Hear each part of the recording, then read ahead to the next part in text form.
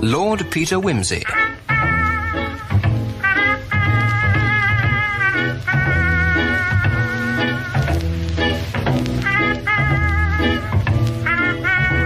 Starring Ian Carmichael as Lord Peter and Peter Jones as Bunter.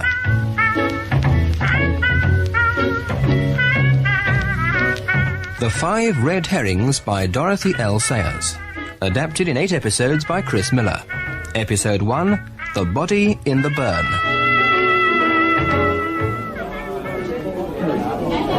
Willie? When you for a moment, old lad? I will not. What can I be getting you? Same again, please. Waters, you going to have another? No, thanks, Wimsey. Don't think I will. I've got to be up early in the morning. Worse luck. Ah, you English. You can't even talk a wee dram of whiskey for fear of your bare heads. Oh, God, Campbell. I thought you'd gone home. Do be quiet, there's a good fellow. You're getting on my nerves. Do be quiet, there's a good fellow. You're getting on my nerves. You great English Molly. No wonder you Southerns need Scotsmen to run your bloody country for you. You're still harping on that? Who says we do, anyway? All the big administrative posts in London are held by Scotsmen, aren't they? And what about the army? Every time yon English regiments go to pieces, they'll have to send for Scottish officers to control them. Do they really? Aye. And you ask anybody who was in the war, my lad. They'll tell you what they thought of the job. Yes, I know what they said. They brag too much. What? I agree. The trouble with all you Scotties is that you have an inferiority complex. You bloody patronising bastard! No, Mr. Campbell! Right, Campbell, I'll break your ruddy neck for that, you dirty-handed tight there! Look, come on, shut it, Waters, shut it. Come on, wait, Campbell, man, this is no way to behave, be quiet. That's better. Come on now, this ain't the League of Nations. I'm up here in Galloway for a fishing holiday, not a civil war. Take on both your houses, have a bit of sense. He called me a bastard. I'm damned if I'll stand it. He better keep out of my way, that's all. You'll find me if you want me. And I'll say it again. He's a bastard. You'll be thinking better of it in the morning. Come along. I'll give you a lift back to Gatehouse. Yeah, you be damned, McAdam. I've got my own car, and I can drive it. And I don't want to see any of the whole blasted lot of you again. Dear, dear. Quite. Aye, Campbell will be getting into trouble one of these days, I shouldn't wonder. The manners of him are past all bearing. Did you hear what he said to Strachan up at the golf course the other day? Making himself out to be the boss of the whole place. Strachan, as secretary to the club, told him that he saw him on the course again, he'd wring his neck. Aye, I was here on that too. Aye. And I would not blame Strachan either. Yes, Campbell only lived 2 seasons in Gatehouse, and he's setting the whole of Galloway by the ears. He's a devil when he's drunk and a lout when he's sober. It's a great shame. Our little artistic community has always gotten on well together, without giving offence to anybody. And now there are nothing but rows and bickerings all through this fellow Campbell. It's best to pay no attention to him. If he gets what is coming to him, I'm thinking not be from anybody here. You'll be thinking of Hugh Farron? I'll be naming no names, but it's still well known that he's made trouble for himself with a certain lady. It's no fault of the ladies. I'm not saying it is. Whether some gets into trouble without others to help them tate. I shouldn't have fancied Campbell in the role of homebreaker. I shouldn't fancy him at all. But he fancies himself quite enough. Especially as a painter. Did you hear what he said to Matthew Gowan? Had the blasted cheek to say he was an out-of-date blunderer. You say, that's high treason, ain't it? I should think so. Gowan's a real painter. My God, it makes me hot to think of it. He actually said it in the Arts Club in Edinburgh, too, before a whole lot of people, friends of Gowan's. Really? What did Gowan say? He gave as good as he got. He told Campbell that the only artistic things about him were his plaid cloak and big hat. They're not on speaking terms now. Is there a single person in the stewartry Campbell hasn't had crosswords with? He's even fallen out with his next-door neighbour, Ferguson, I'm told, after backing his car into Ferguson's wall. And wasn't there some talk of a row about fishing? No, aye. Him and Jock Graham is just the daggers drawn about it. Particularly after Campbell had tried to duck him in the fleet. Did he, Joe? Aye, but he got well ducked himself for his pains. Well, Strachan, Farron, Gowan, Ferguson, Graham, and now you, Waters. Campbell's certainly doing his best to make himself unpopular. However, it's best to be patient and take no notice, I suppose. Come on, Waters, it's getting late. We better make tracks.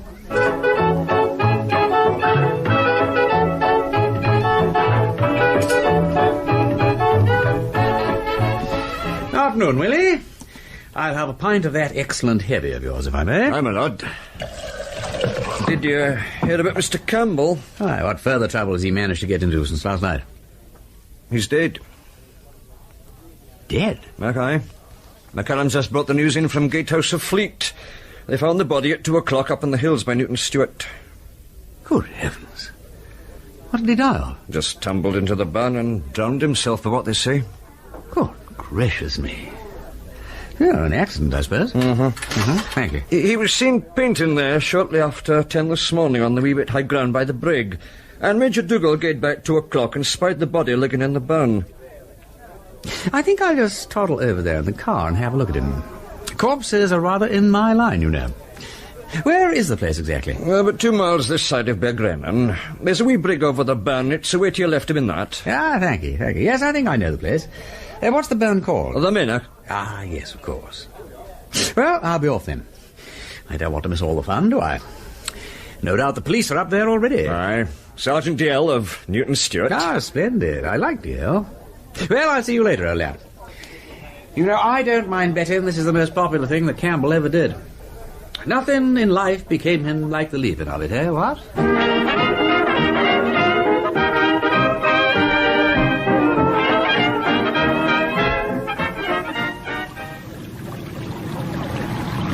DL?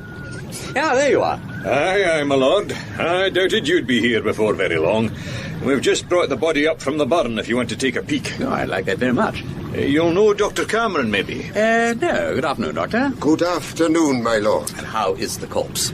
Well, I've examined him. Huh? He's been dead for several hours, I would say. The rigor, you see, is well developed. Was he drowned? I cannot be certain about that. But my opinion, mind you, it is only my opinion, is that he was not. The bones of the temple are fractured, and I would be inclined to say he got his death in falling or in striking the stones in the burn. Ah. Yes, he's got knocked about a bit. And I don't wonder, going down that bank full tilt.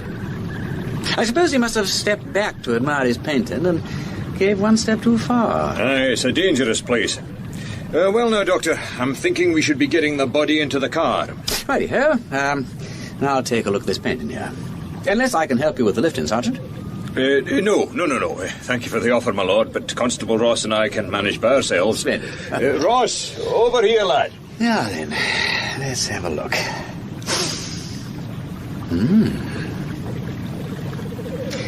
I say, that's interesting. That is very interesting indeed. DL? My lord? Come over here a moment, would you? Reconstructing the accident, my lord. Not exactly. Just looking for something. Have you searched the corpse's pockets? No yet, my lord. Time enough for that at the station. It's purely a formality, you know. It's not so lad. What do you mean? There's something fishy about this deal. Could you get the constable to turn the pockets out now? Aye, my lord. Ross, empty the pockets, will you, and bring what you find over here. What would you be looking for exactly? Well, now, see here. This is Campbell's satchel with most of his belongings in it, except his palette and painting knife, which are over there on the stool. Now then, a flask of whiskey, tumbler, sandwiches, brushes, a packet of fags, and 9 tubes of paint. To wit, half-pound tube of vermilion spectrum, unused. Ultramarine number 2, half full. Chrome yellow, nearly full. Viridian, cobalt, crimson lake, rose madder, as good as finished, and a half-pound lemon yellow, partly used and very dirty. Well, Sergeant, what's missing? Maybe the constable's found it. Thank you, Ross. Here we are, my lord. His handkerchief, a catalogue for something or other, a corkscrew, his watch, his pocket comb, a book of stamps, some loose cash, his keys, and a small notebook. Is any of those what you were expecting?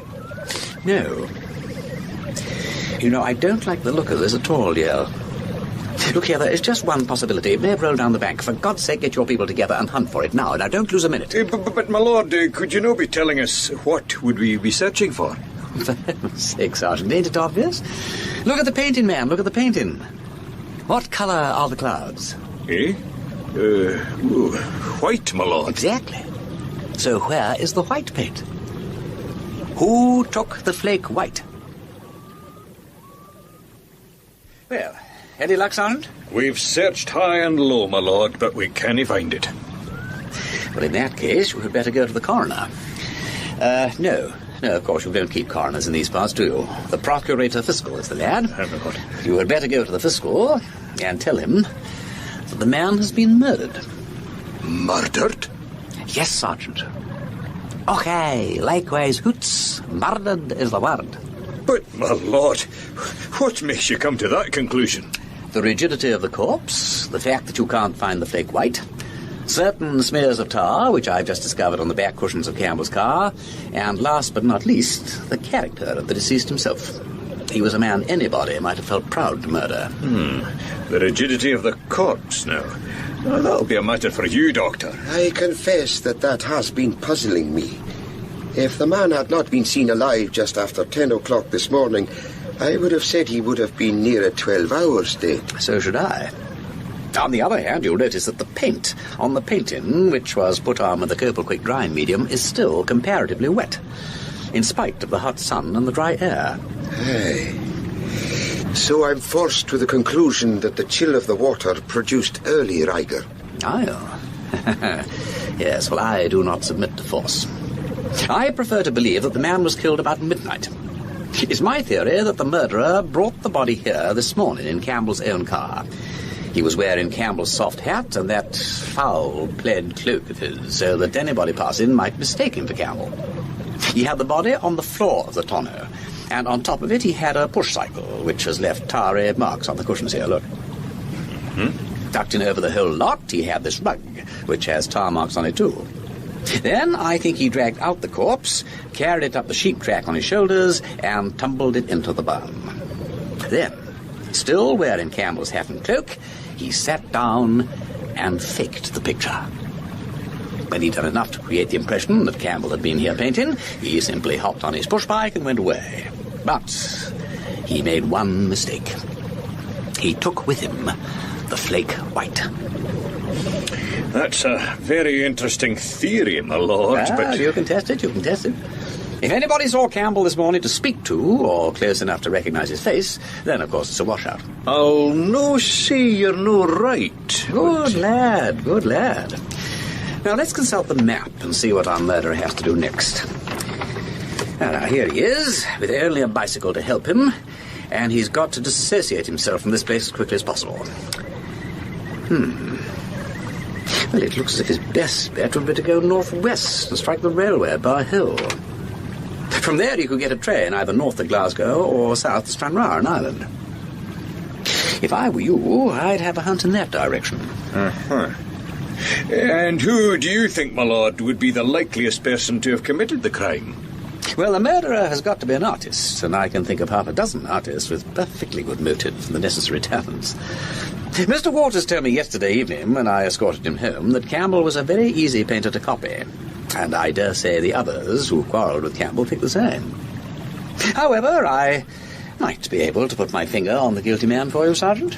Oh, well, if you do find him, my lord, you'll let us know. I will. If, of course, he doesn't slay me first.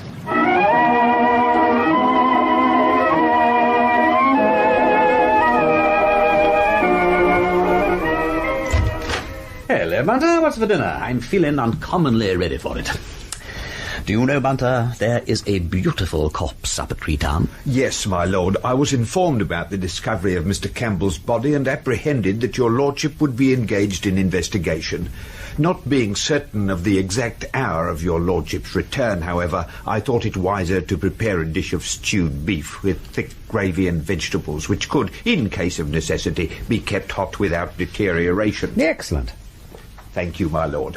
I understand from the butcher that the portion of the animal which I have been accustomed to call shin of beef is termed in these parts the, hoch. I believe you're right, Bunter. I did not take the man's word for it. I inspected the carcass and ascertained that the correct cut was removed from it. You are always so thorough. I do my best, my lord. Would your lordship desire me to refer to the comestible as hoch during our residence in this country? It would be a graceful concession to national feeling, Bunter, if you can bring yourself to do it. Very good, my lord. And now let me tell you about my investigation so far. As your lordship pleases. Sandy Campbell was murdered, Bunter. Probably last night, and almost certainly by someone who knew him well. This morning, the murderer drove up to the Murdoch and pretended to be Campbell painting, in order to establish some sort of alibi for himself. I understand, my lord. Splendid. Now take a look at this. I stopped at the Anworth Hotel in Gatehouse for tea and potato scones on my way back, and made out a list of suspects. 6 gentlemen, I observe, my lord. Precisely. All of whom quarrelled with Campbell at one time or another.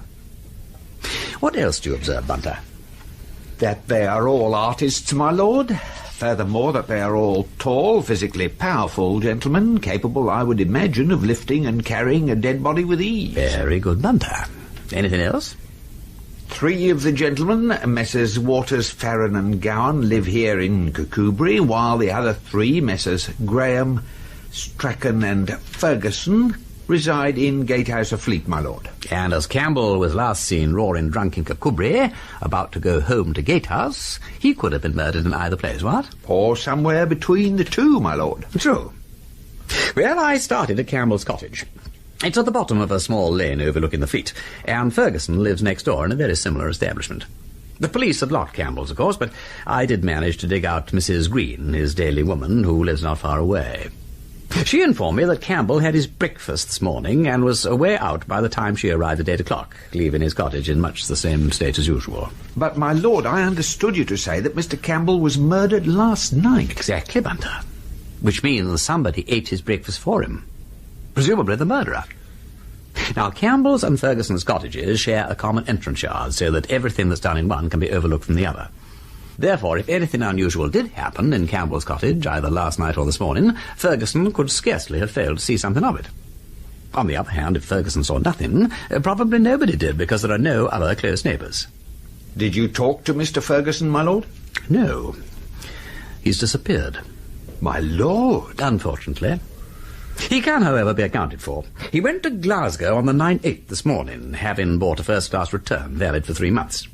Apparently, he travelled the 6 miles up to Gatehouse Station by bus, and told the booking clerk he'd left his car at home because the magneto had broken down.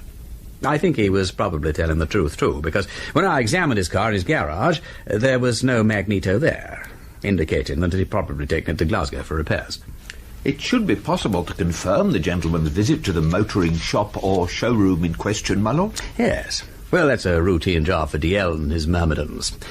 But Ferguson does seem to be in the clear so far, which is more than I can say for Strachan. Mr. Strachan, my lord. Does he not live up near the golf course? Indeed. So I called in to see if I could fix up a foursome. Mrs. Strachan was in the sitting room, instructing her daughter Myra in the art of plain knitting. A foursome, Lord Peter? Well, I don't quite know. I don't think Harry is likely to be playing for a day or two. He's had rather a tiresome... Oh, well, I really don't know. Myra, dear, run and tell Daddy Lord Peter Wimsey is here and wants to talk to him. You know, I never like to make any sort of arrangements for Harry. I always manage to put my foot in it. I hope I'm not being a nuisance, Mrs. Strachan. Of course not. How could you be a nuisance? We're always so delighted to see you. And what have you been doing with yourself this beautiful day? I have been up to the Murdoch to see the body. The body? How dreadful that sounds. What do you mean? A salmon or something? No, Campbell, Sandy Campbell, haven't you heard? No. What? Has anything happened to Mr. Campbell? Oh, good Lord, I thought everybody knew. He's dead. He tumbled into the Murdoch and got killed. Killed? Oh, perfectly dreadful. Ah.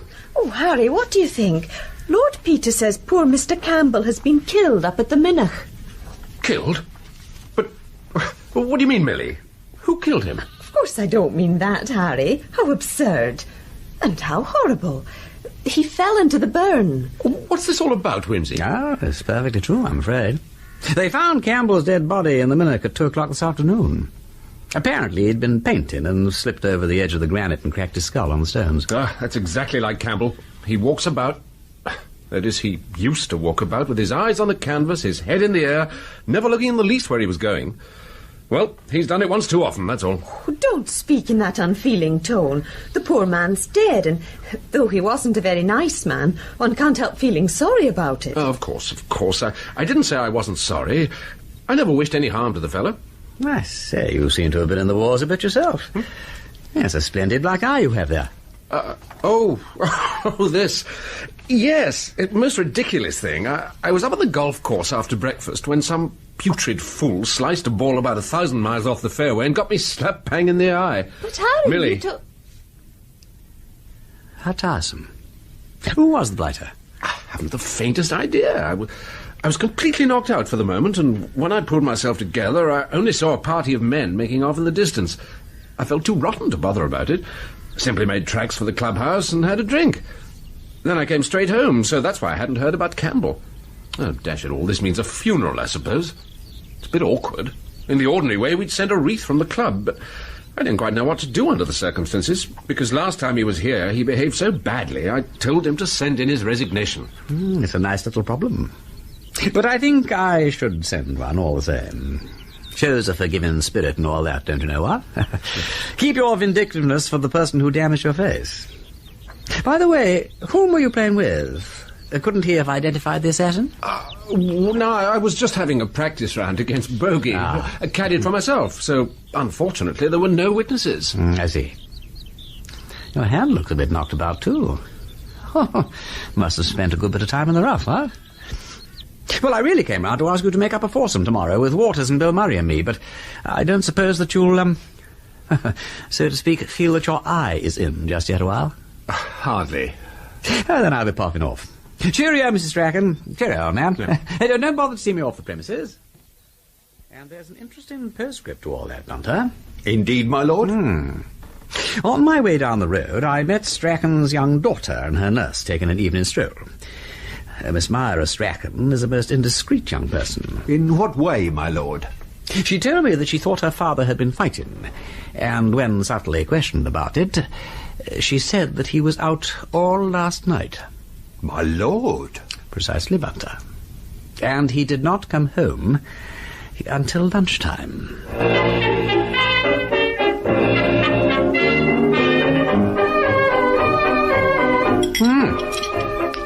Yeah, happens delicious, Bunter. Thank you, my lord. Oh, hello, visitors. No, don't you bother, I'll see who it is. Good evening, my lord. Ah, Dio, just the man. Come in. Yeah, sit you down, tell me all. Bunter, would you give the sergeant a whiskey? Certainly, my lord. Thank you. Well, I've been making inquiries along the railway in accordance with your theory, my lord. But first of all, I'd have you ken that young Jock from Borgen saw Campbell painting aboon the Minnoch as late as 5 minutes past 11 this morning.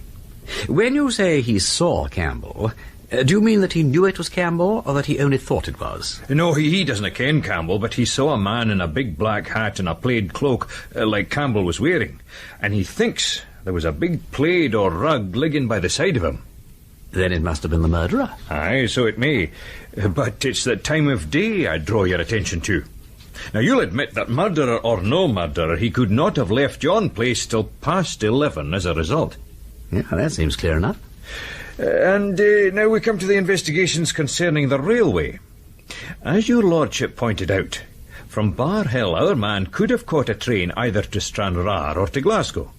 Well, so far, nothing of consequence has turned up in the Stranraer direction. And Glasgow? Well, if your lordship would take a wee look at the timetable. A train at 12:35.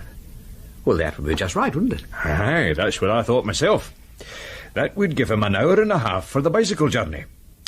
So I telephoned to the station master at Bar Hill, and he told me there was only 4 passengers by that train, and he knowed them all personally. I see. Well, that rather puts the lid on it then, doesn't it? Aye, but there's another thing. I didn't rest satisfied with that. I pursued my inquiries at the other stations along the line, and I found there was a gentleman with a bicycle caught that same train at Girvan at 11 minutes past 1. What's that, be Joe? Let's have a look at the map. It could be done, DL, it could be done.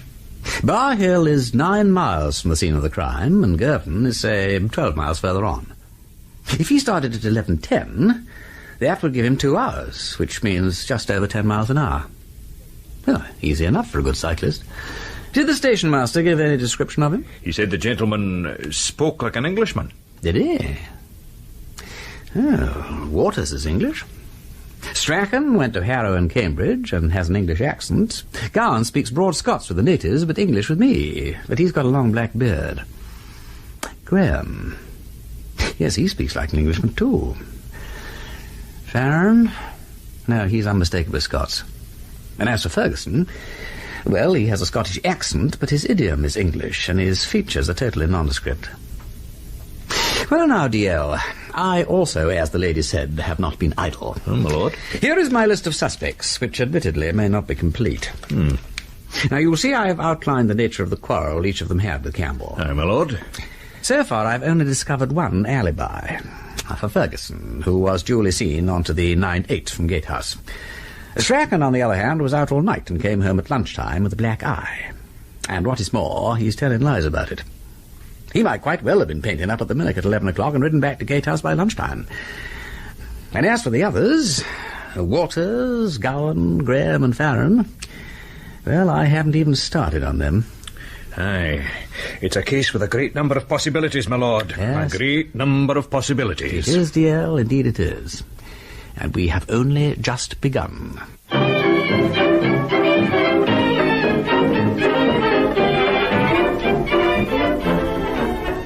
Bunter? My lord? I'm worried about Mr. Waters. He was in a dangerous mood when I left him last night. I ought to find out what he's been up to. I think I'll just pop across the street and see him before he goes to bed. Mr. Waters has gone to Glasgow, my lord. What? Yes, my lord, to see the exhibition of painting. I chanced to fall into conversation with his landlady this morning, and she informed me that he had left Kircudbright by the first train. The 8:45? Well, after last night, I would hardly have expected such energy. No, my lord. Well, I hope there's nothing sinister about all this early activity. I think not, my lord. According to his landlady, Mr. Waters travelled to Glasgow in the company of Miss Selby and Miss Cochrane from across the close. Oh, that's a relief. He would hardly have gotten to mischief chaperoned by those ladies. Splendid. I think that's another of my suspects I can cross off the list. Yes, my lord. I wonder if he's back yet, though. Perhaps I'll wander down to his studio. I passed the gentleman's studio a short while ago in the course of my evening walk, my lord. There were no lights on, and I concluded that Mr. Waters had not yet returned from Glasgow. Oh? Incidentally, my lord, while passing Mr. Farron's house, an odd incident caught my eye. The door was flung open, my lord, and a long bar of light suddenly streamed across the ground. Framed in the door, I observed the silhouette of a woman peering anxiously into the darkness. Mrs. Farron? Yes, my lord. At that moment, a man appeared, laid his hand on Mrs. Farron's shoulder, and drew her in, shutting the door. Mr. Farron? No, my lord. Mr. Strachan.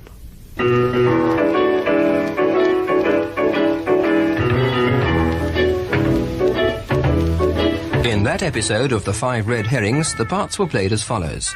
Lord Peter Wimsey, Ian Carmichael, Bunter, Peter Jones, Murdoch, Bruce Bennett, Waters, Bill Wallace, Campbell and Dr. Cameron, Trevor Martin, McAdam, Alaric Cotter, Sergeant DL, John Graham, Mrs. Strachan, Hazel McBride, and Strachan, Gordon Clyde. The Body in the Burn was adapted by Chris Miller from the book The Five Red Herrings by Dorothy L Sayers. The programme was produced by Simon Brett.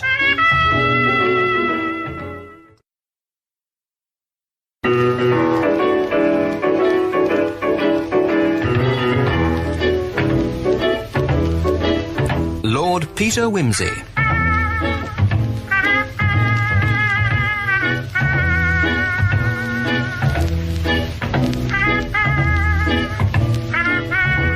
Starring Ian Carmichael as Lord Peter and Peter Jones as Bunter.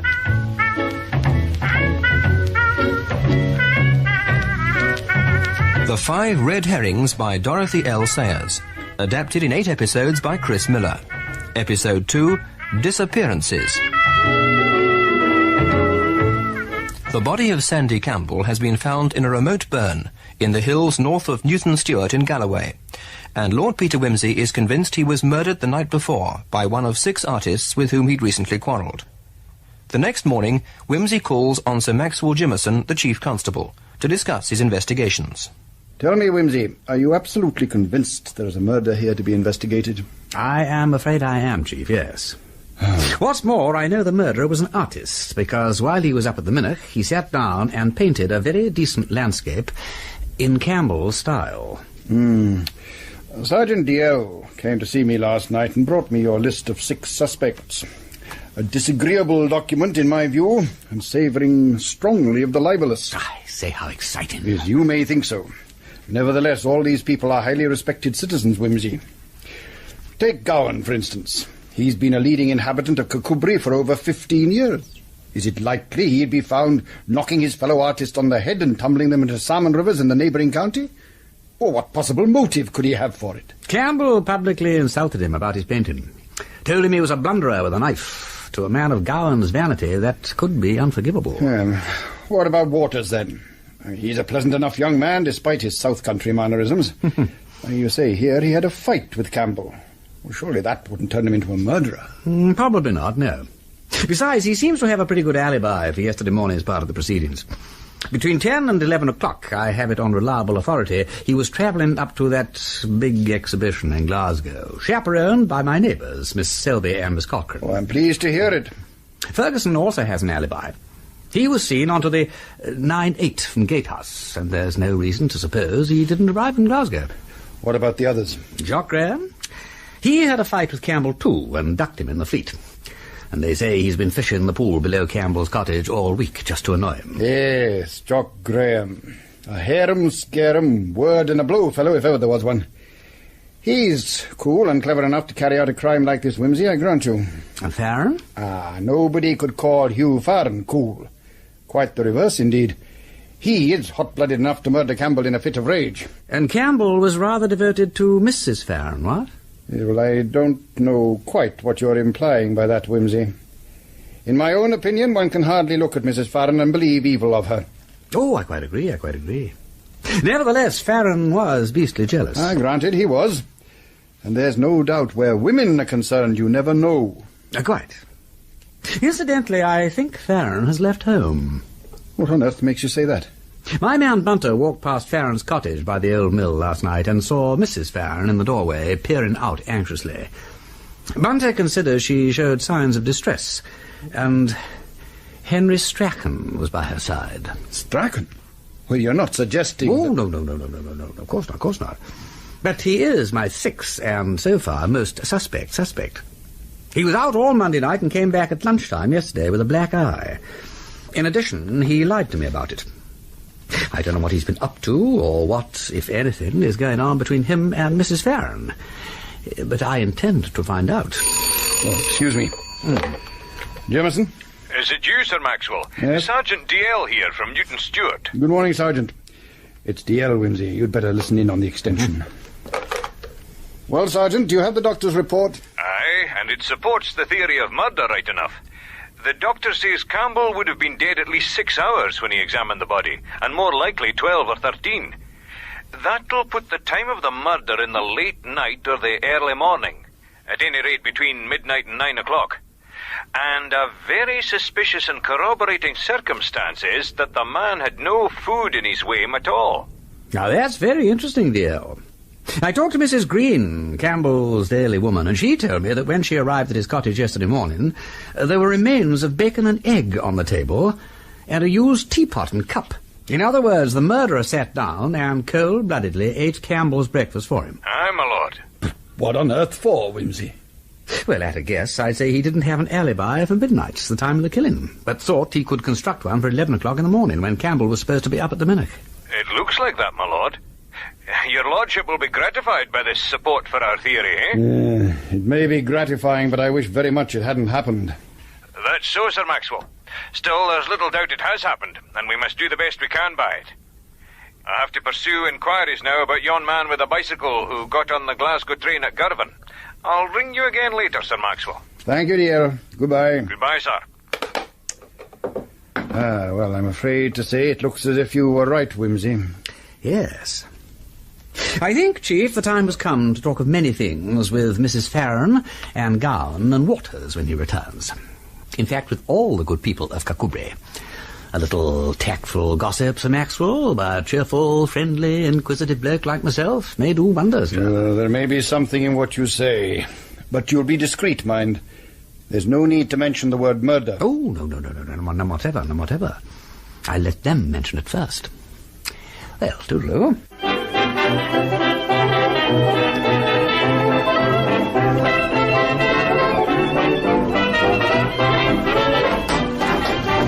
Lord Peter! Hello, how are we, Mrs. Farron? Haven't seen you for an age. Well, since Friday night, but it seems like an age, what? Everything bright and brewing? Where's Farron? I'm very well, thank you. Hugh's out. Won't you come in? Well, that's very good of you. Thank you. Yeah, sure I'm not in the way. I expect you're weaving or spinning or something, aren't you? Oh, I'm afraid I'm being lazy today. I don't seem to be able to get down to anything. Yeah, well, that is most unlike you, Mrs. Farron. Nothing wrong, I hope? Oh, no. Yeah, and where has Farron disappeared to? Oh, he's gone out somewhere. The gay dog. Or is he working? I don't quite know. You know what this place is. People go off saying they'll be back to dinner, and then they meet a man or somebody says the fish are rising somewhere, and that's the last you see of them. Yes, I know. It's shameful. Do you mean he didn't even come back to his grub last night? Oh, I was only speaking generally. He was home to dinner, all right. Ah. And then barged out afterwards saying he wanted some cigarettes and would be back in 10 minutes, I suppose. Oh, it's disheartening, ain't it, the way we men behave? Oh. No, I mean it. I do think it's unfair. After all, one never knows what may happen to you. Look at poor Campbell. Lord Peter, do tell me what really has happened. Jeannie came in with some frightful story about his being killed.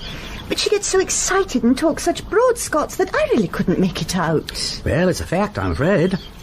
They found him lying in the minnock yesterday afternoon with his head bashed in. How dreadful. I wonder you hadn't heard about it before. He was a great friend of yours, wasn't he? Well, yes. We knew him very well. Are you all right, Mrs. Farron? Look here, I'm afraid this has been rather much of a shock for you. Let me get you some water. No. I'm quite all right, Lord Peter, thank you. Quite all right. Well, we knew Mr. Campbell very well, of course, but after all, there's no reason for me to be so prostrated as all that. Oh, I'm afraid I may sound callous. No, not at all. I only thought you looked a bit upset. Yeah, I'm very glad you're not. Perhaps I misunderstood. Perhaps you did. I was sorry for Mr. Campbell. I didn't like the man. One couldn't, but I tried to be fair, and I think he looked on me as his only friend. I dare say people did misunderstand, but one can't stop doing what's right because people misunderstand, can one? No, good gracious me. I mean, if you and your husband... Oh, Hugh and I understand one another. Splendid. Well, let's hope the truant will turn up soon, what? I dare say I shall meet him as I buzz about the country. On his bike, as usual, I suppose? Oh, yes, he's got his bicycle with him. Nothing is so virtuous as a bicycle. You can't imagine a bicyclist committing a crime, can you? Except, of course, murder. Or attempted murder. Why murder? Well, I mean, you know, the way they rush about in gangs on the wrong side of the road and never have any brakes or bells or lights or anything. Well, I call it murder when they nearly have you in the ditch. Or suicide. Mrs. Farron, are you all right?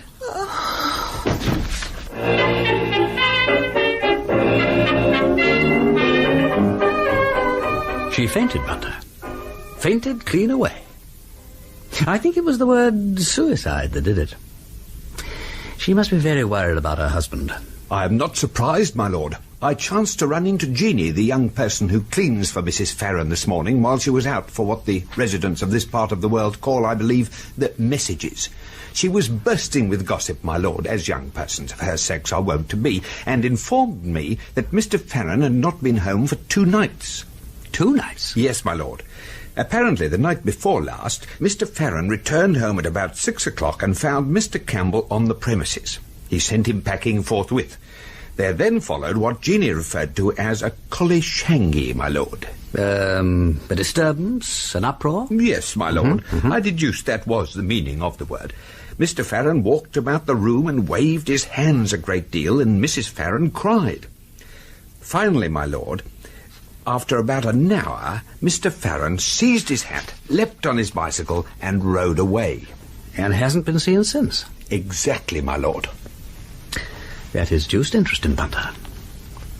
You appreciate the importance of the bicycle? Yes, my lord. It is your theory that after depositing Mr. Campbell's body in the burn, the murderer bicycled to the railway to catch a train, probably to Glasgow. Incidentally, my lord, in that connection, I paid a visit to the Anwath Hotel in Gatehouse of Fleet at the luncheon hour today. The landlord, Mr. Dignam, was complaining, my lord, that the bicycle belonging to his son Andy had been stolen on Monday night. Stolen? Yes, my lord. Well, now, that might be very important, too. I think I had better pop over to the Anwath. I've got some investigating to do there anyway. Very good, my lord. I have been thinking, you see, Bunter, if my theory is correct about the murderer going into Campbell's cottage and eating his breakfast early yesterday morning, there is one man who could have been a witness to the whole thing.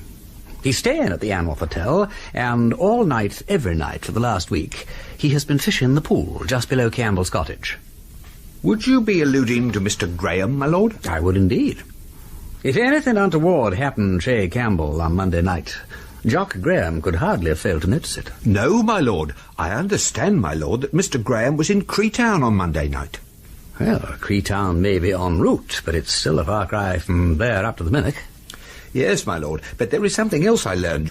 At 11:30 on Tuesday morning, my lord, Mr. Graham was observed near Bargrinnen walking down the far side of the Cree as though coming from the scene of the crime. Really? Well, I was intending to clear my wits with a round of golf this afternoon, but I think I had better talk to Mr. Graham at once. I would advocate the golf, my lord. Why? Since he was sighted on Tuesday morning, my lord, Mr. Graham has disappeared also.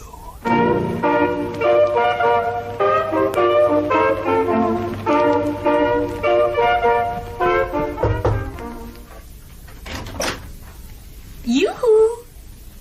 May we come in? Miss Selby, Miss Cochran, delighted to see you. Yes, come on in, come in. I just returned from beating the Provost 5 and 3. Come along in and sit down. Oh, Lord Peter, do tell us. I can't contain my curiosity any longer. Is it true what they're saying at the station, that Mr. Campbell has been murdered? Oh, they're saying that, are they? Well, yes, it's true. Good gracious. Oh, it's fortunate we've got an alibi, isn't it, Margaret? Yes. We went off by the 8:45 yesterday morning, and we've got any amount of witnesses to show that we were in Glasgow between then and now, so I imagine we're all right. What a relief to know we can't possibly be suspected. No. You two and Waters are out of the running all right, I fancy. Oh, where was Mr. Waters? Wasn't he with you? With us? Yeah, I'm sorry, but, Mrs. Doings, you know, his landlady, what's her name, told Bunter Waters had gone with you two to Glasgow. She must have got hold of the wrong end of the stick. Well, he said on Sunday evening that he might possibly turn up, but he didn't. So we thought he'd changed his mind. Isn't he here then, Lord Peter? Well, as a matter of fact, he's not. And that means another of our suspects has disappeared. You'd better ask Mr. Ferguson. He may have run across Mr. Waters somewhere in Glasgow. Oh, Ferguson was there, was he? I see another of your suspects. Aye, he was there. And I believe we can give you the precise time we saw him. We'd arranged to meet Margaret's sister Kathleen and her husband at St. Enos Station just after 2, so we didn't get to the exhibition until just on 4:30, eh, Margaret? Aye. And in the first room, whom should we see but Mr. Ferguson, just coming out. So, of course, we spoke to him, and he said he'd been through the rooms pretty thoroughly once and was coming back next day. However, he went round once again with us. I suppose he really had been through the place already. Oh, yes. Yes, because he told us beforehand where everything was and mentioned the ones he liked. He came in on the same train as we did. Only I suppose he would go straight up to the exhibition. The same train? Look, wait a moment. Ferguson caught the 9/8 from Gatehouse. That's right, but he would have to change at Dumfries and join our train. Did you see him at Dumfries? No, but that doesn't mean he wasn't there. Anyhow, he saw us at Glasgow if we didn't see him, because the first thing he said when we met him was, "I saw you at the station, but you didn't see me. Was that Kathleen and her good man with you?" And then he mentioned that he'd been on the same train. Pretty good. Well, as you say, we'll have to see Ferguson. I mean, the police will have to see Ferguson. Oh, you can't deceive me, Lord Peter. You're in it up to the eyes. If the truth were told, I dare say you did it yourself. No, Miss Cochrane. This is about the only murder I couldn't possibly have committed. I haven't the artistic skill.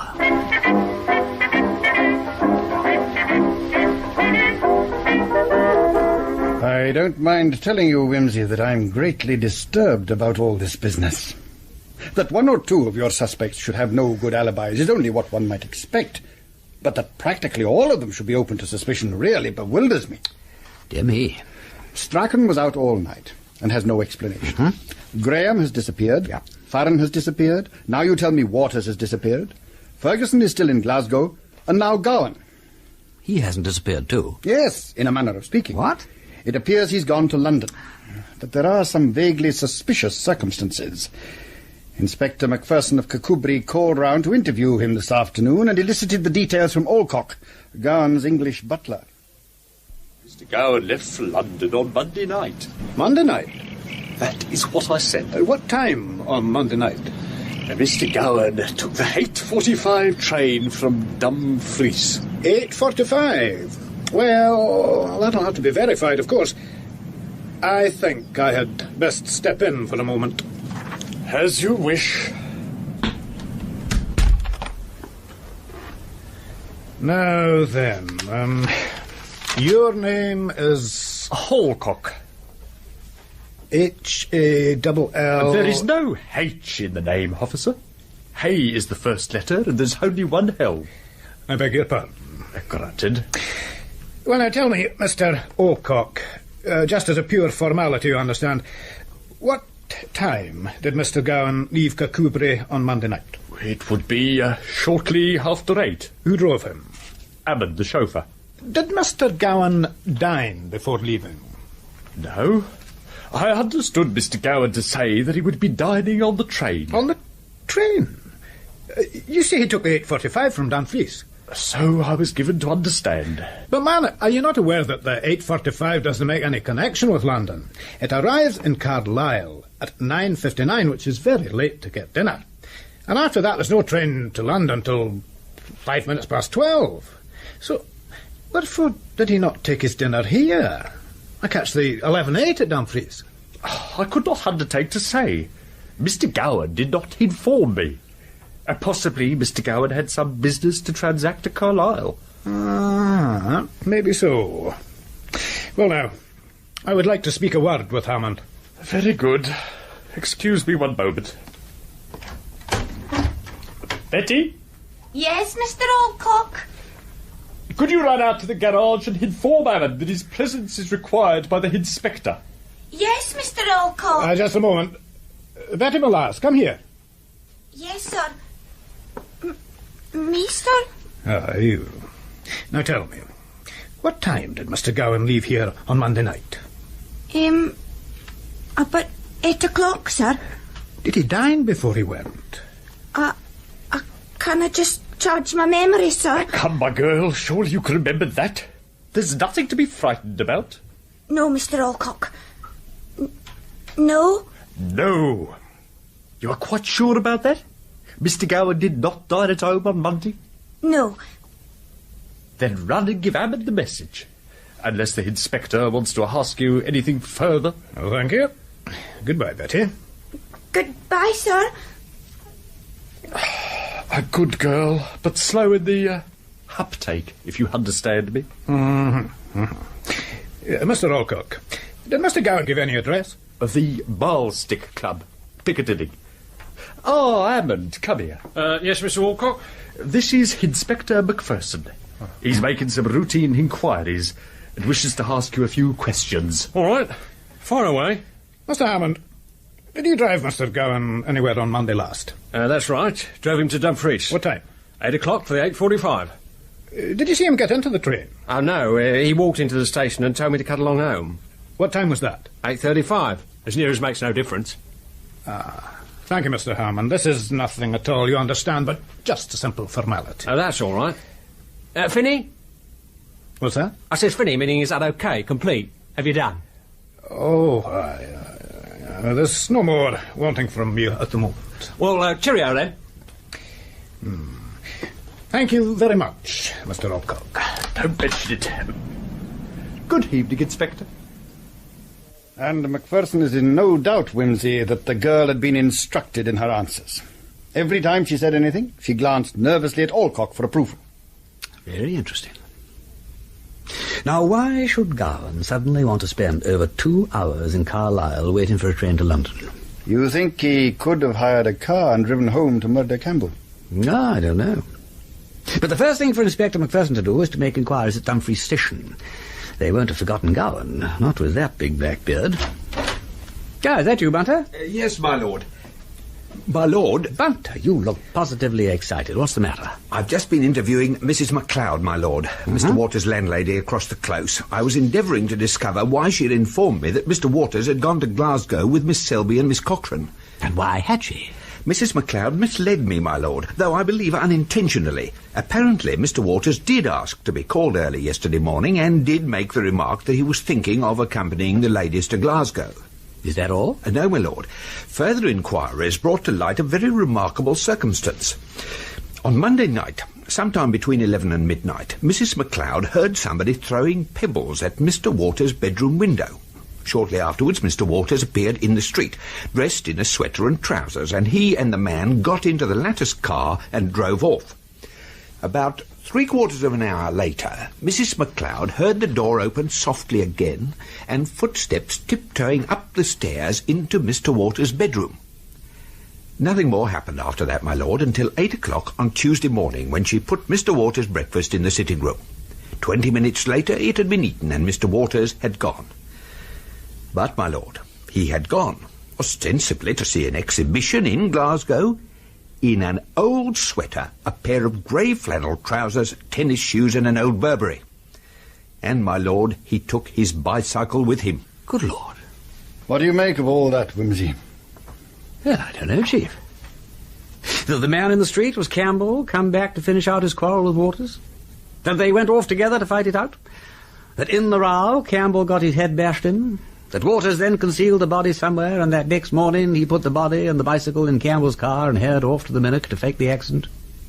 Well, that's all possible, and I will admit that the circumstances seem to fit the crime. Except perhaps for one point. Where is Waters? Eh? If all that is true, Chief, where is Waters? He ought to have been here yesterday, blatantly establishing his entire innocence. What is the good of concocting an elaborate fake like that and then drawing suspicion on yourself by running away? Oh, perhaps he got cold feet when he'd done it. Anyhow, your objection applies to them all, except Strachan and possibly Ferguson. Ah, yeah, that's true, that's true. Well, Chief, I regret to say you will have to send out the hue and cry after Waters. I suppose I shall. And I suppose it'll mean Scotland Yard, though I'd rather we could work it ourselves. Macpherson is a good man, and so is DL. Oh, no, that reminds me. Any more news of the man with the bicycle who took the train at Girvan? No, except that they've checked the tickets and decided that he went to Ayr all right. The bicycle ticket appears to have been given up too, though we can't trace any ticket collector who remembers anything about it. It would be much easier if we knew what kind of bicycle we were looking for. Well, it wouldn't be a bad idea to get hold of some exact descriptions. Mrs. MacLeod ought to know what Waters' bike looked like, and Mrs. Farron can no doubt tell us about her husband's. Excuse me, my lord? Yes, Bunter. You are not overlooking the Raleigh bicycle that was stolen from Master Andy at the Anworth Hotel? No, Bunter, I'm not. It can be put off no longer. Whether Jock Graham is there or not, I am going to Gatehouse this evening.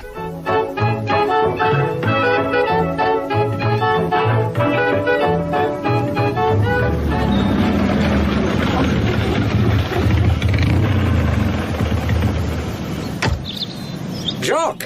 There you are after all. Where Where did you spring from, you old ruffian? Oh, that's just what this blasted policeman seems to want to know. Yeah. Is that Constable Duncan I see in the gloaming? Yes, my lord. Now, you know him, do you, Wimsey? Well, call him off, for God's sake. I don't seem to be allowed to go away on a little private matter without being subjected to police persecution. Now, what's it all about? Having received orders to make an inquiry... But you haven't received orders to make a mystery, have you? Now, what's the matter? Am I supposed to have committed a crime? What is it? Drunk and disorderly, eh? Or riding a push-bike without a tail light? Or driving to the public danger, or what? Well, now, Mr. Graham, sir, in the matter of the bicycle, I would be glad to know... Ah, not guilty this time. And in any case, borrowing isn't stealing, you know. Have you been borrowing push-bikes, Jock? You shouldn't, you know. It's a bad habit.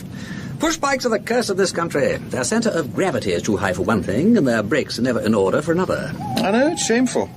Every bicycle I borrow is worse than the last. I often have to speak quite firmly about it. I nearly broke my neck the other day on young Andy's. Oh, it's you who's got young Andy's, is it? What? Oh, no, not this time. No. I'll never borrow his miserable machine again till he has the decency to put it in order. If someone has taken it, God help him, that's all I can say. He'll probably be found dead in a ditch. That may be, Mr. Graham, but I'd be glad if you would tell me of your whereabouts. No, I will not tell you where I have been. Why should I? Well, it's like this, old dear. You may possibly not have heard in your mysterious retreat, but Campbell was found dead in a river yesterday afternoon. Campbell? Good Lord, no, I hadn't heard. Well. Apparently he'd been painting and slipped on the stones and bashed his head in. Oh. How have you managed not to hear about it, Jock? Where have you been hiding these last 2 days? And that's telling. You're as inquisitive as our friend here, Wimsey.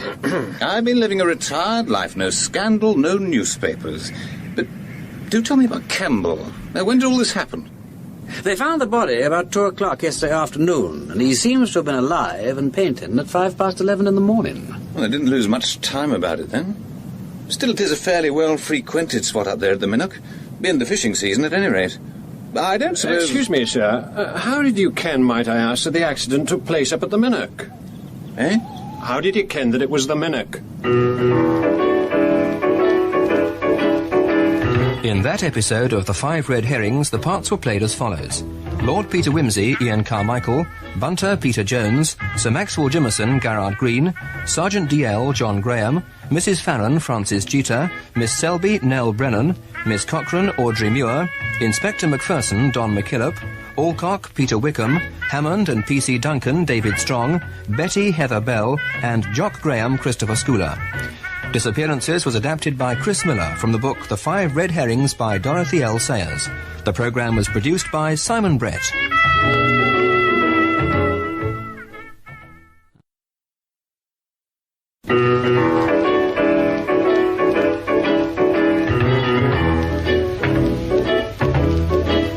Lord Peter Wimsey.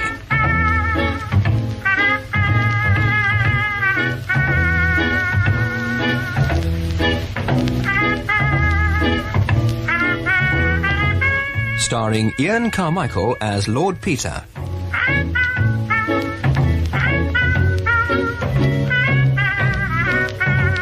The Five Red Herrings by Dorothy L Sayers. Adapted in 8 episodes by Chris Miller. Episode 3, Bicycles. Lord Peter Wimsey is convinced that Sandy Campbell was murdered by one of the 6 artists with whom he'd recently quarrelled. The day after the discovery of Campbell's body in the Murdoch, a remote burn in Galloway, Jock Graham, one of the 6 suspects, lets slip to Wimsey and Constable Duncan that he knows rather more than he pretends. Come on now, Jock. Put us out of our misery. You can see the suspense is telling on us. You say you've been hiding and out of contact for the last 2 days. So how do you know Campbell was found up at the Murdoch? Aye, sir. And I'm asking you officially, how did you ken? It's a suspicious circumstance, isn't it? Well, I'll tell you. I knew Campbell was going to be up at the Murdoch yesterday because he told me so. Oh. He told you so, sir? Yes, why not? I did sometimes speak to Campbell without throwing boots at him, you know. He told me on Monday that he was going up the next day to paint the bridge. If that is the case, sir... Yes? Well, sir, if you knew where Mr. Campbell was yesterday morning, I must insist that you now answer my original question. Where have you been for the past 2 days? As a matter of routine, sir. Oh, not again. This lad's one of the bulldog breed, Wimsey. Constable, I was not up at the Murdoch, but where I was is my affair. Do I understand, sir, that you refuse categorically to state where you have been from Monday night until now? Got it at last. We're slow but sure in this country, Wimsey. That's right. I refuse categorically, absolutely, in toto and entirely. Make a note of it in case you forget it. I'll have to be reporting this to the authorities, sir. Right. I'll have a word with them. And now, Constable, if you have no objection, I shall retire into my hotel. Good night. Night, Wimsey. Good night, Jock. Never mind, Duncan. You know what Graham's like. He's a great lad for the ladies. That's probably the explanation. Aye, my lord. Well, I'm going into the hotel, too. You'll join me for one at the bar? Oh, thank you, sir. I actually came over to inquire into the disappearance of young Andy's rally bicycle. Must get all the details. Excuse me for asking, my lord, but, no one has explained to me. What exactly is the importance of the bicycle in this case? Well, it's perfectly simple. If my theory is correct, the only way the murderer could have got away from the Murdoch after depositing Campbell's body therein was by cycling to the railway. Sergeant DL is investigating the movements of a chappie with a push-bike who caught a train at Girvan and went on at least to Ayr. But if the machine is to be traced, we need a description of all those which have gone missing in the last 48 hours. And how many bicycles have gone missing, my lord? 3. 2 belonging to suspects, Mr. Farron and Mr. Waters, who have disappeared with them. And 1 belonging to young Andy here. And it was stolen on Monday night, Constable. The night of the murder.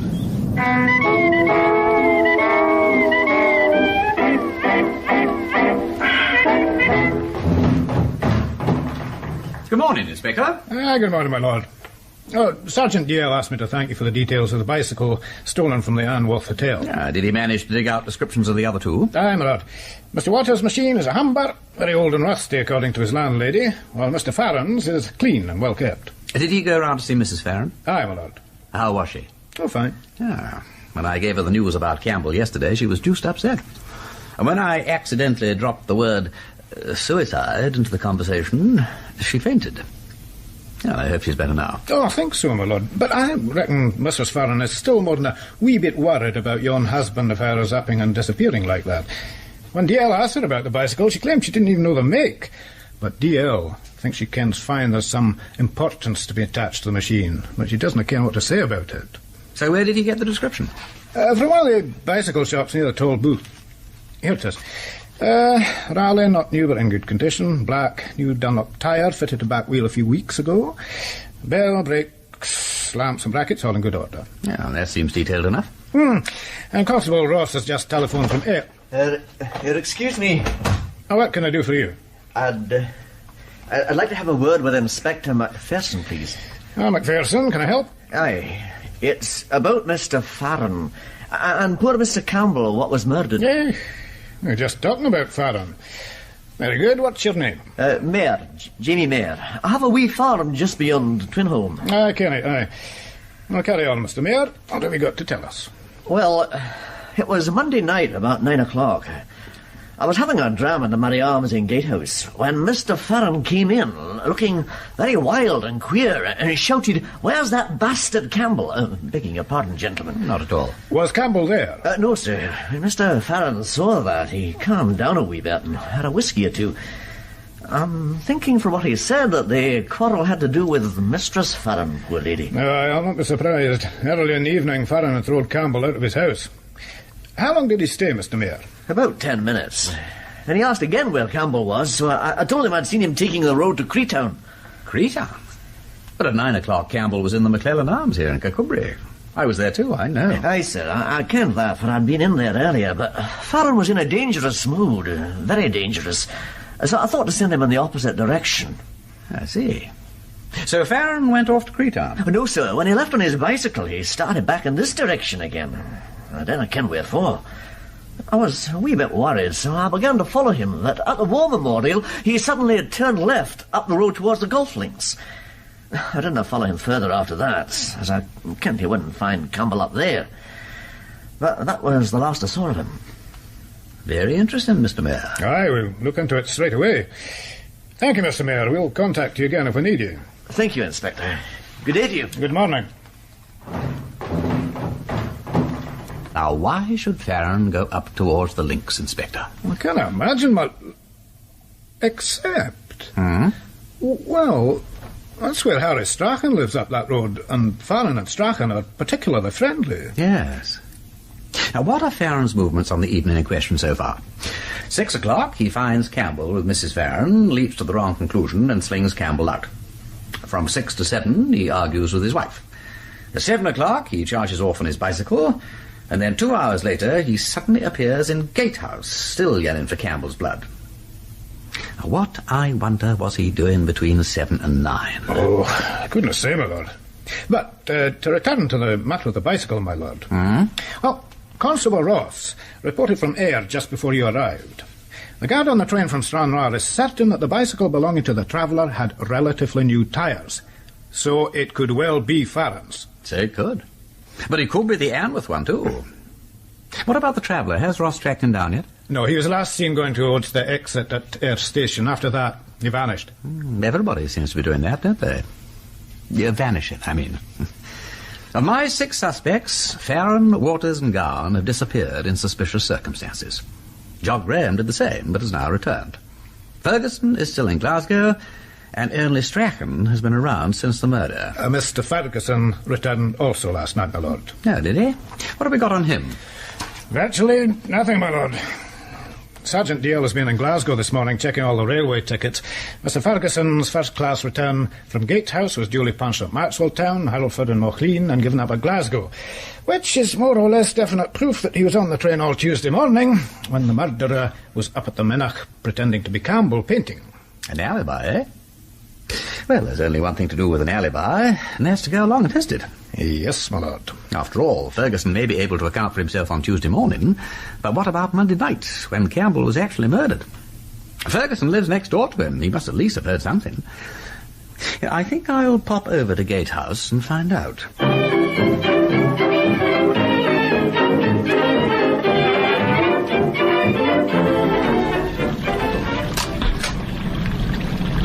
Oh, what is it?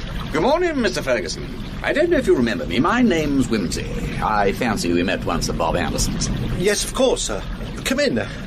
When I heard you knock, I thought you were going to be a pound of sausages or the man from the greengrocer's. I'm afraid the place is in rather a mess. I've been away for a couple of days, and Mrs. Green seized the opportunity to tidy up, with the result that I've had to spend a couple of hours untidying it again. I never can find anything I want in a tidy studio. And now I've come barging in and interrupting you just as you're settling down to paint, right? Oh, not a bit. It doesn't worry me.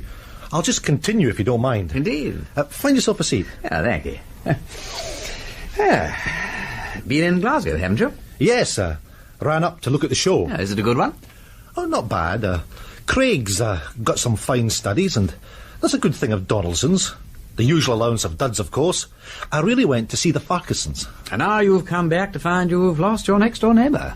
Yes, I don't care to think too much about that. Campbell and I were not exactly in the best of terms, but I wish he could have departed some other way. It's all rather queer, ain't it? I suppose you've had the police round, you were asking the usual question. Oh, yes. Apparently it's just as well I had an alibi. Look here, Wimsey. Tell me one thing, and it's no good you pretending you don't know, because you do. Is there any doubt at all that Campbell died the same morning that he was found? Whatever makes you ask that? Well, why can't you give me a straightforward answer? It seems such a damn funny question. I mean... Oh, well, of course. Didn't they tell you about the picture? What picture? Yeah, the picture that Campbell had been painting. The paint was still wet on it when they found him, you see. So he must have been alive on Tuesday morning, or he couldn't have painted it, could he? Besides, he was seen up at the Murdoch as late as 11 o'clock. You can't mistake that great cloak and hat of his, can you? No. Well, they didn't tell me that. Well, that settles it, of course. Could you pass me that paint rag? What made you ask? Thank you. Well, the police have been asking questions. Not just about Tuesday, but about Monday night too. And I had to admit that I was here, and then they became damnably inquisitive. Did they? Well, I'm blessed. That was why I wanted to know. It's extremely unpleasant if there's any doubt about Campbell having been alive on the Tuesday morning. Yes, I see your point.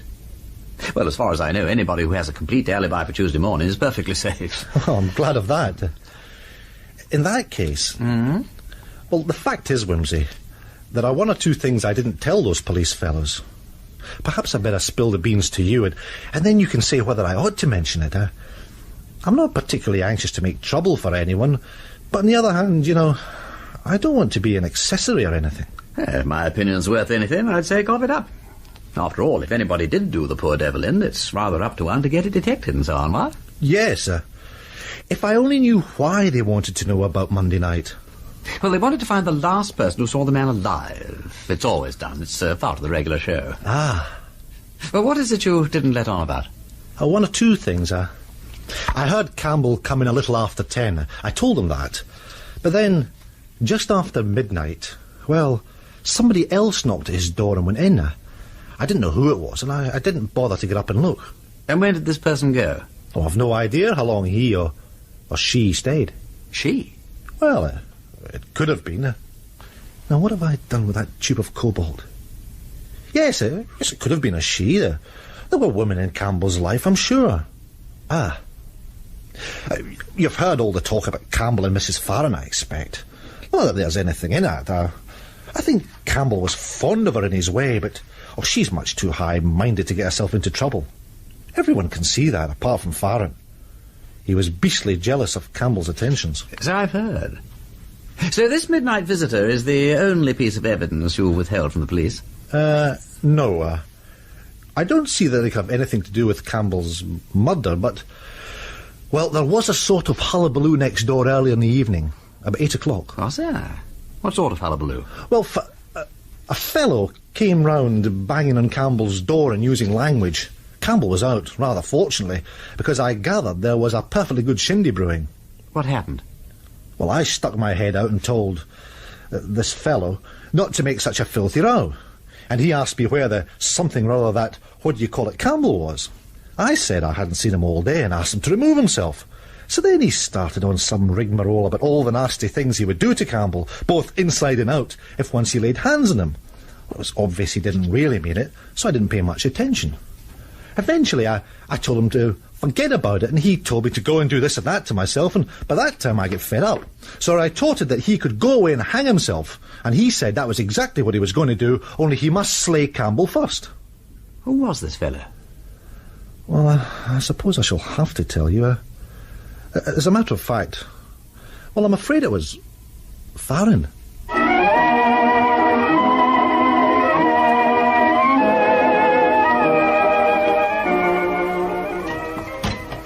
Inspector McPherson. Aye? My wee daughter has something to tell you. Come along in and speak civilly to the policeman or they'll have you locked up. I ken fine she'd been up to some mischief and I wouldn't arrest while I got it out of her. She's a bad girl, stravaiging about the country with the laddies when she should be in her bed. But they'll no listen to their mothers these days. You can't do anything with them. That's true enough. Now, could I be having your name? Mrs. McGregor, I am, and we have our cottage between Gatehouse and Kircudbright. You ken the place nearby Auchenhay. Me and my man was away to Kircudbright last Monday night, and Helen was alone at home. And no sooner were we away than she's away out, leaving the door open behind her as light as not for anybody to come in. George, just a moment. This wee lassie will be Helen, I'm thinking. Yes, that's Helen. I thought it best to bring her, seeing as this poor Mr. Campbell's been put out of the way, so the postman says. And I says to George, if Mr. Campbell was fighting on the road on Monday night, then the police ought to know about it. And George says... Mistress McGregor... Now, if your wee Helen can tell us something about Mr. Campbell, we'd like fine to hear it. Right. But we'll just let the lassie tell us her own tale from the beginning. Come along, Helen. Don't be frightened now. Speak up. Aye, sir. We was playing in the field, sir. Me and the boys from the farm. Which field, Helen? The one near the main road, sir. Where there's a big bend, you ken, and the big walls. You'll be meaning the S-bend about halfway between Gatehouse and Kircudbright. Aye, sir. The boys was away on the other side of the field, but I had to go home as it was 10:15, sir. How did you know that? Alistair, he's got a new watch from his grandpa, sir. He told me. 10:15. Very good. So what happened, Helen? I walked to the road and I saw a man in a car which had stopped, sir. Then I heard another car coming from Gatehouse, and suddenly the man drove his car into the middle of the road and the other car had to stop. It nearly crashed. And then the man spoke, and then the other man said, "Campbell, of course, it would be Campbell, sir." So Mr. Campbell was the first man you saw, the one who drove into the middle of the road? Aye, sir. Mm-hmm. Then they both got out of their cars, sir, and started fighting. I couldn't see, sir, because they were behind the cars, and I was scared. Now tell the policeman about the spanner. Oh, aye.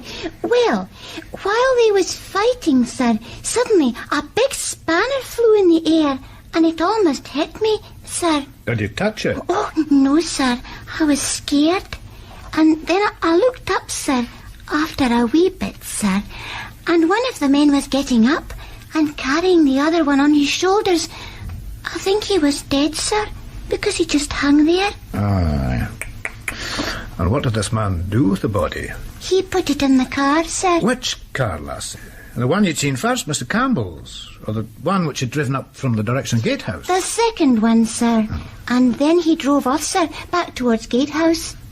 And then, about 2 minutes later, I heard footsteps, sir, and I thought it was the man coming back, and I was very scared, so I ran home, sir, all the way, sir.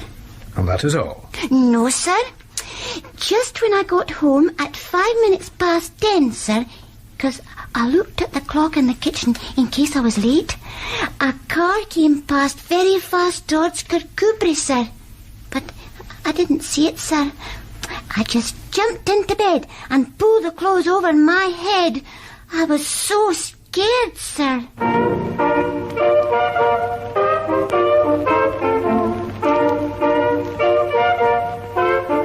Campbell must have been murdered rather earlier than the doctor calculated. In fact, about 9:45. I still don't quite understand this car business, Macpherson. You say the murderer put the body into his own car and drove off back towards Gatehouse, returning on foot. What, a couple of minutes later? So it would appear, my lord. Having left the car and the body concealed somewhere by the side of the road, I suppose. Aye, my lord, aye. Well, why, Inspector?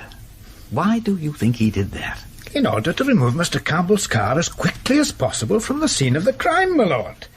No doubt he drove it back to Gatehouse and returned by bicycle. Yes.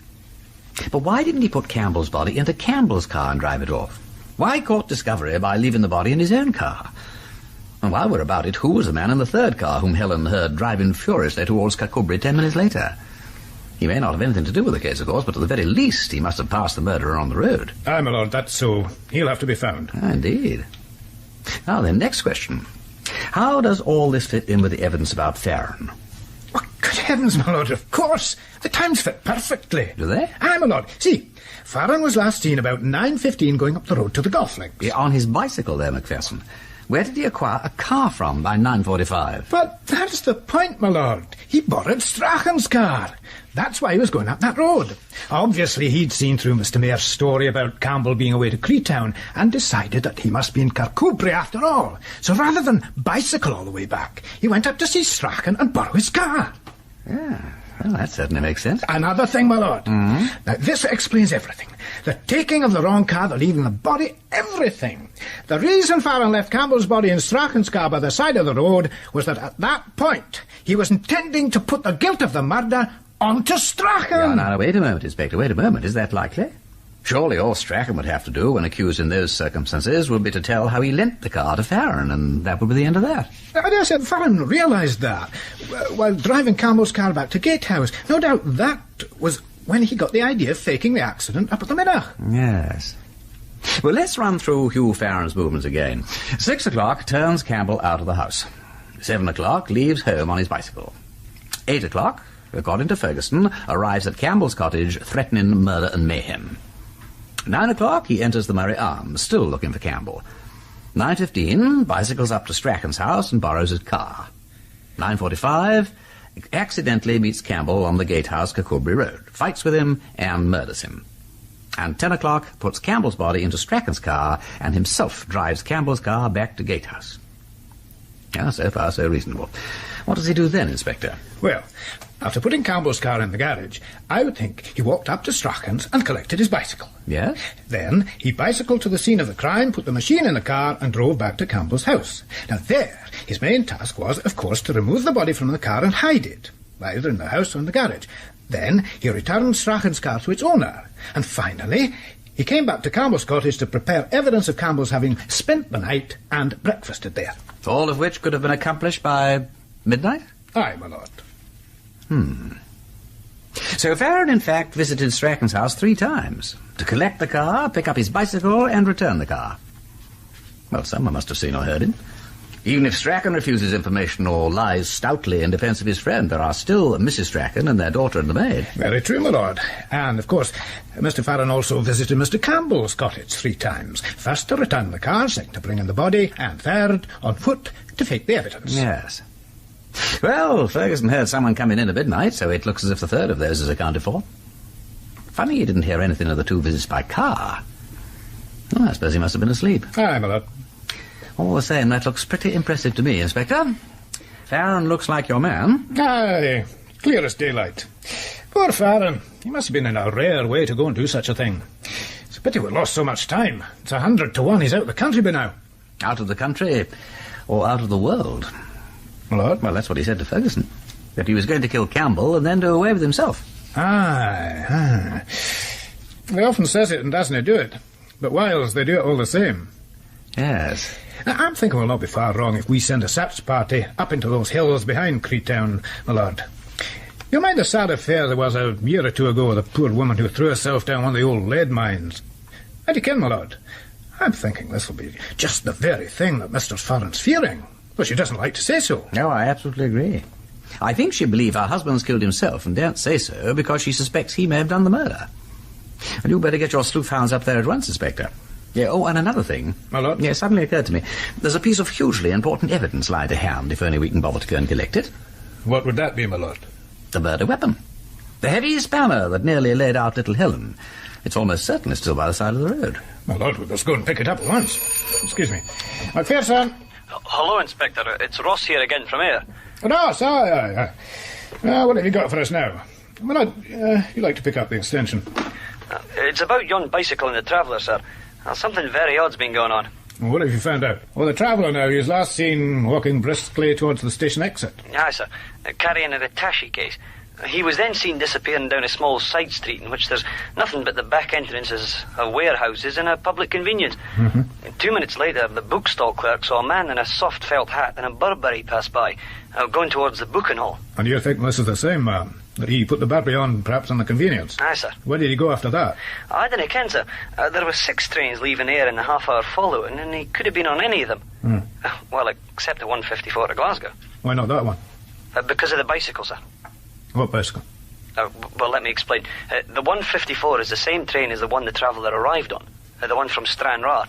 Now, he waits 6 minutes at Ayr, and then goes on to Glasgow. Now then, at 2:20, about half an hour after it had left, a porter noticed a man's bicycle leaning against the wall in the station. The bicycle was labelled for Euston. What happened to it? Oh, well, sir, at 5 o'clock it was still there. And as it was correctly labelled, the porter put it on the Euston train. But the point is, sir, during the 6 minutes the train from Stranraer was in the station, that bicycle couldn't have been labelled, as there was a porter on duty by the case containing labels, and he swears no bicycle passed through his hands. Now, furthermore, even after 154, no porter remembers labelling the bicycle. So you're suggesting that Traveller relabelled it himself after the 154 had departed? So it would seem, sir. Did you obtain a description of the machine? Aye, sir. It was a rally with good tyres. I see. Well, we must telephone Euston and see if it arrived. I've already done that, sir. From Ayr Police Station. It did. And it's in the left luggage office at Euston. Still? Aye, sir. I doubt whether anyone will be collecting it now. No. Well, thank you, Ross. You've done a good job. I think you'd better return here. Very good, sir. Goodbye. Bye, Ross. My lord, did you hear that? A rally with good tyres. Sounds like the Anne with the tail machine to me, Inspector. No. If yours not Farron's bicycle, I'll eat my heart. Inspector, here's a telephone message from Creetown. What is it, Inspector? A bicycle's been found up on the hills by Foul Bay, near the disused lead mines I was telling you about. And it's Hugh Farron's. His name's written on a label on the handlebars. My lord, He really has done away with himself.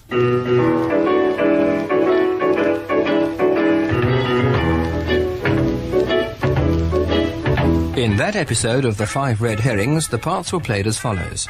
Lord Peter Wimsey, Ian Carmichael, P.C. Duncan, David Strong, Jock Graham, Christopher Schooler, Inspector Macpherson, Don McKillop, Jamie Mayer and the Constable, Jonathan Scott, Ferguson, Ian Blair, Mrs. McGregor, Miriam Margulies, Helen McGregor, Yvonne Gillan, and P.C. Ross, Gordon Kane. Bicycles was adapted by Chris Miller from the book The Five Red Herrings by Dorothy L Sayers. The programme was produced by Simon Brett.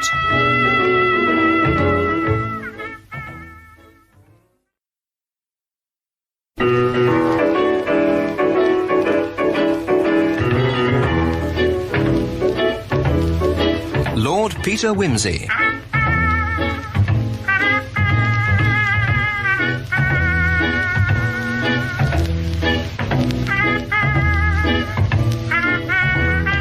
Starring Ian Carmichael as Lord Peter and Peter Jones as Bunter.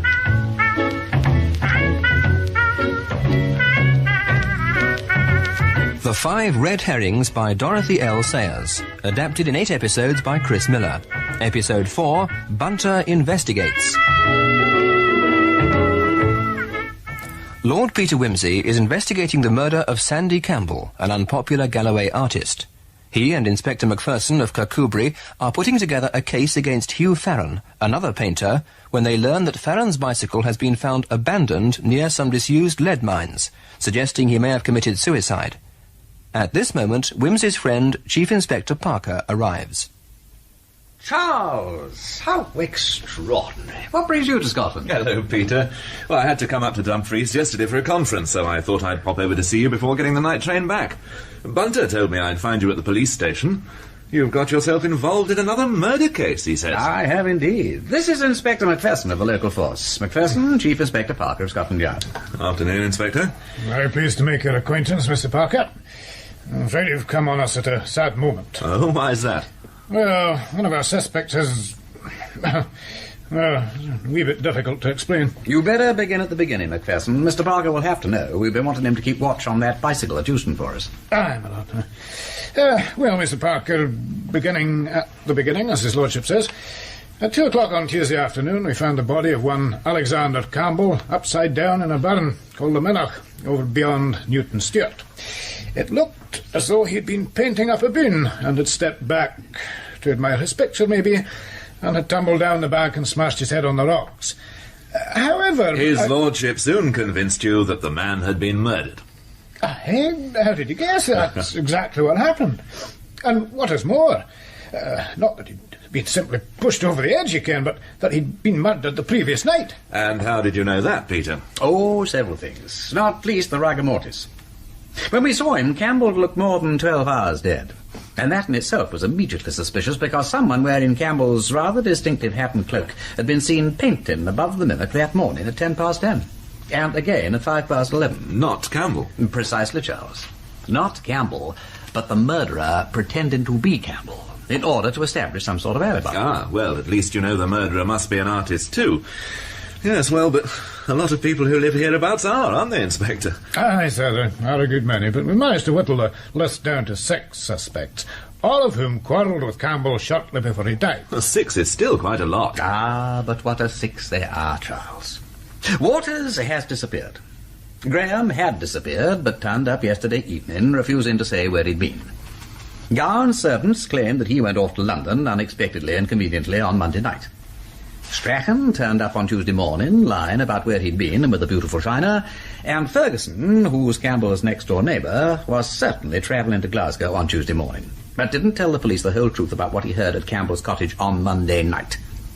And as for Farron, well, half the evidence seems more or less conclusive about his guilt, and the other half denies it absolutely. It is a very difficult case, Mr. Parker.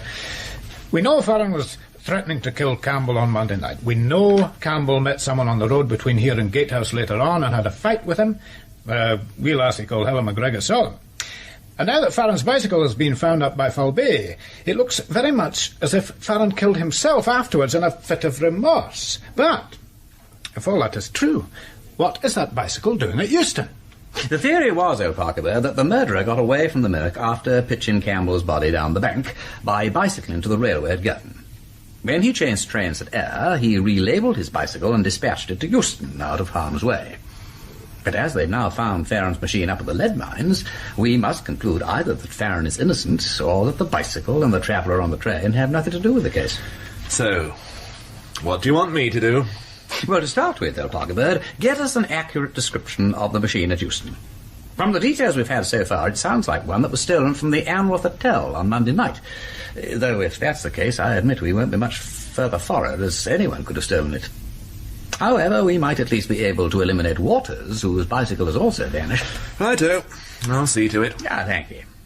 The Inspector and I were just about to pay a visit to the scene of the murder to look for the weapon when you arrived. Will you accompany us? Young Helen McGregor reported that a spanner flew through the air towards her while Campbell and the murderer were wrestling in the road. There's no reason to suppose that it ain't still there, waiting for us, simply gleaming with fingerprints, what? Sorry, Peter, I don't think I can stay. I must pay a courtesy call on the Chief Constable before I go. Oh, righty-o then, Charles. Well, in that case, we'd better say cheerio. I'll see you when I come back to London. Come along now, Macpherson. Leave someone else to organise a search party for Farron, and let us go a spanner hunting.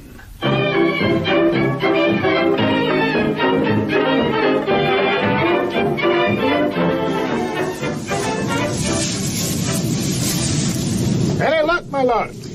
Not so far, Inspector. He must be here somewhere. Keep looking. Hello. What's this? Aha.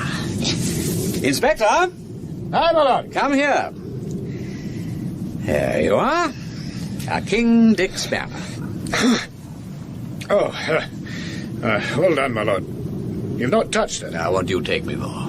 Might be fingerprints, you can. There might. And if there are, we'll only have to get the prints of Farron and compare them. How will we do that now? Well, razor, palette knife, picture frames, pots, anything in his studio. Studios are never dusted. Well, while you're wrapping that up, Inspector, I'll just be ambling over the road to where the actual riot must have taken place. Though there won't be much trace of it now, I'm afraid. It's not likely with the cars and cart all passing up and down. For by this dry grass takes no marks, more the pity. But take a look around, my lord. I will. There. What's that? What indeed? Did you ever hear, Inspector, of the Kilkenny cats that fought till only their tails were left behind them? Now, here are two gentlemen having a fight, and both of them spirited away, leaving only this, a tuft of hair. And what's more, it's the wrong colour. Now, what do you make of that? Black, curly hair. That's a queer thing, my lord. Cut off, too, not torn out. Yeah, very interesting. It's soft and silky, and it's never been trimmed at the distal end. Well, it might come from one of those sweet, old-fashioned, long-haired girls, but the texture's a bit on the coarse side. Well, this is a job for an expert, really, to say where it does come from. What makes you say it's never been trimmed, my lord? Well, see how the points taper? Is there a female in the country with hair so black and so curly that's never been shingled or bingled? Where are blokes wrestling for a love token, Inspector? Unless so, whose? Not Mrs. Farron's, unless she's turned from a Burne Jones to a Rossetti in the night. But if it ain't Mrs. Farron's, Inspector, where's our theory? Hello, here's some more. Oh, gracious me. Some love token. I say, let's trot home with this and interview Bunter. I have a notion it may interest him. Oh, you think so? Well, that's not a bad idea neither, but I'm thinking we'll be better away to Newton Stewart first. What for? To find the doctor, my lord, and get the undertaker to open the coffin. I've a great fancy to see how this spanner fits yon wound in Campbell's head.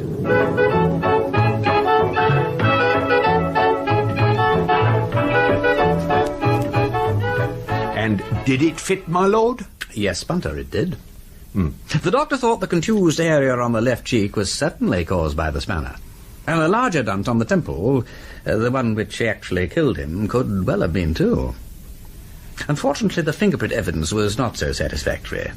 In what way did it fail to persuade, my lord? Were you not able to secure an adequate print? Oh, there was no problem about that. We got a beautiful one of the right thumb. Unhappily, though, it derived not from the murderer, but from the victim, which we verified by taking the fingerprints of the corpse. Yeah, confounded nuisance. Indubitably, my lord. Well, never mind, Bunter. We'll win through yet. And now I must get ready to go out. I'm going to give the inspector a dinner at the Galloway Arms this evening to compensate him for the disappointment he suffered over the prince. Very good, my lord. If you are to be out, my lord, would you have any objection to my attending the local cinema this evening? No, not a bit, Bunter. Go along, get your hair down. I won't be in until midnight anyway. I promised Bob Anderson I'd drop in tonight. You know what a social vortex his studio is. I thought that if I went along, I might pick up one or two clues from the assembled company. You never know.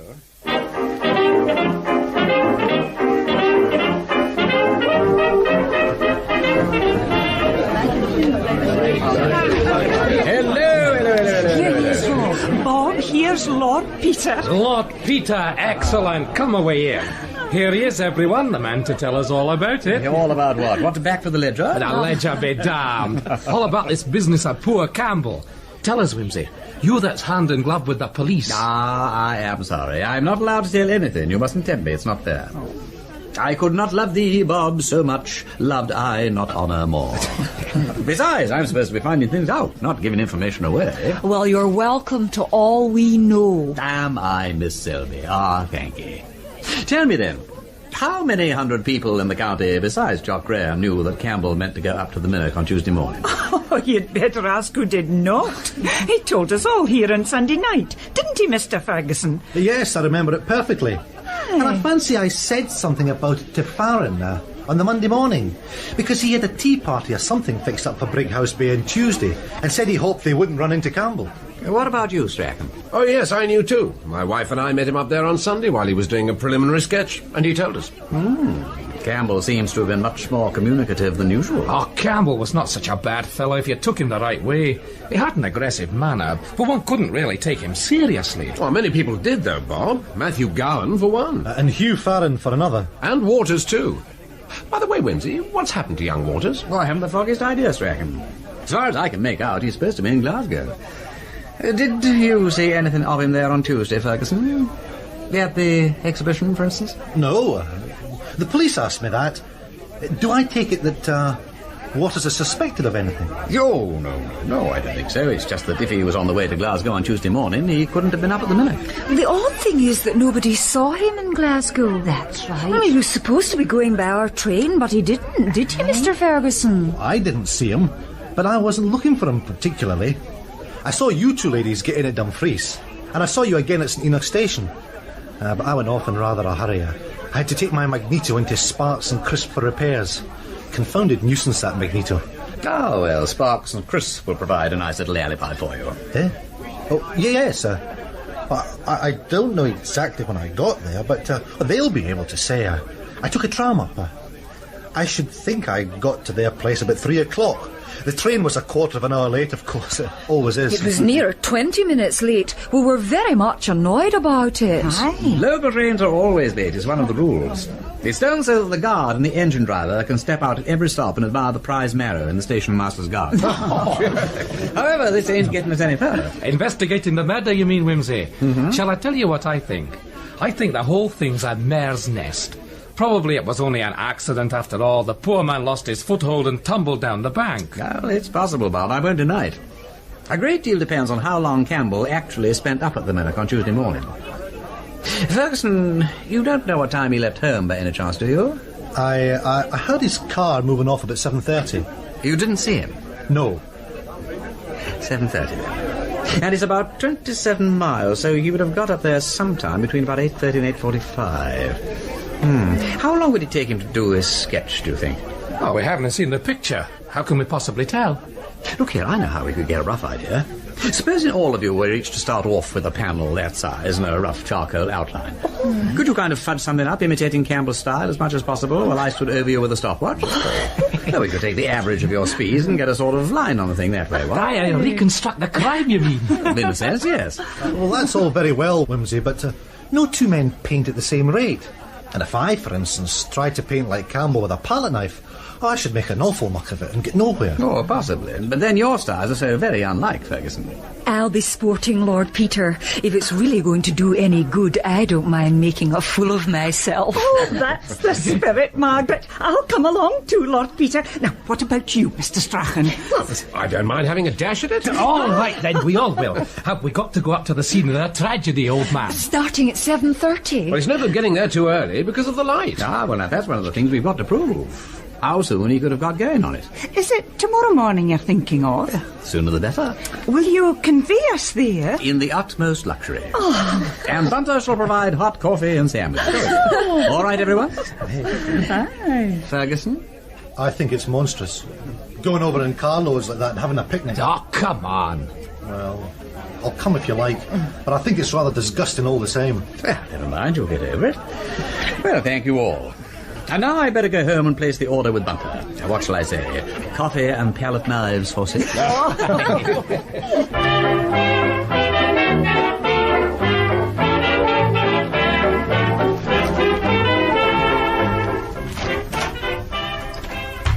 Bunter? My lord?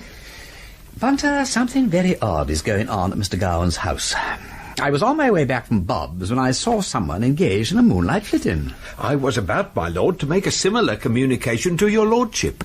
I have already taken upon me in your lordship's absence to acquaint the Chief Constable, Sir Maxwell Jimison, with Mr. Gowan's project of escape. I have every reason to anticipate that he will be detained at Dumfries or Carlisle. God's sake, Bunter, explain yourself. Very good, my lord.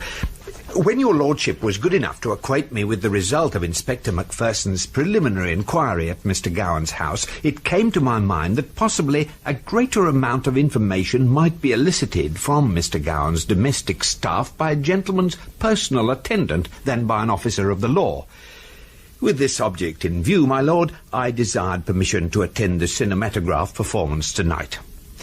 There is, a young person employed in Mr. Gowan's household of the name of Elizabeth. Bunter. From whom, in the course of conversation yesterday, I obtained the information that she was to receive permission to spend this evening out. I invited her to attend the cinematograph entertainment in my company.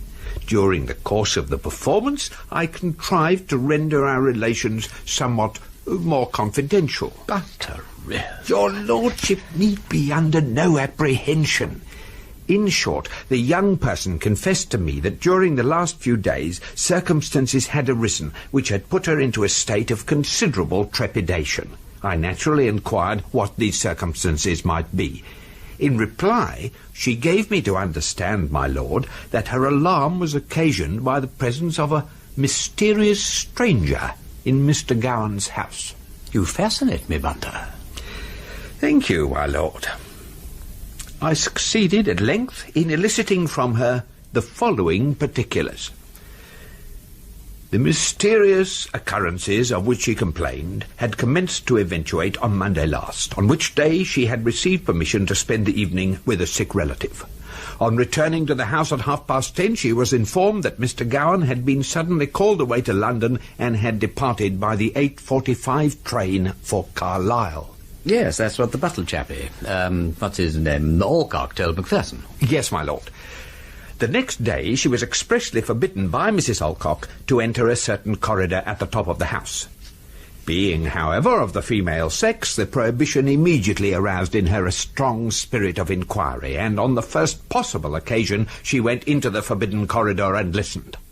She heard nothing, but to her alarm detected a faint odour of disinfectant, an odour which immediately connected itself in her mind with the idea of death. The young woman was then still more frightened by hearing footsteps ascending the stairs. Not wishing to be caught in an act of disobedience, she hastened to conceal herself inside a small broom cupboard at the head of the staircase. Peeping through the crack, my lord, she observed Alcock, carrying a jug of hot water and safety razor, pass along the corridor and enter a room at the end. Convinced that there was a corpse in the house, and that Alcock was on his way to wash and shave it in preparation for burial, she rushed downstairs and indulged in hysterics in the pantry. Early next morning, however, my lord, she went up to the top of the house again. She ventured a little way down the corridor, when she was rooted to the spot by the sound of a hollow groan. Really, Bunter, your narrative style would do credit to the castle of Otranto. Thank you, my lord. I'm only acquainted by repute with the work you mention, but I understand that it enjoyed a considerable vogue in its day. The girl Elizabeth was hesitating whether to shriek or to run away, when the door at the end of the passage was opened in a stealthy manner, and a terrible face looked out at her. A terrible face. Very well, I've got that. Come along now, a terrible face. And? The face, as I understand, was enveloped in grave clothes. The jaws were closely bound up, the features were hideous, and the lips writhed away from the protruding teeth, and the apparition was of a ghastly pallor. Look here, Bunter, could you not cut out some of the fancy adjectives and say plainly what the face was like? I had not myself the opportunity of observing the face, my lord, but the impression produced on me by the young woman's observations was that of a dark-haired, clean-shaven man with protruding teeth under the affliction of some form of physical suffering. Oh, it was a man, then? That was Elizabeth's opinion. She then heard a bell ring violently. She rushed down the passage in blind alarm and retired to her own room to hide her head in the bedclothes. The best thing she could do. Precisely, my lord. She was much disturbed. I spoke as encouragingly as possible to the young woman and offered to accompany her back to Mr. Gowan's house. She informed me, however, that she had received permission to spend the night at her mother's. Indeed? Exactly, my lord. I therefore took her home and returned to the High Street, where I observed Mr. Gowan's saloon car standing before the door. It was then 5 minutes to 11. It was borne in upon me, my lord, that some person was about to take a surreptitious departure from Mr. Gowan's residence, and that Elizabeth had been given a night's leave of absence in order that she might not be a witness of the proceedings. I think the inference is justifiable, Bunter. Yes, my lord. Presently, a tall figure, closely muffled in a scarf and overcoat, with the hat pulled well down to conceal the features, emerged from the doorway. And the impression produced upon my mind was that it was Mr. Gowan himself. Gowan? Then who was the mysterious stranger? I could not say, my lord. The car moved away, and on consulting my watch I found that the time was 3 minutes past 11. I formed the opinion, my lord, that Mr. Gowan had, after all, not departed from Kircudbright on the Monday night, as Alcock had stated, but that he had remained concealed in his own house in attendance upon the sick person observed by Elizabeth. Curiouser and curiouser. Did you inform the police? I thought it best, my lord, in view of the delicacy of the circumstances, to communicate directly with Sir Maxwell Jimison.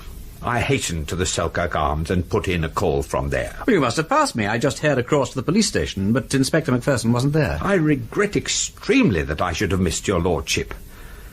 I informed Sir Maxwell of the circumstances, and I understood him to say that he would immediately telephone to Castle Douglas and Dumfries with a view to intercepting Mr. Gowan, if he should make his appearance at either of those points, and that he would also circulate a description of the car and its driver. Well, well, well. For a quiet country place, Kircudbright seems to boast a bright lot of inhabitants. They appear and disappear like Cheshire cats. Well, I give it up. All I know is that it's perfectly useless for me to try and detect things. You're always off the mark before me. Thank you very much, my lord.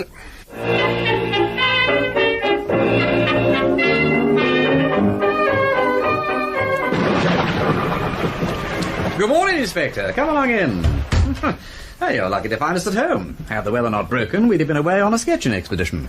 Sketching, my lord? Yes, I was going to take a couple of our suspects plus a few decoys up to the Murdoch to watch them paint. I'm sure the clue to this case lies in the painting habits of our 6 prize beauties.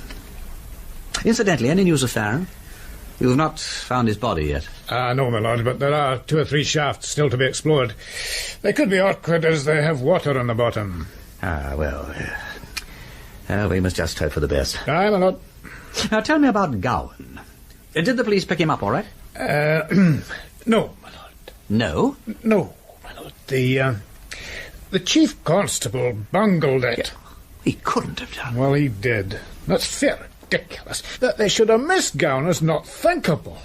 I'm so conspicuous with this big black beard and all. Oh, Inspector, he's done us. Oh, what don'ts and ninnies we are. And now I suppose that damn photograph's been circulated all over the country. My lord? The black curly hair, Inspector. Show Bunter the specimen. Bunter! By God, I believe your lordship's right. And me certain that it was foreign. My lord? Bunter, here, come in here. What do you make of this? My lord, it is most regrettable that I did not see this before. Without presuming to speak as an expert, I may say that on several occasions I've had the opportunity of examining the beard of a person belonging to the Mohammedan persuasion. You are doubtless aware, my lord, that the strict followers of this sect consider it unlawful to trim the hair of the face, with the consequence that the beard is extremely silky in texture, each hair preserving the natural tapering point.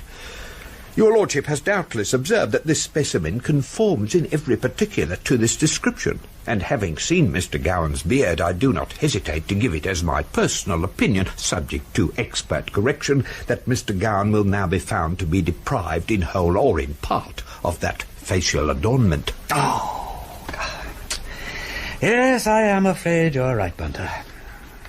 Well, now we know who the mysterious stranger was and what he was suffering from. You will have to revise your theory, Inspector, and put Gowan in the leading role. Aye, I'm going to send off a corrected description at once. Ah, just so. But have you the slightest idea what Gowan looks like without his beard? Do you realise, my dear fellow, that you have never seen anything of Gowan's face except his eyes and a somewhat exaggerated nose? Well, we'll catch him by his nose, my lord.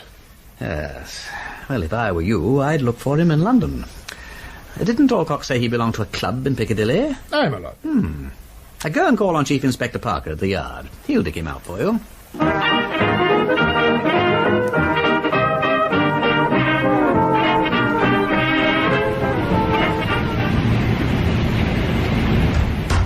Come in, Inspector. Sit down. Well, I was hardly expecting to see you again so soon. I hope I'm not being a nuisance, Mr. Parker. No, not a bit, not a bit. Well, we checked up at the Marlstick for you. Mr. Gowan certainly hasn't been staying there, but 1 or 2 letters for him have been collected by a gentleman presenting his card, which suggests he is not far away. Well, we'll find him for you, don't worry. What do you want done with him when we've got him? Is it your opinion that we have enough evidence to arrest him? I only know what Lord Peter told me on the telephone. But I take it your idea is that Gowan killed Campbell in a fight on the Gatehouse Kircudbright Road. Aye, sir. And then got frightened and decided to fake up the accident. Aye. Why did he shave off his beard? Because he had to go back to Campbell's cottage in Gatehouse and spend the night there pretending to be Campbell. That beard was so conspicuous had he been seen. He had been instantly recognised. An awkward bit of barbering, nevertheless. Well, why didn't he go home first and get this Alcock fellow to do it for him? But the man's been lying like Ananias ever since you first spoke to him. I can't believe he would have flinched at 1 degree of guilt more. I don't care, Mr. Parker. But I will admit this theory doesn't explain everything. For instance, a traveller with a bicycle who went from Girvan to Ayr. The description is not a bit like Gowan, even without his beard. Yes, I can't make sense of him at all. Unless Gowan contrived to disguise himself in some way with a false, fair moustache. Goodbye, Mr. Parker. If Gowan did leave Kirkcudbright on Tuesday, who was the man Elizabeth saw at the top of the house? Or who, for that matter, was the muffled-up man escaping at dead of night? Well, it seems to me, Inspector, that the man you should be interrogating is Alcock. And from what I've heard, Alcock is a man of considerable resource and sagacity. Parker, yes? Yes, he is.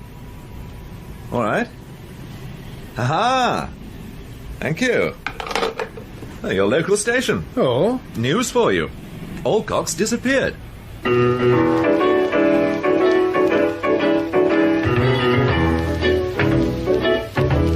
In that episode of The Five Red Herrings, the parts were played as follows. Lord Peter Wimsey, Ian Carmichael, Bunter, Peter Jones, Parker, Stephen Thorne, Inspector Macpherson, Don McKillop, Miss Selby, Nell Brennan, Miss Cochrane, Audrey Muir, Bob Anderson, Henry Knowles, Ferguson, Ian Blair, and Strachan, Gordon Clyde. Bunter Investigates was adapted by Chris Miller from the book The Five Red Herrings by Dorothy L Sayers. The programme was produced by Simon Brett.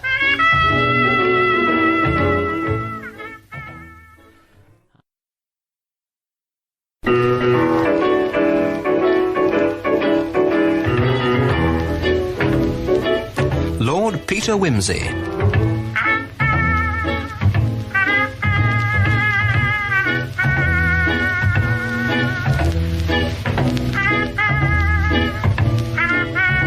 Starring Ian Carmichael as Lord Peter.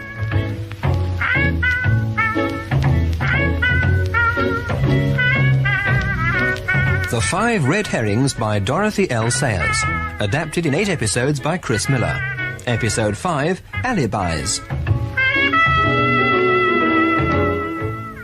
Lord Peter Wimsey is investigating the murder of Sandy Campbell, an unpopular Galloway artist, and suspicion has now fallen on another painter, Matthew Gowan, who has apparently shaved off his beard and escaped to London.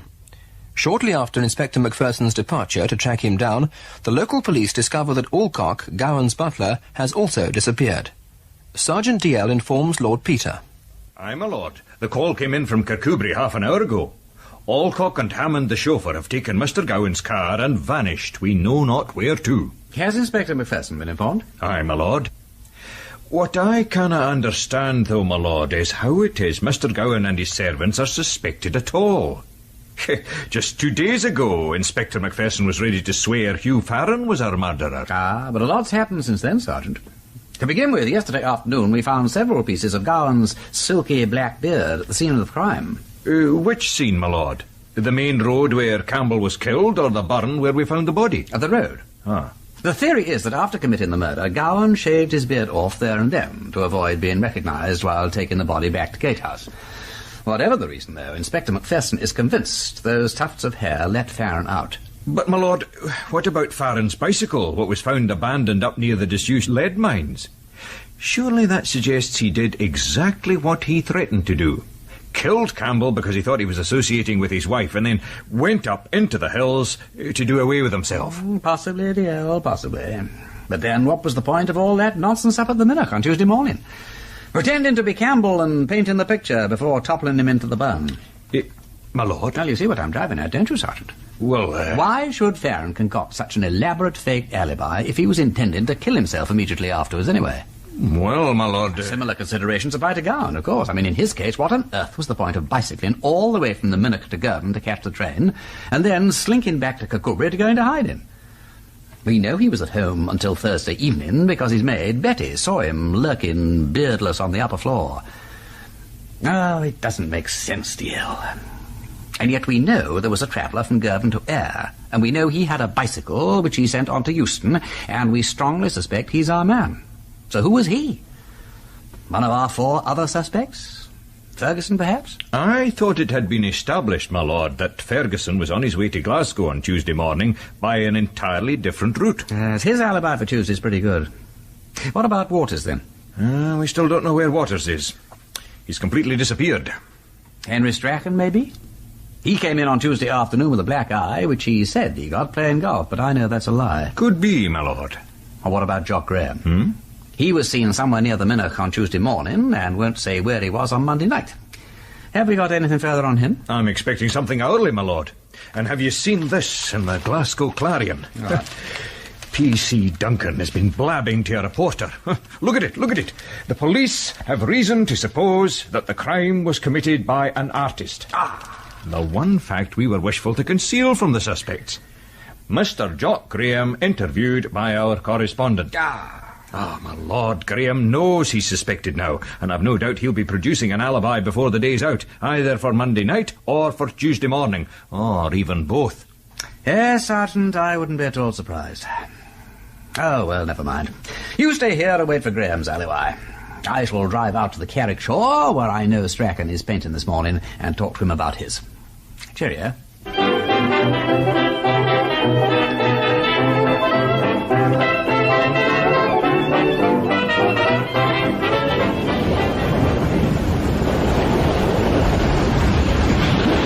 Strachan! Oh, hello, Wimsey. How on earth did you get here? I drove here. Fresh air and all that kind of thing, what? Well, I hope you don't mind me watching you paint. Well, frankly, I... So glad. I say that's rather nice. How long have you been doing that? Oh, about an hour. Yeah. You use very big brushes. Broad, sweep-in style and all that, what? But I wonder you don't use a sketching box on days like this. Yes, I don't know why I don't, except that I never have done. Not used to it. One gets into habits. Yes, I suppose one does. I'm rather methodical, really. I could lay my hands on any of my paints in the dark. Yes, interesting. Do you have a tidy mind as well? Well, I mean, are you good at dates and figures, timetables, all that sort of thing? Not the least. My tidiness begins and ends with my painting. I'm hopelessly unobservant. I haven't even got a good visual memory. I'm always seeing things I hadn't noticed before, which is quite pleasant. I get the fun of having perpetual surprises. Yes. You're safeguarded against boredom, what? Sometimes an eye for detail is a good thing, you know. I mean, if you want to tell a good, plausible, circumstantial lie, for example. Oh? Yes. Yes, I suppose it would be, under those circumstances. Your little story of that rogue golf ball that gave you that china, for instance. How much better it would have been if surrounded and supported by stout, upstanding, well-thought-out detail. What? For one thing, you omitted to mention what hole you were playing when it happened. There never was a man telling a golfing story who didn't buttress it about with every kind of geographical and historical detail. That was poor psychology on your part. Now look here. What the devil do you mean by talking to me like this? I'm just wondering whether you care to suggest any other explanation for that black eye of yours. If you were out on the tiles, or, well... If you take that tone to me, I'll break your neck. Damn you, Wimsey. Look, Strachan, for heaven's sake, now pull yourself together. It is dangerous to be violent. Listen, Strachan. Listen, man. I'm a smaller man than you are, but I could chuck you into eternity with a turn of the wrist. Now, stand still! Stand still! Don't you ever think 2 minutes ahead? Do you really suppose you can settle everything by brute force in this blundering way? Suppose you had knocked me down and I'd split my head open like Campbell. What would you have done with the body, Strachan? My God, Wimsey, you deadly devil. I meant to kill you then. I've got such a hell of a temper. What made you do that? I wanted to see what sort of a temper you'd got. And do you know, I almost wished I'd let you knock me down, just to see what you'd do. Oh, never mind, it's starting to rain. I think we'd better pack up and go home. Yes. Hello. What's up? The cobalt's not here. Must have rolled off. Yeah, here it is. In the heather. Is that the lot? That's the lot. I better make tracks then. Look, Wimsey, what are you going to do? Go home. Unless there's anything you want to tell me. I'll tell you this. One of these days you'll go too far and somebody will murder you. I shouldn't be in the least surprised.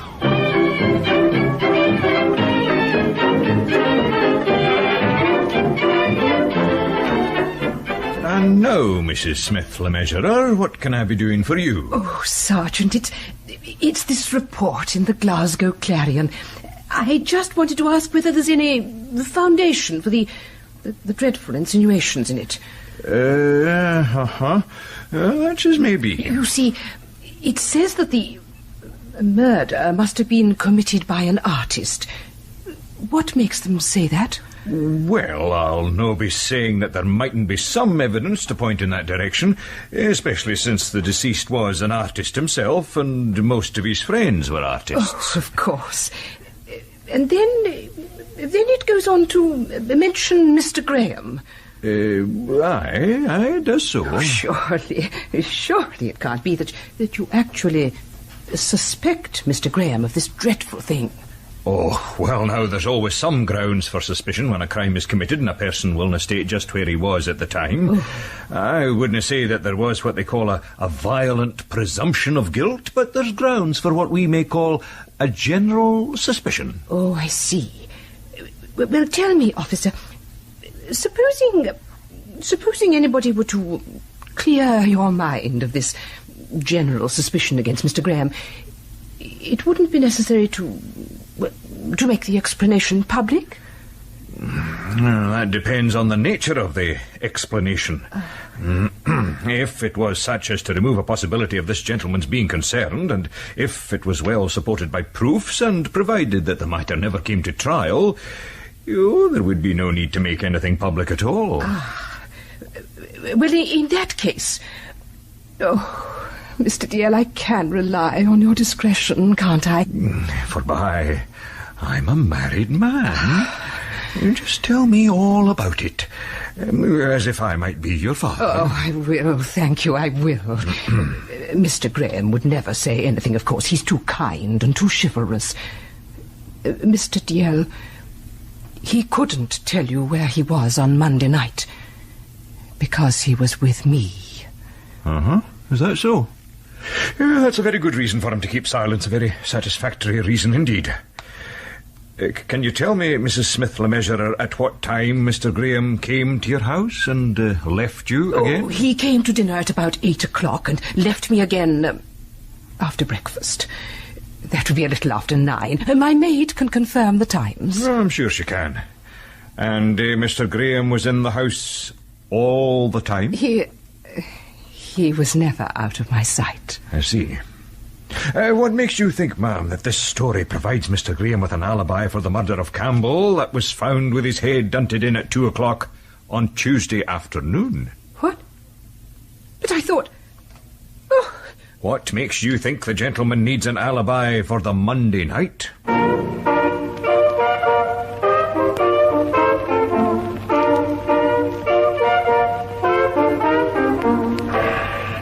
Guilty knowledge, you think, DL? It looks very like it, my lord. The fact that Campbell was murdered on Monday night hasn't been publicly announced. So, how did she know? How indeed? And now here's another piece of intelligence come in from Kircudbright. Yon servants of Mr. Gowan, Alcock and Hammond, have been found in Brig of Dee. What on earth were they doing there? Taking a fishing holiday. And they had a letter from Mr. Gowan written in London giving them permission to use the car. Apparently the letter was posted in Piccadilly on Wednesday evening, my lord. But Gowan didn't go to London until Thursday night.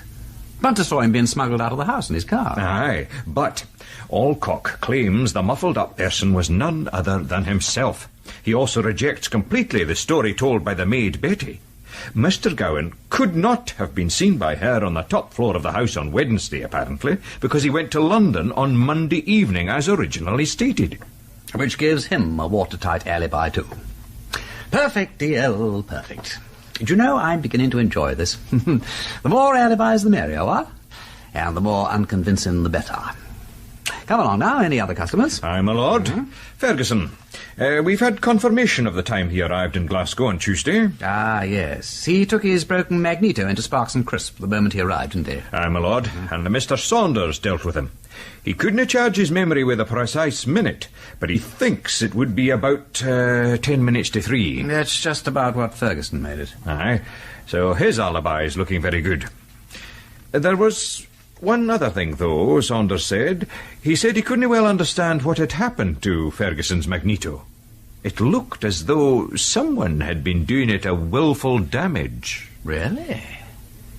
That's very interesting. Aye, my lord. And I was thinking, maybe, that perhaps some felonious body was interested in seeing that Ferguson didn't take out his car that morning. So was I, Sergeant. So was I.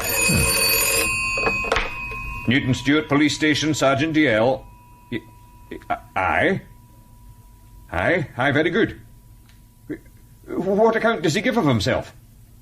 Aye. Detain him. I'll be along in the next train. Thank you. Goodbye.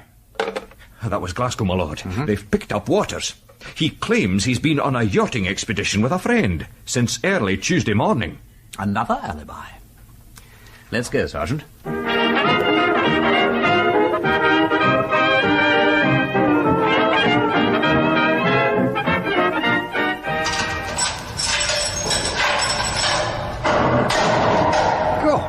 Lord, Waters. I never knew such a lot of silly fuss about nothing. I've been yachting with a bloke, that's all. Old Tom Druitt of Trinity, as a matter of fact. I dare say I am a bit untidy. So'd you be after 5 days in a southwesterly gale in Tom's dirty little windjamming beast of a boat. See here now, Mr. Waters. Let's get all this story correct. You say you started out with this man Druitt on his yacht. When did you go aboard, sir? I'll tell you exactly what happened. Last Monday night, about 11 o'clock, I heard some fool chucking stones at my window. I went down, and there was Druitt. You remember Druitt, Wimsey, or was he before your time? I never knew any Trinity men. The Jews have no dealings with the Samaritans. Of course, you were at Balliol. Oh, well, it doesn't matter. Anyway, I let him in and gave him a drink. But I was rather fed up at being rousted out because I meant to go up to Glasgow by the 8:45 next morning and I wanted my beauty sleep. Besides, I felt rather bloody. Now, you remember, Wimsey, I had that fight with Campbell in the McClellan Arms. By the way, what is this story about Campbell? I'll tell you later, old man. Carry on. Yeah. Well, I told Druitt I was going to Glasgow, and he said, why not come with him, if I wasn't in a hurry? It was lovely weather, and his boat, Susanna he calls it, could make the voyage in 2 or 3 days.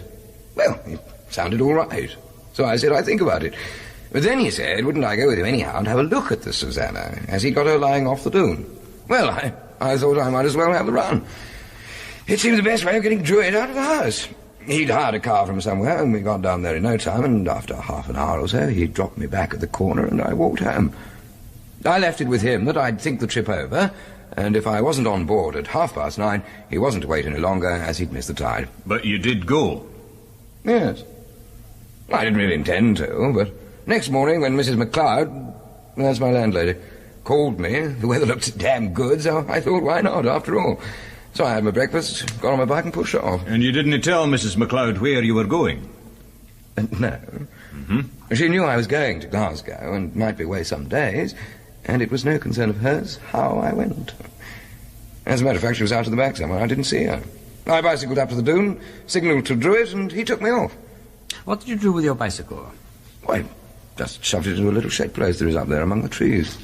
I'd often put it there before when I was painting or bathing off the dune, and it never came to any harm. That was that. As I was saying, we had rather bad luck with the weather, which turned filthy yesterday morning, and we didn't get to Gourock till this morning. And now, do you mind telling me what all this is about? The story tallies, all right, DL, what? Aye, it tallies well enough. Only for the evidence of this man, Druitt. He'll have to be found at once. Where will he be just now, Mr. Waters? God knows. Somewhere off Kintyre, I should imagine. Don't you believe what I'm telling you? What is all this mystery, anyway? Wimsey, surely you can explain. Well, you see, it's like this, old horse. Last Tuesday morning, they found Campbell lying dead in the Murdoch, with a nasty crack in his head made with a blunt instrument. And as you'd last been seen with your 10 fingers on his throat, threatening to do him in, we rather wondered, you know, what had become of you and all that. Oh, my God.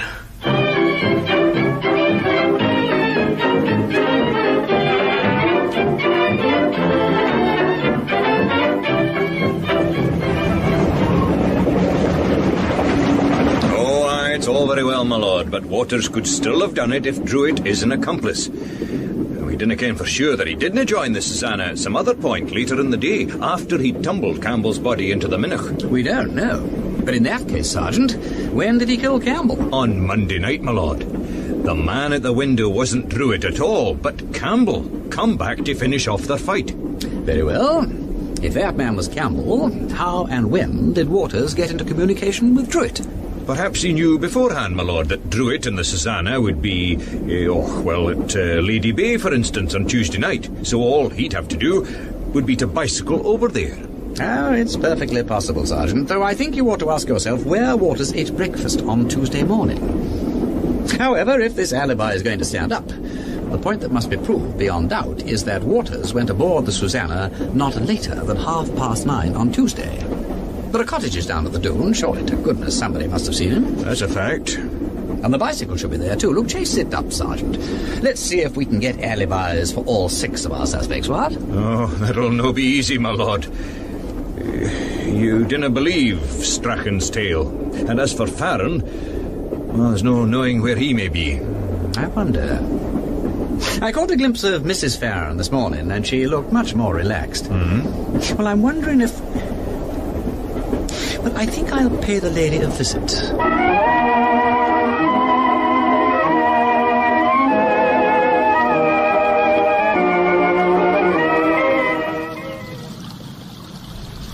Well, Mrs. Farron, we shall soon have the truant husband back now. What makes you think that? All stations call.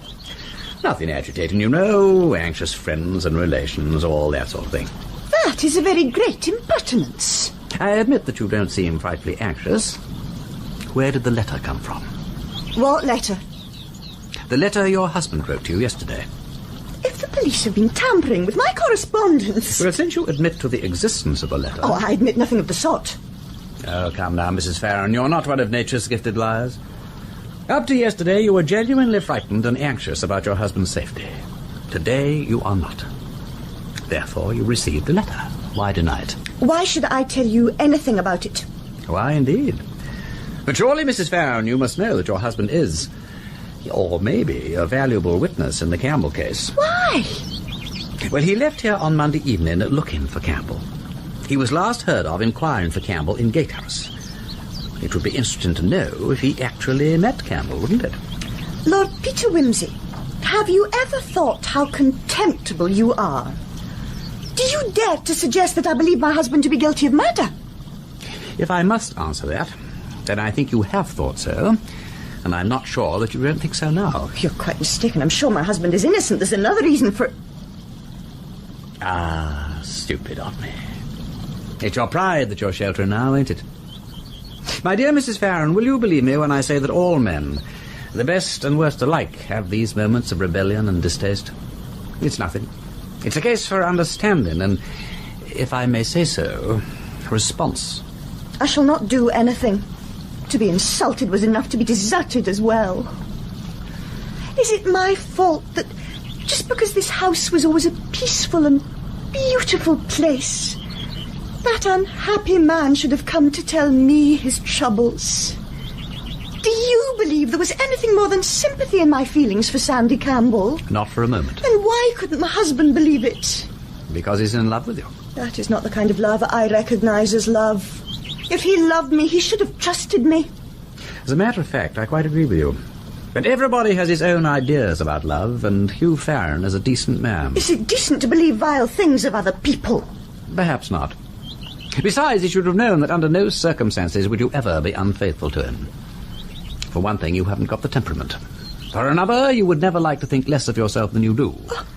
For a third, it would offend your aesthetic taste. And for a fourth, it would give other people a handle against you. Upon my word, your reasons are more insulting than my husband's suspicions. You're quite right, they are. Go and see him. Tell him what you've been saying to me, if you dare, and see what he says to you. With pleasure. If you'll give me his address. I don't know it, but the postmark was Brough in Westmoreland. Thank you, Mrs. Farron. I'll go and find him.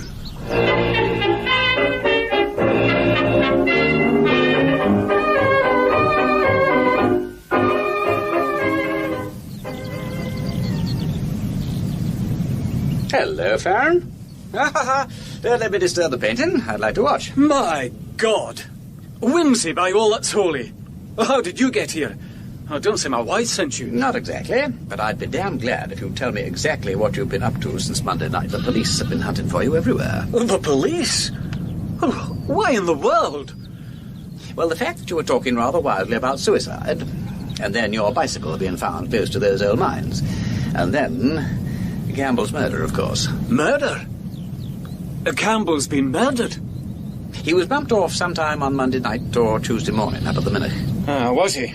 Serve the beggar right. Oh, by the way, I seem to see something behind this. Am I supposed to have done it, Wimsey? I don't know. But there's a feeling that perhaps you ought to come forward and say something. You were looking for him, you know, on Monday night. Yes, I was. And if I'd met him, there would have been murder done. But as a matter of fact, I didn't meet him. You can prove that? Oh, well, I don't know that I can if it comes to that. Well, this isn't serious, is it? Again, I don't know.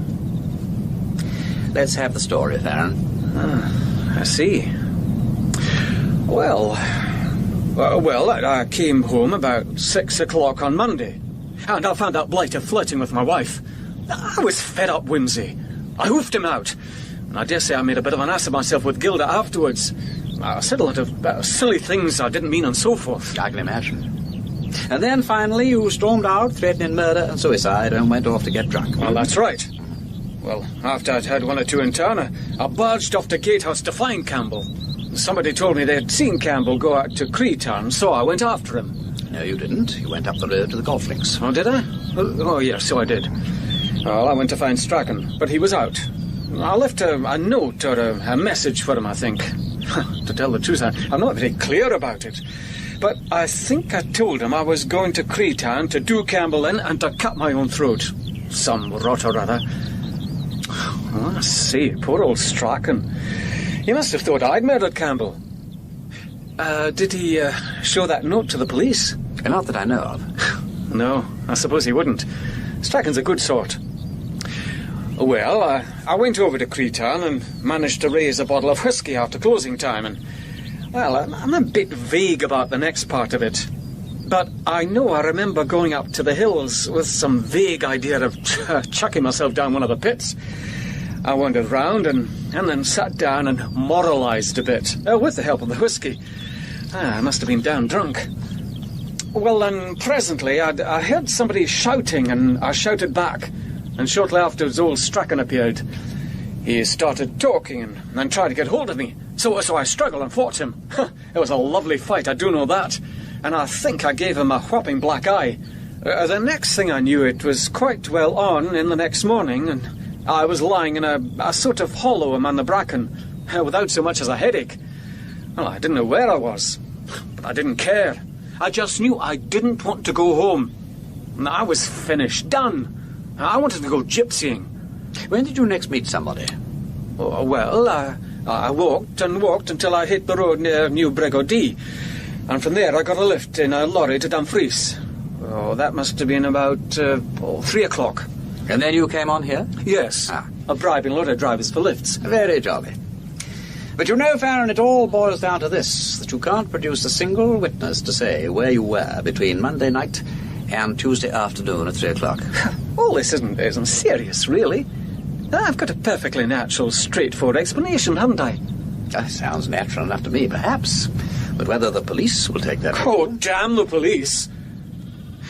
I see, Wimsey. Does this mean that I've got to go back? I'm very much afraid it does. Come on, Farron.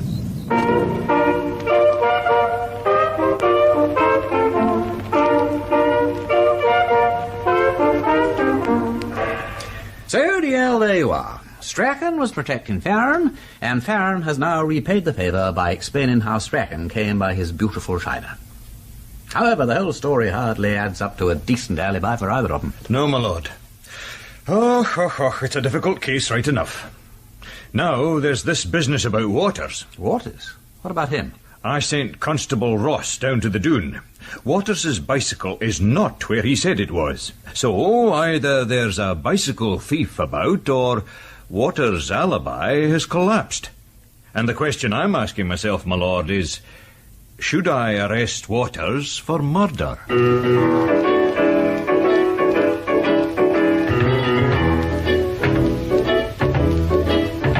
In that episode of The Five Red Herrings, the parts were played as follows. Lord Peter Wimsey, Ian Carmichael, Sergeant DL, John Graham, Strachan, Gordon Clyde, Mrs. Smith Le Sheila Mitchell, Waters, Bill Wallace, Mrs. Farron, Francis Jeater, and Farron, Gordon Gardner. Alibis was adapted by Chris Miller from the book The Five Red Herrings by Dorothy L Sayers. The programme was produced by Simon Brett.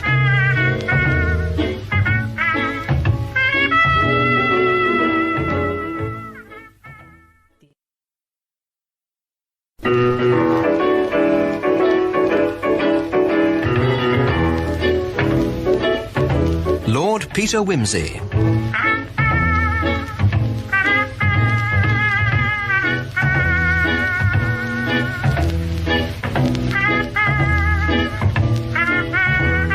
Starring Ian Carmichael as Lord Peter.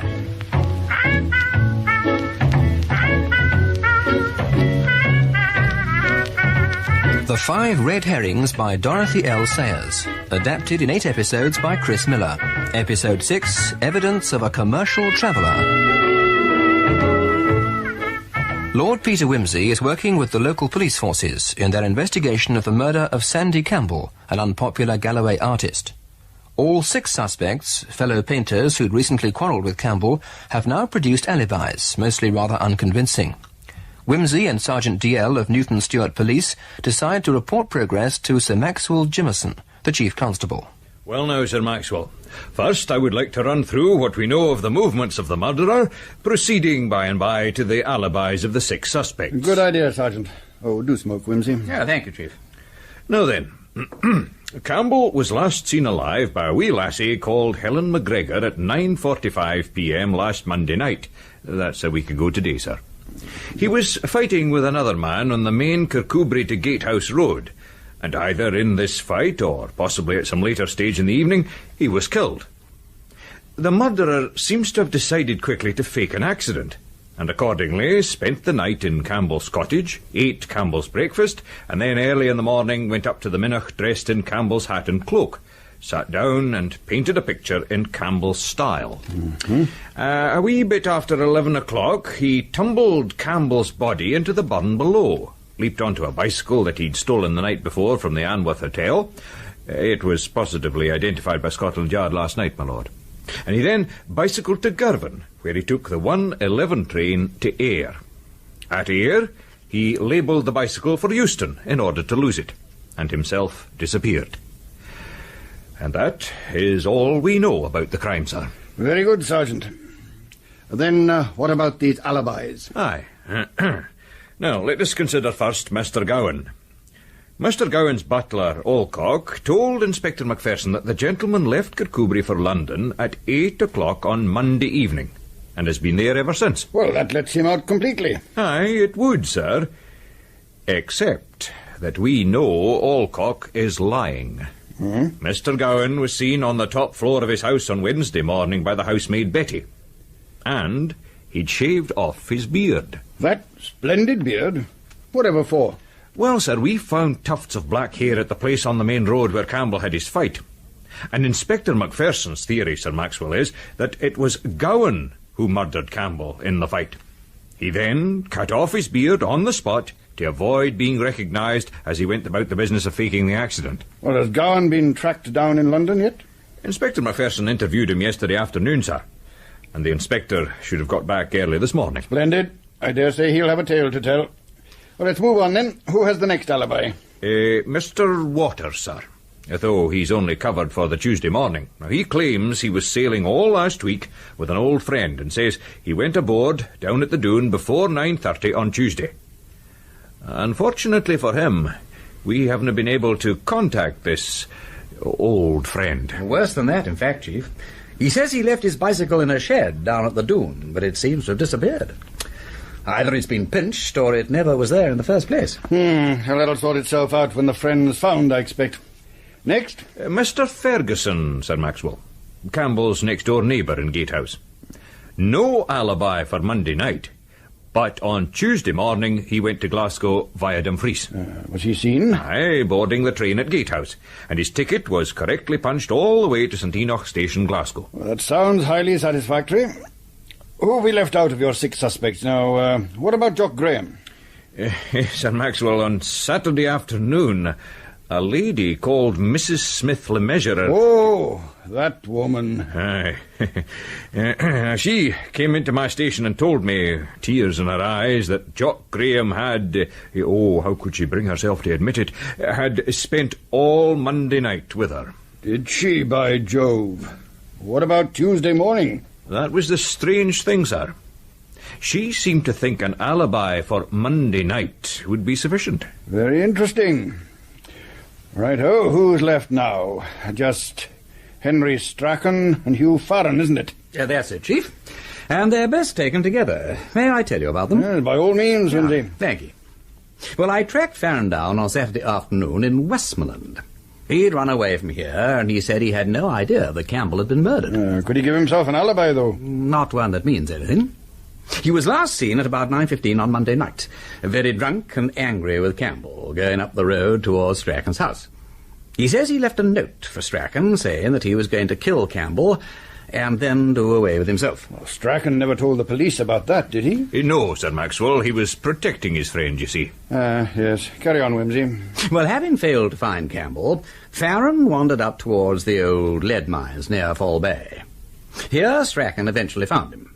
Apparently, they had a fight, which ended when Farron ran away. And the next thing Farron remembers is waking up the next morning and walking to New Brigadier. from where he proceeded by means of lifts to Westmoreland. And Strachan? Well, he didn't appear until after lunch on Tuesday. Yeah, there's no knowing where he may have been. Or what he may have been up to. Has he been interviewed since Saturday, dear? No, sir. Then maybe I'll pay a visit to Mr. Strachan. I must admit I shall be very interested to see whether he tells the same story as Farren. And I shall be even more interested to know what he was doing on Tuesday morning.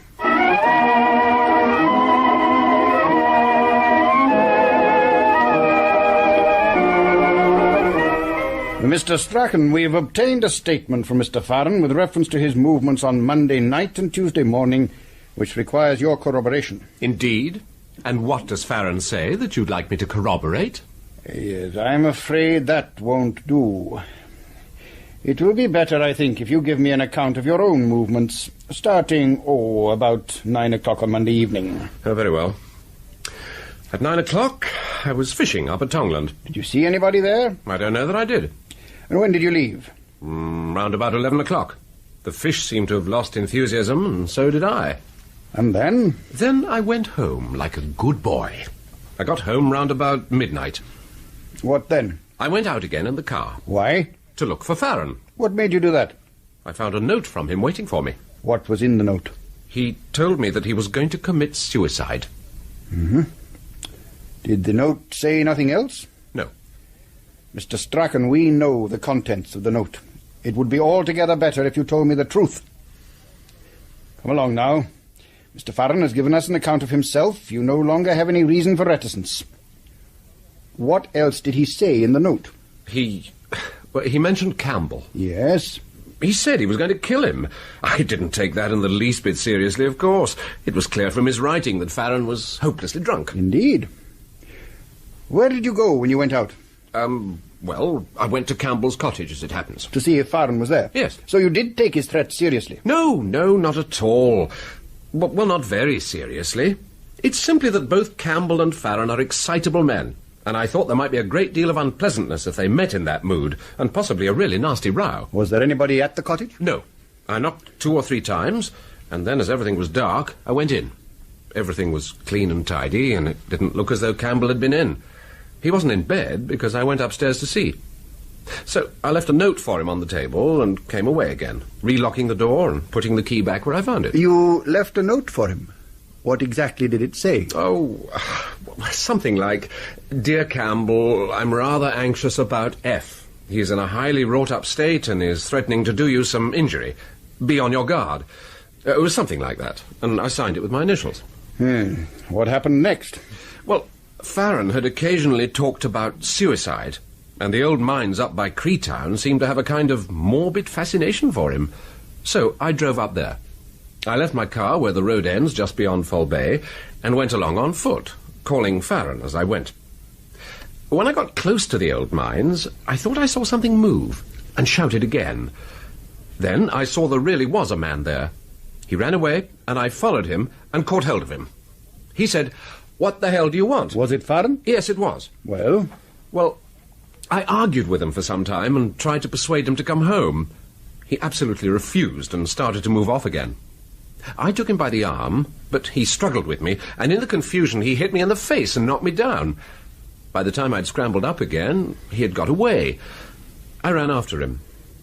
Well, I suppose I wasn't looking where I was going, because I tripped over a bunch of stuff and found myself falling head first, over the edge of the world, it seemed to me. I bumped and banged against what felt like balks of timber, and finally brought up against something. I was completely knocked out, of course. And when I eventually came to, several hours later, it was broad daylight, and I was able to see where I was. Down one of the old shafts, I suppose? Yes. Lord, what a place. Well, I don't suppose it was more than 40 feet deep, but that looked quite enough to me, and it went sheer up like a chimney. It was narrow, fortunately, and by spread-eagling myself, I managed very slowly to hoist myself to the top. God, it was hard work, but I did it in the end. What time do you think that was? I couldn't be sure, because my watch had stopped.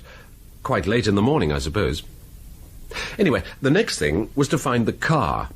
I calculated that I must be nearly 2 miles from Foul Bay, and decided that if I followed the flow of the burn, I must be going in the right direction. So I set off downstream. After a time, I came in sight of the road and the car. It was just where I'd left it, and the dashboard clock made it 12:15. I had a beast of a time starting her up, but I managed it after about a quarter of an hour, and eventually arrived back home at about 1:30. I see. And what did you do when you got home? Well, I rang up Farron's house at once, of course, to see if he was there. I hoped he might have come to his senses, you see, and gone quietly home. Well, he hadn't, as you know. So I told Mrs. Farron to say absolutely nothing to anybody, but that I would come over and see her after lunch, as I had something rather important to tell her. And did you, in fact, go over to Kircudbright after lunch? No, I didn't. Why not? Well, I was going to, of course. I went down to open the gate for the car when I saw one of the members coming down from the golf course. Just opposite my gate, he met the gatehouse policeman.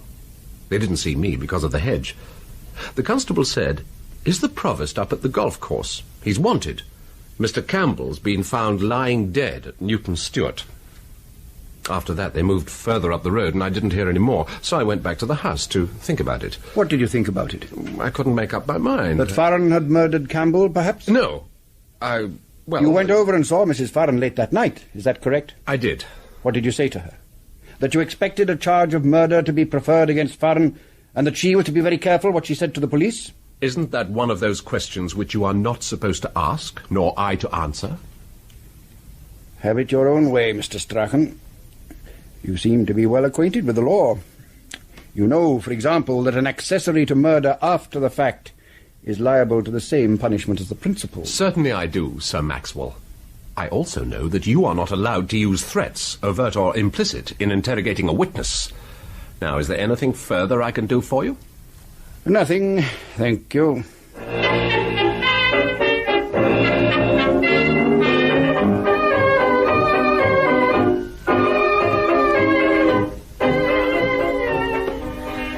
Mind if I watch you paint, Waters? Yes, I do. So why can't you go fishing, Wimsey, or take the car out for a run? I can't paint properly with you snooping round all the time. It puts me off my stroke. How do you like me to sit around and watch you detecting? You can watch me now, there's no charge. Oh. Are you detecting now? Like anything. If you could take the top of my head off, you would see the wheels whizzing round. I see. You're not detecting me, I hope. Yes, well, everybody hopes that. And look here, Wimsey, you're not suggesting anything. I've told you all about my movements, and I suppose you believe me. Well, of course. But it's a pity about your bicycle being pinched from the dune, ain't it? Rather spoiled your alibi, what? Oh. I don't want to discuss this stupid business. No, nor do I. Go on, Pete. Hello, Jock Graham's coming to see you. I say, is Wimsey here? Sorry, Waters, but I must speak to Wimsey. Carry on, Jock. I'm painting. Wimsey, old man, I'm in the most ghastly hole. It's too awful. Have you heard about it?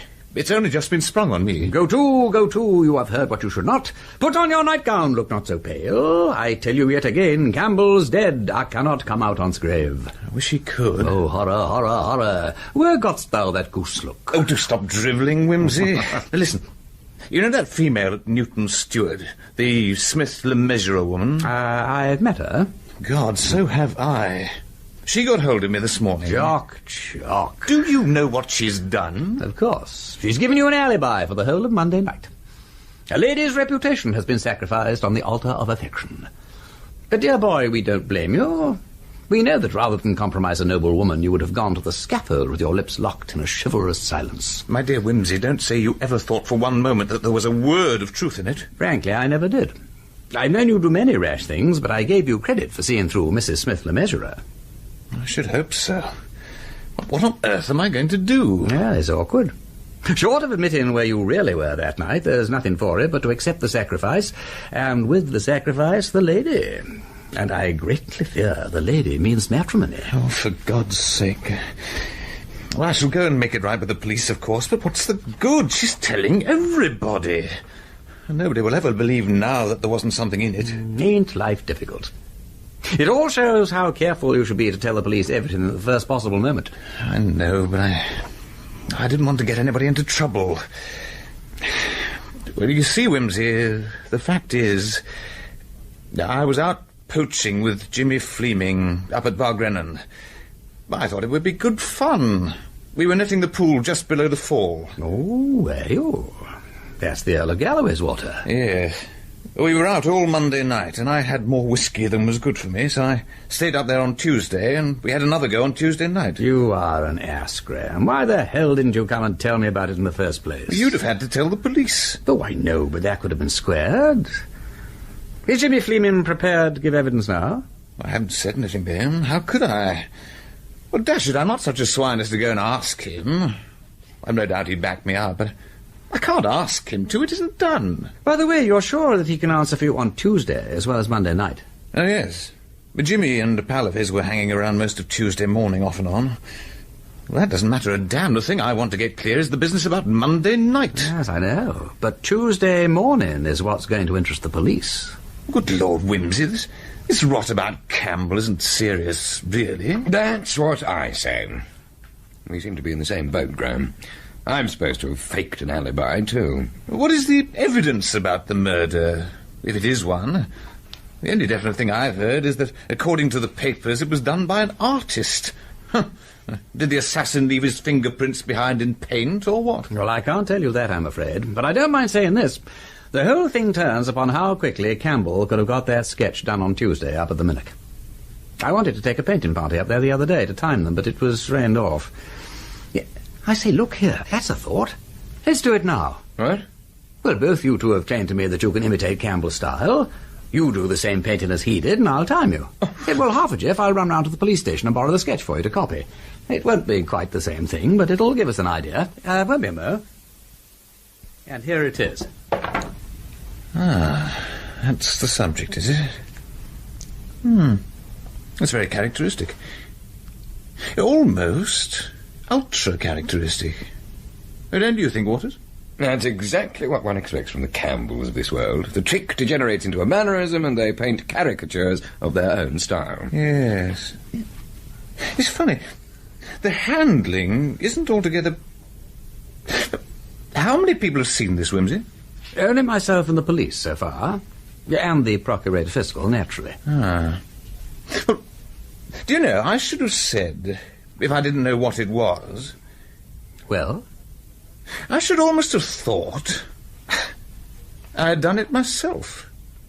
There's a slight flavour of pastiche about it. It's rather more cold and cobalty than Campbell's usual style. Looks as though he's been experimenting. There's a look of freedom about it somehow. Well, don't you think so, Waters? No, I don't know.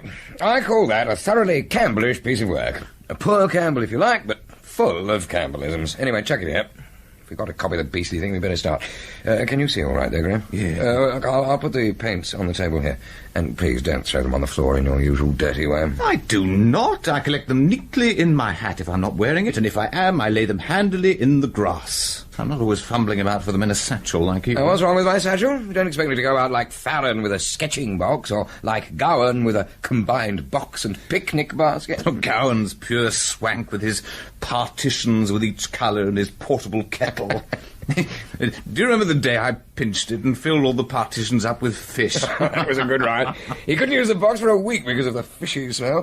He had to stop painting because it put him out to have his arrangements upset. Right, I'm ready to start. Are you standing by with your stopwatch, Wimsey? I am. Both ready? Good. Now then. 1, 2, 3, go.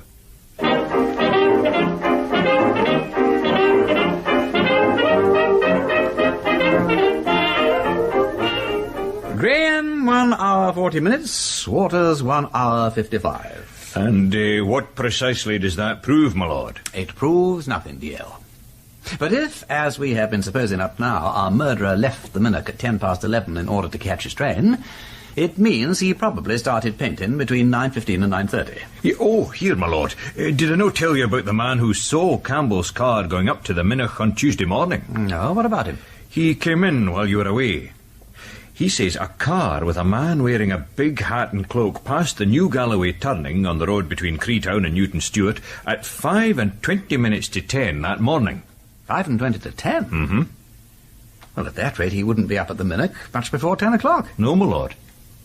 So, allowing an absolute minimum of an hour and a half for painting, he couldn't have left the Murdoch until 11:30. He'd have to be quite a cyclist, wouldn't he, to get to Girton by 7 minutes past 1? Aye, my lord, it's 21 miles. Yes. Yes, this will need thinking about. Anything else come up today? How did the chief get on with Strachan? Oh, very well. There was a wee bit of new information that was very interesting. It appears Mr. Strachan went round to Campbell's cottage after midnight on Monday and went in, and found no one there. Really? Aye. And Sir Maxwell was wondering if Gowan killed Campbell at 9:45 on the main road, what did he then do with the body? Up to now, we've been supposing he took it straight to Campbell's cottage. Now, wait a moment, Sergeant. Not straight there. The first thing Inspector Macpherson's theory says Gowan did was to put the body in his own car and park it up a side lane. Then he drove Campbell's car to Gatehouse, probably stole the bicycle from the Anworth Hotel, and if so, rode back to the scene of the murder, if not walked, and only then returned to Campbell's cottage in his own car with the body. Couldn't that have taken over 2 hours? If he walked, my lord, aye. Yes. But there's still the problem of the third car, which little Helen heard tearing towards Kircudbright about 15 minutes later. Who was that? Where is Inspector Macpherson, by the way? I thought he was back. He should be, my lord. I dare say he's somewhere about the station. Well, then I shall go and find him, Sergeant. I want to know what fun and games Gowan really did get up to that night.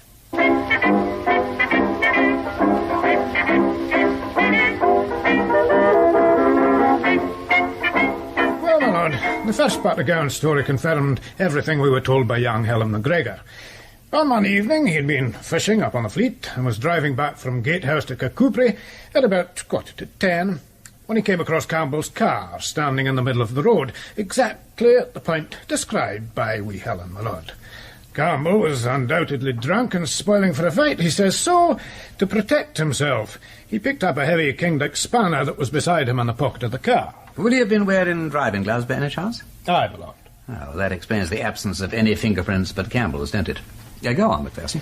Well, my lord, according to Gowan, he did not use the spanner until Campbell aimed a blow at him. When he did, caught him glancingly on the cheekbone. You remember the contusion there, my lord? Certainly. At once he jumped out of his car, and he does not deny that he and Campbell fought for several minutes in the middle of the road. However, from that point onwards, my lord, his account does not agree with wee Helen's. In what way?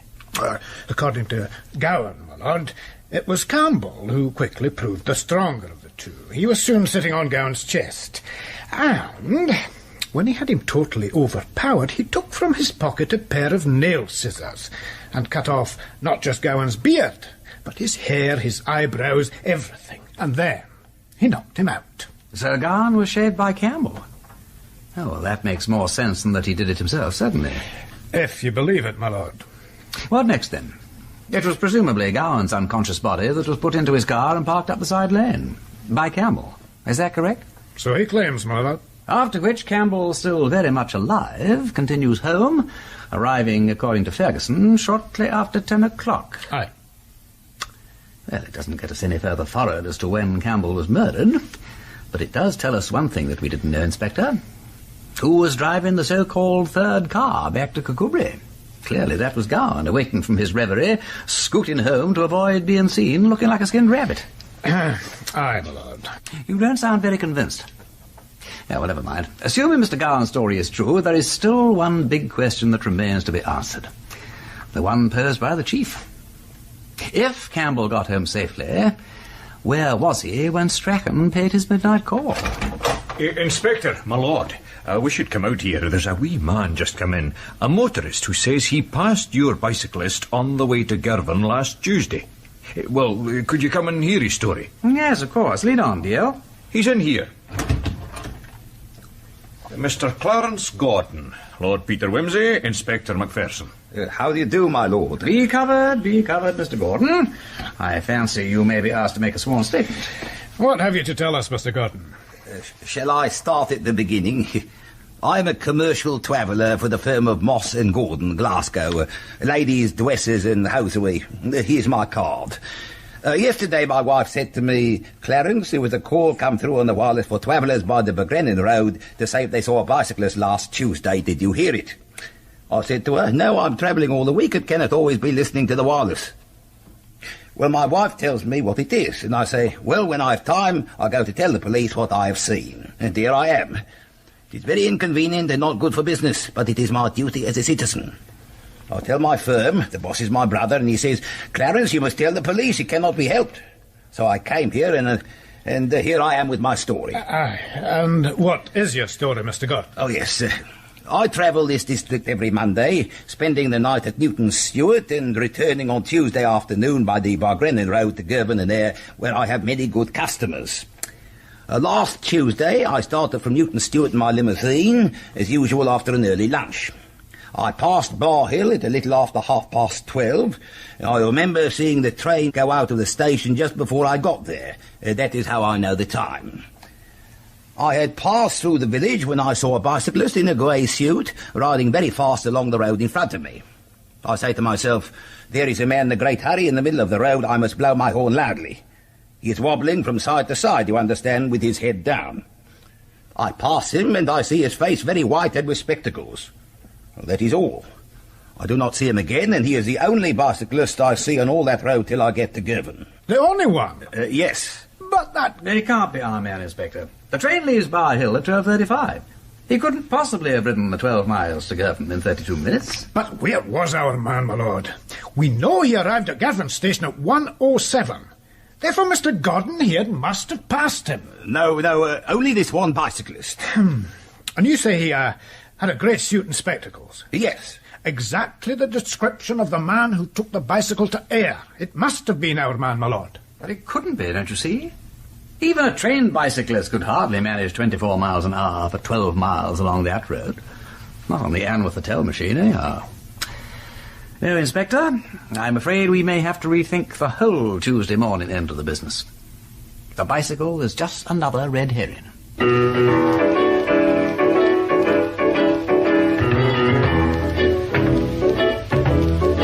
In that episode of the Five Red Herrings, the parts were played as follows. Lord Peter Wimsey, Ian Carmichael, Sergeant DL, John Graham, Sir Maxwell Jimmerson, Garrard Green, Inspector Macpherson, Don McKillop, Waters, Bill Wallace, Strachan, Gordon Clyde, Jock Graham, Christopher Schooler, and Clarence Gordon, Gordon Faith. Evidence of a Commercial Traveller was adapted by Chris Miller from the book The Five Red Herrings by Dorothy L Sayers. The programme was produced by Simon Brett.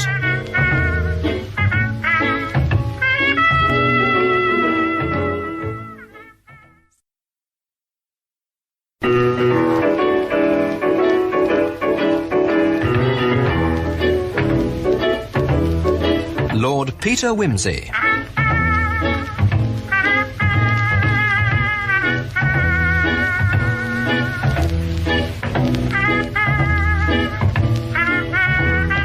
Starring Ian Carmichael as Lord Peter.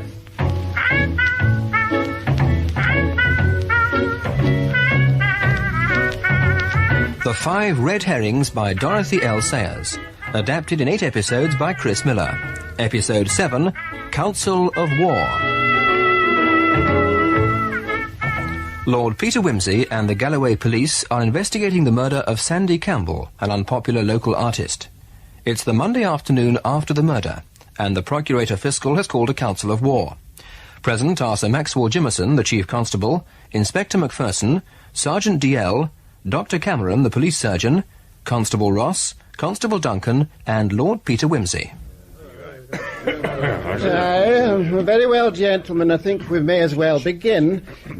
Now, I'm given to understand by Sir Maxwell that you've all produced theories concerning this most regrettable murder. I think, however, before we hear those theories in detail, it would be as well if Sergeant DL of Newton Stewart, in whose district the body was found, could acquaint us with the known facts, such as they are. Sergeant? Aye. Well now, my lord, Mr. Fiscal, Sir Maxwell, and gentlemen, it would appear to be incontrovertible that this poor gentleman met his death sometime Monday night by the use of a blunt instrument, and that his body was conveyed up to the Minnoch on Tuesday morning, and deposited in the barn where it was found. Forby, I'm thinking we're all agreed that the person as killed him will have been an artist. Lord Peter Wimsey having pointed out that the painting found at the locus of the crime must have been executed by the murderer himself. I think we're all agreed on that. As it happens, there are only 6 artists in this district as had a motive for killing the deceased and cannot be accounted for during the period covered by the crime. Namely, Mr. Farren, Mr. Gowan and Mr. Waters in Kircudbright, and Mr. Strachan, Mr. Graham and Mr. Ferguson in Gatehouse. At 6 o'clock on Monday evening, Campbell was thrown out of Farren's house by Farren. At 9:15 he had a fight with Waters in the McClellan Arms here in Kircudbright. At 9:45 he was seen fighting with Gowan in the middle of the road to Gatehouse. Shortly after 10, his next-door neighbour, Ferguson, heard him but did not see him arrive home. At midnight, Strachan visited his cottage but found it empty. And the next morning, Jock Graham was seen near Bargrennan, just 2 or 3 miles from where the body was found.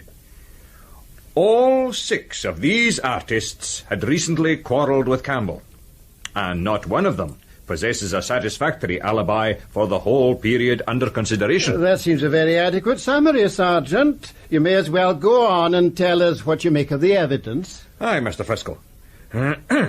Now, taking everything into consideration, I am of the opinion that our inquiries should be directed to the movements of Mr. Farren. And for why? Because he had a much bigger motive for murder than the rest of them.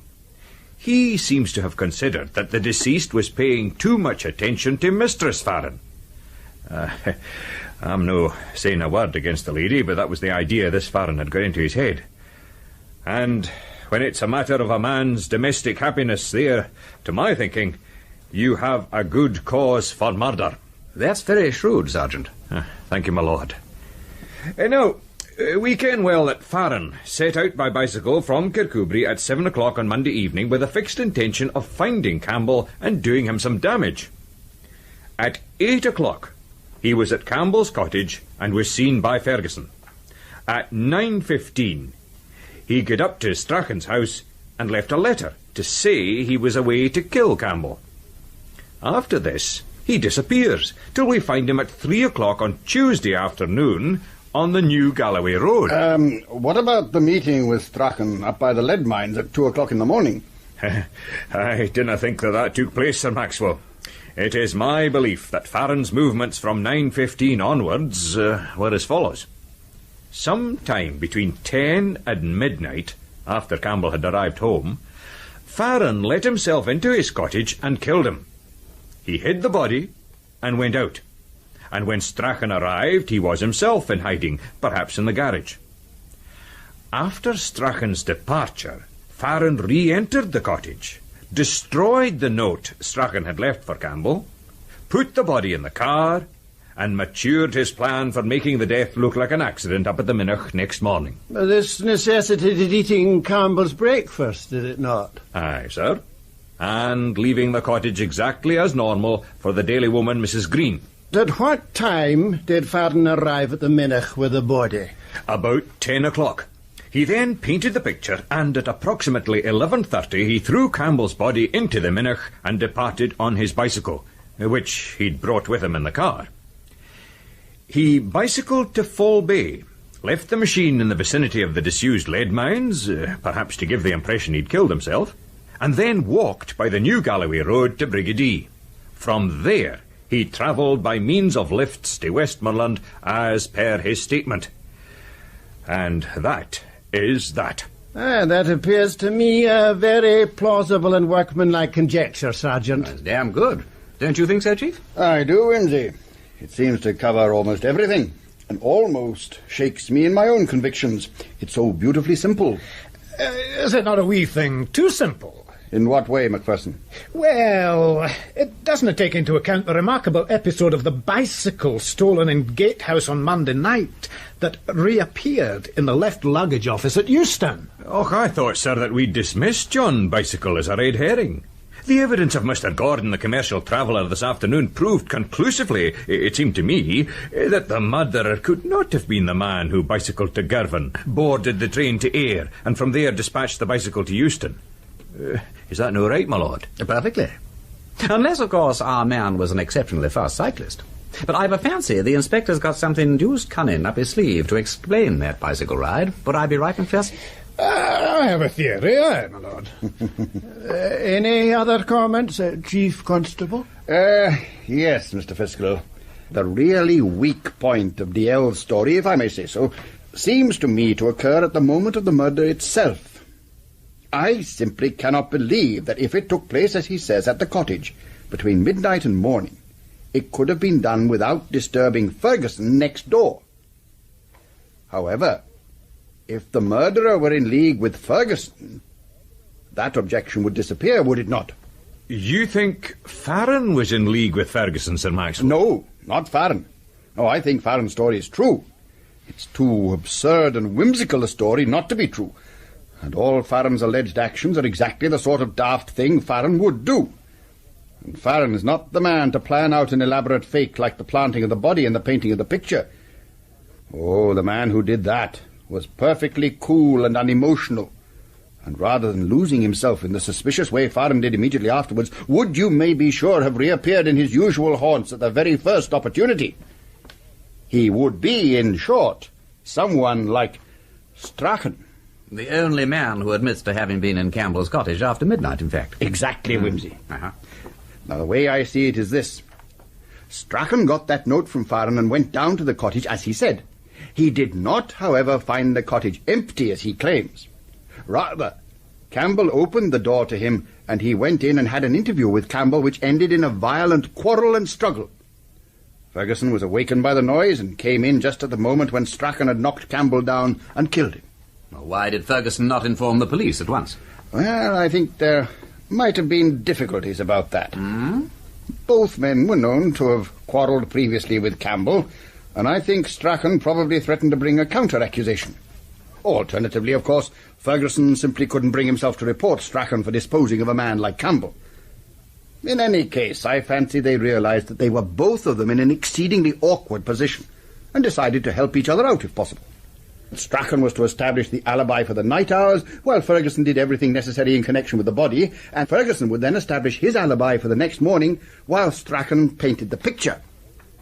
The reason why they worked it that way is, I think, that Ferguson had already announced his intention of going to Glasgow in the morning, and that any sudden change of plan might appear odd. They now had to think of some alibi which Strachan could reasonably put forward at that hour of the night.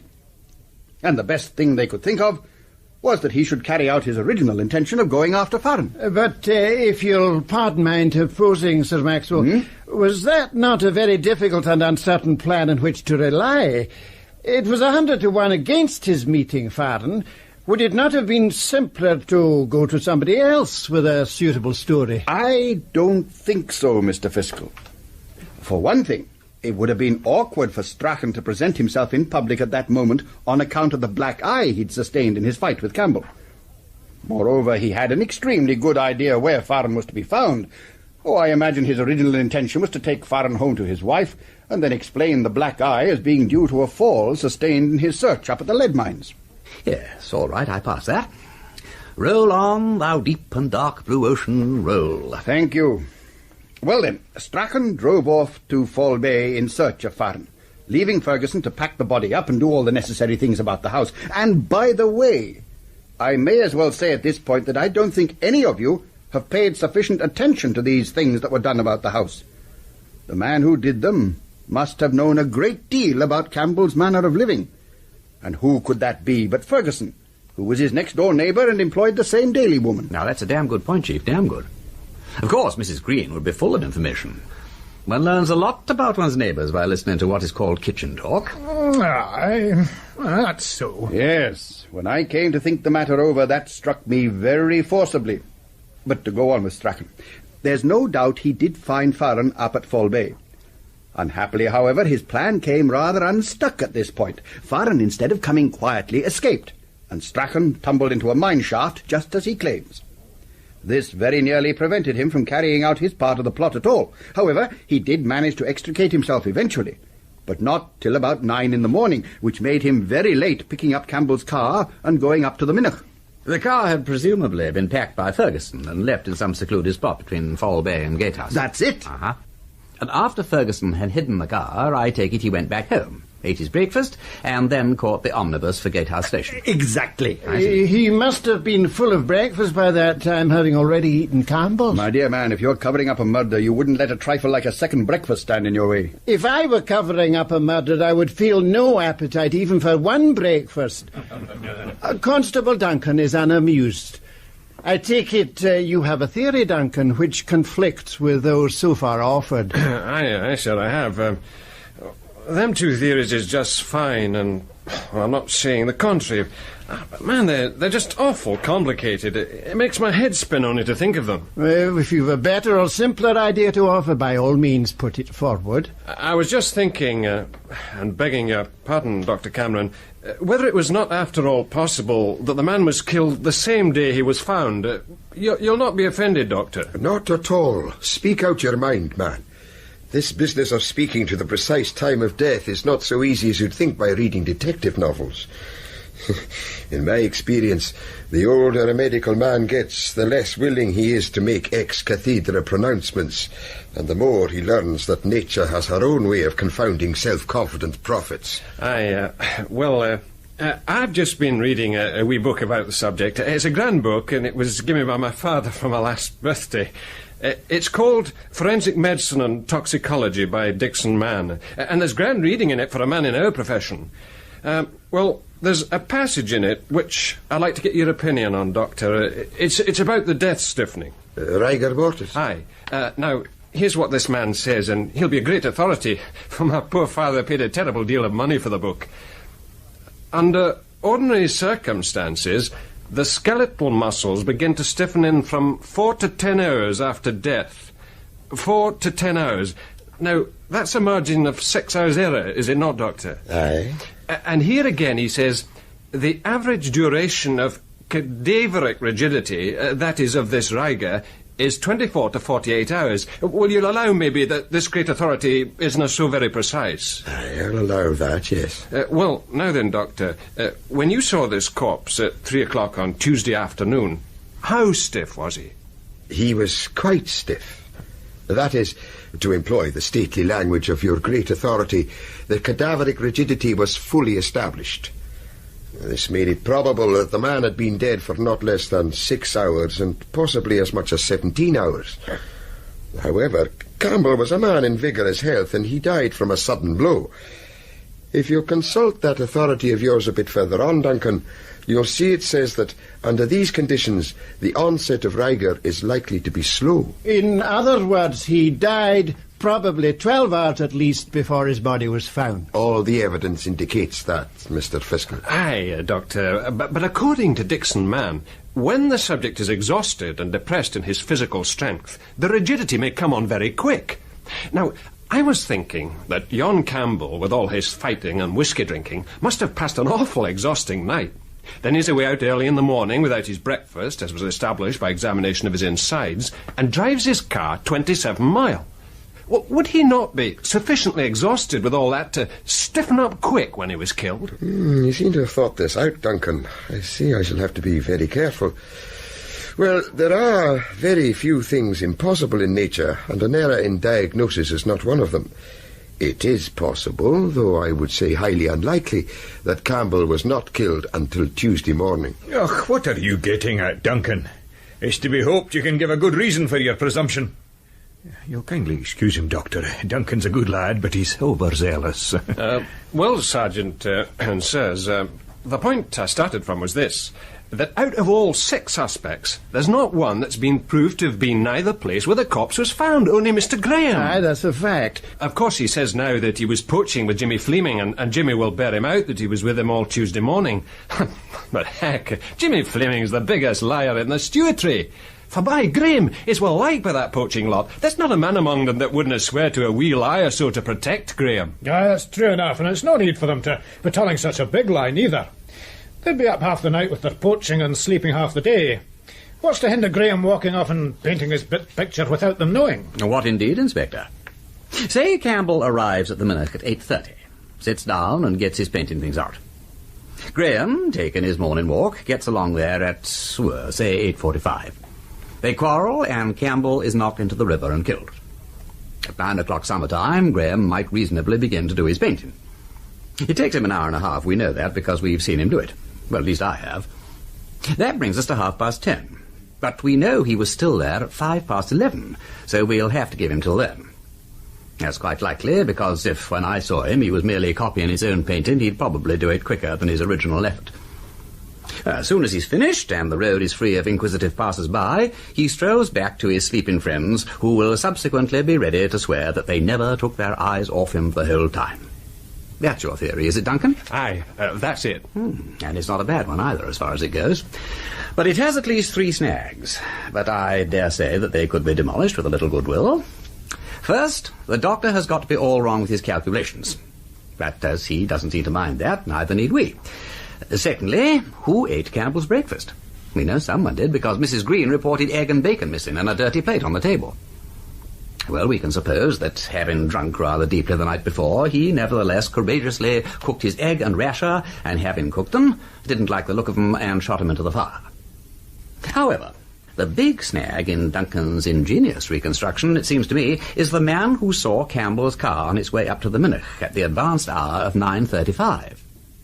I'm afraid Duncan hasn't accounted for him at all. Still, we can say that he was mistaken. If a doctor can be mistaken, so can an honest workman.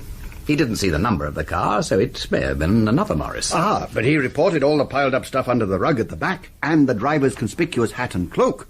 You can't get away from them, Wimsey. Can't I? Yes, you don't know me. I could get away from a galloping fire engine. You'd been advertising for a Morris car driven by a man in a loud cloak with a pile of luggage behind, haven't you? Well, you know what happens when you advertise for things. A man sees something that corresponds to part of the description and imagines the rest. Probably 20 cars drove over the main road from Castle Douglas to Stranraer that morning, and probably half of those had luggage in them. Several of them may have been driven by gentlemen whose dress was more noisy than discriminated. Your man had no very particular reason to notice the car at the time, except that he shot out on it unexpectedly. If the truth were known, he was probably riding carelessly himself. The car got in his way and annoyed him, and if he can persuade himself that he had an encounter with a desperado fleeing from justice, he's not going to stick at remembering a few things that weren't there. There are plenty of people who are always ready to remember more than they saw. That's awful true. I'll tell you a thing I like about this theory of Duncan's. It makes it appear likely that the crime was unpremeditated. Now, it's more likely that Graham, coming suddenly upon Campbell like that, should quarrel with him and knock him down, than that anybody should contrive a scheme to carry a dead body all those miles and plant it in so awkward a place. The place was more or less forced on the murderer, was it not, by Campbell's expressed intention of painting there that day? To an innocent man, that supposition would present no difficulty at all. But a murderer might well be over-particular, even to the point of risking the miscarriage of his plans by an unnecessary verisimilitude. That's true, Inspector. And since it's clear that you're not altogether satisfied with any of the theories, let's have yours now. Thank you. I believe, Mr. Fiscal, that Gowan killed Campbell when they fought in the middle of the main Kircudbright to Gatehouse Road at 9:45 on Monday night. Gowan claims that during that fight, Campbell overpowered him and cut off his beard, and then knocked him out and put him in his car, which he subsequently left up a side lane. When you say his car, Inspector, do you mean... Gowan's car, sir. I believe, however, that, as we originally thought, it was the other way round. Gowan was the victor of the struggle for the simple reason that he killed Campbell during it. Having done so, his first consideration was to remove the corpse from the road, and this he effected by putting it in his own car and driving it up the side lane. Why did Gowan choose his own car? For reasons of speed. His own car was nearer the lane, and he would have had to have moved it to get Campbell's past. However, once he had removed the body from the public highway, he then drove Campbell's car up the lane also, transferred Campbell into it, and drove home to Kircudbright. He drove very fast, incidentally, and was observed by the witness Helen McGregor. Did Gowan leave Campbell's body up the side lane all night, then? Oh, no, sir. Having reached home, he turned round and came straight back, but this time with Hammond, the chauffeur, by his side. On reaching the lane, he got out and told Hammond to take his car home, while he drove Campbell's car to Gatehouse. And On reaching Campbell's cottage, he placed the car in the garage, which is where he was, incidentally, when Strachan paid his midnight visit. By now, he'd conceived his plan of simulating an accident to Campbell, and since his black beard would clearly make impersonation impossible, he shaved it off with Campbell's razor and destroyed the hair in the fire, except a portion he reserved for another purpose. What other purpose, Inspector? To plant by the roadside, to lend support, should the fact of murder come out, to his story of being barbered by Campbell. A story, in fact, that he was obliged to tell. Very well, carry on. Thank you, sir. At 7:30 next morning, approximately, Gowan set off, disguised as Campbell, in the poor man's car. Now, the reason he took so long to arrive at the Murdoch, in my opinion, is that he proceeded first to some town or village as yet to be ascertained to make a secret telephone call to Hammond. In this call, he instructed Hammond to meet him with the car at about midday, somewhere between the Murdoch and Girvan.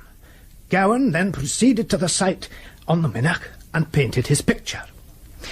At about 11:30, he pitched Campbell into the barn, mounted the bicycle he had stolen from the Anworth Hotel the night before, and rode off towards Girvan.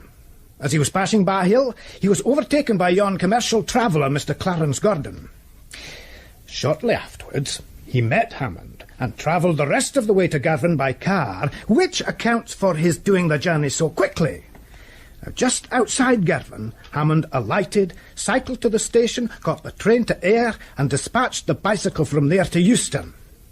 Meanwhile, Gowan lay low until nightfall, and then returned in the car to Kircudbright. And that is the case against Gowan, as presented by me. Ingenious, sir, and ingenious, sir. There are a good many details that need verification, but the whole thing's very pretty indeed. What a shocking set of crooks these English servants are. Not even murder will turn them from their feudal devotion to the man who pays. You're trying to make a fool of me, my lord. Oh, indeed no, indeed no. One thing in your story pleases me particularly, and that is that you bravely tackled the business of the bicycle at Euston, which everybody else has fought child. Constable Ross, you've been splendidly silent for a long time, but I perceive from your manner that you at last have something to say. Moreover, I suspect that to you also the word bicycle has not been devoid of significance. Would I be correct? Aye, my lord.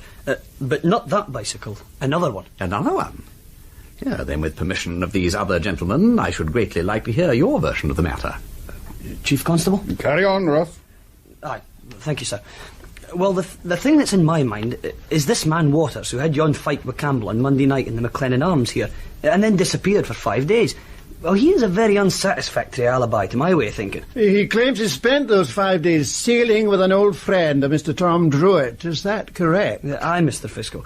But we haven't established communication with this man Druitt and his sailing yacht, and even if we had, and he confirmed Waters was with him the whole time, well, who's to say he's not in it too? Well, what's your idea then, Ross? Well, Sir Maxwell, 'tis this, and 'tis awful clear to simple to my thinking. Now, here's Campbell, foul as a puggy and looking for trouble. Oh, he has a row with Waters, and he says it'll not end there. So later that night, after his fight with Gowan, he drives back to Kircudbright and chucks stones at Waters' window. Well, Waters comes down. They go away to his studio to fight it out, and Campbell's killed. Well, Waters is now in an awful pickle, and doesn't know what to do. Well, he's coming out of the studio in a distracted condition when he meets his friend Druitt, that's visiting there with his hired car. And they put their heads together and makes a plan. Well, while Waters goes away in Campbell's car and does the gatehouse end of the business, Druitt will go back to Mrs. MacLeod's lodging house and impersonate Waters. Well, you'll mind that Mrs. MacLeod didn't set eyes on Waters at all after she saw him go out at midnight. You mean Druitt at Waters' breakfast and all? Aye, sir. Yeah, be an awful risk. Well, aye, but murderers mun take awful risks.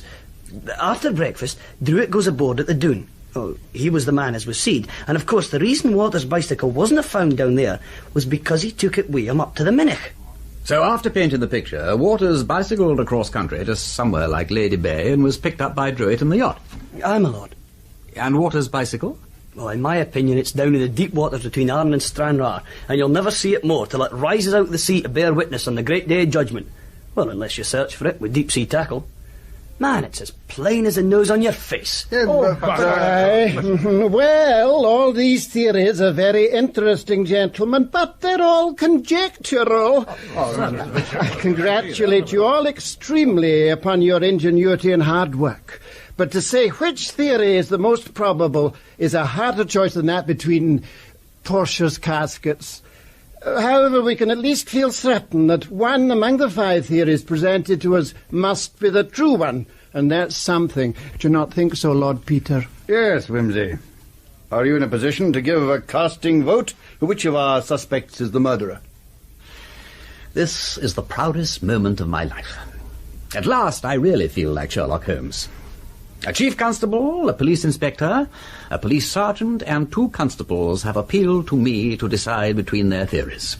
And with my chest puffed out like a pouter pigeon, I can lean back in my chair and say, "Gentlemen." Yes? "You are all wrong."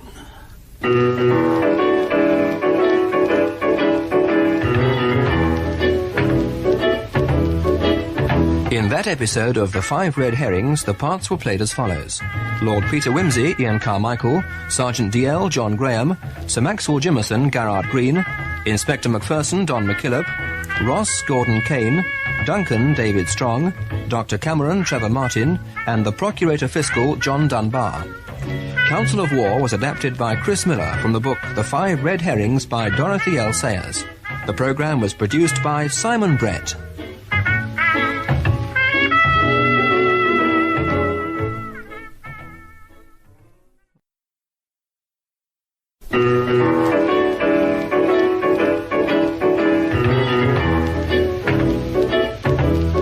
Lord Peter Wimsey.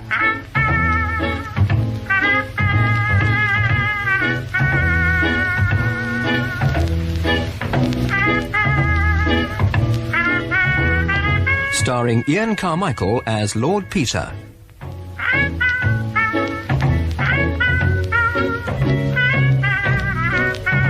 The Five Red Herrings by Dorothy L Sayers, adapted in 8 episodes by Chris Miller. Episode 8, Reconstruction. At the meeting called by the Procurator Fiscal to discuss the murder of Sandy Campbell, the policemen present, Sir Maxwell Jimmerson, the Chief Constable, Inspector Macpherson, Sergeant DL and Constables Ross and Duncan have all presented their theories. Called upon to say which of the 5 is, in his view, correct, Lord Peter Wimsey has stated that they're all wrong. Damn it, Wimsey, we can't all be wrong. You remind me of the steward who said to the Channel passenger, "You can't be sick here." You are all wrong, but one of you is less wrong than the rest. None of you's got the right murderer, and none of you has got the whole of the method right, though some of you have got bits of it. Let's go back to the discovery of the body in the Minnoch last Tuesday. Campbell had apparently been painted, but I suspected at once that he'd been murdered because something was missing. What, DL? The tube of flake white paint, my lord. Precisely. It was the murderer who painted the picture, and for some reason he'd taken the flake white away with him. Now, why should he have done something so likely to arouse suspicion, Well, I reasoned he must have taken it by mistake, and that meant that he must have automatically bestowed it about his person somewhere. In a pocket was the likeliest place. So from that moment, I felt we ought to look about for a painter with the untidy habit of dropping paints into his pockets. Next thing was, why should a murderer hang around the place of the crime painting pictures? Obviously to disguise the fact that Campbell had been killed at some other time, probably the previous night. Now that meant that the murderer hadn't got a good alibi for the previous night, but was preparing himself a cast-iron alibi for the particular morning. Any questions so far, Fiscal? No, I don't think so. Carry on. Yeah, thank you. Let us then consider the alibis of our 6 suspects. Strachan and Farron can speak for each other for at least part of Monday night, but neither can account for himself satisfactorily on Tuesday morning. Ferguson, on the other hand, is an excellent alibi for the morning, established by independent people like station masters and bus conductors. Gowan and Graham have poor alibis for both periods, supported as they are only by proven liars. And Warty's alibi for Tuesday will probably turn out to be watertight, as soon as his friend Druitt is contacted. Now, what you are all panting to know is, what do these 6 people do with their colours? Which one drops his paints into his pocket, Which one, my lord? Well, I've watched all of them at work in the past week. They're all except Garn, that is, and I found out about him from Graham and Waters. He's a fearfully spick-and-span fellow, it seems, and can't paint without having everything just so. Not our man, in short. Waters habitually chucks his paints into a satchel. Consequently, with Campbell's satchel handy, he would naturally have chucked them into it. Graham puts his tubes on the ground or in his hat. Farron uses a sketching box. While watching Strachan, I took the opportunity to abstract a tube of cobalt, but he missed it instantly when he came to pack up, though he was all of a dither at the time. So he obviously wasn't the man to go off with an incriminating tube of flake white in his pocket. And finally, we come to Ferguson. Ferguson always puts paint in his pocket. I saw him do it. Ferguson and nobody else faked that picture and established that alibi. And Ferguson murdered Campbell. But that's all very well, Wimsey, and it sounds quite convincing, but unless you can break down Ferguson's Tuesday morning alibi, it goes for nothing at all. We know that he caught the bus from Gatehouse up to the railway station, and he was seen to board the 9-8 to Dumfries. His ticket was duly punched at Maxwell Town, between Gatehouse and Dumfries, and again at Hurlford and at Mauchline between Dumfries and Glasgow St Enoch. The train arrived at Glasgow at 2:16, and at 10 minutes to 3, he was in the showrooms of Sparks and Crisp, motor salesman, inquiring about having his magneto repaired. Now, if he was doing all that, how could he have been up at the Minnock 40 miles away pretending to be Campbell? Now, wait a minute. I'll tell you what I propose to do, with your permission. Tomorrow is Tuesday again, and we shall find all the trains running as they did on the morning of the alibi. We will go down to Campbell's cottage tonight and reconstruct the whole course of events from beginning to end. I will play Ferguson and will undertake to show you exactly how the thing was worked. Now then, we shall want a smallish, heavyish man to be Campbell. All the police blokes are too big. Here, I'm afraid it'll have to be you, Sir Maxwell. Oh, I don't mind, provided you stop short at throwing me into the burn. No, I won't do that.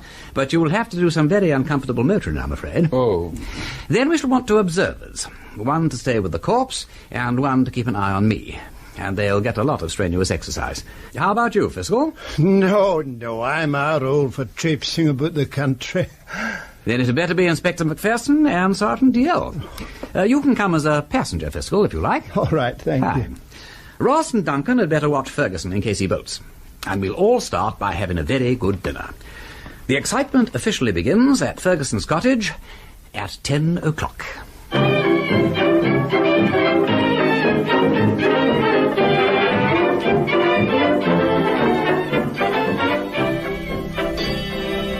With your permission, Ferguson, we are going to reconstruct the events of last Monday night, and we would like to use your house to observe from. I trust we'll not be putting you out, Mr. Ferguson. Not at all, Fiscal. Come in now. What happens first, Wimsey? Well, shortly after 10, you started getting ready for bed, isn't that right? Yes. Would you do that now, please? Yes, of course. Do I put out the light? Did you put out the light? Yes. Put it out, then. Do I go to bed?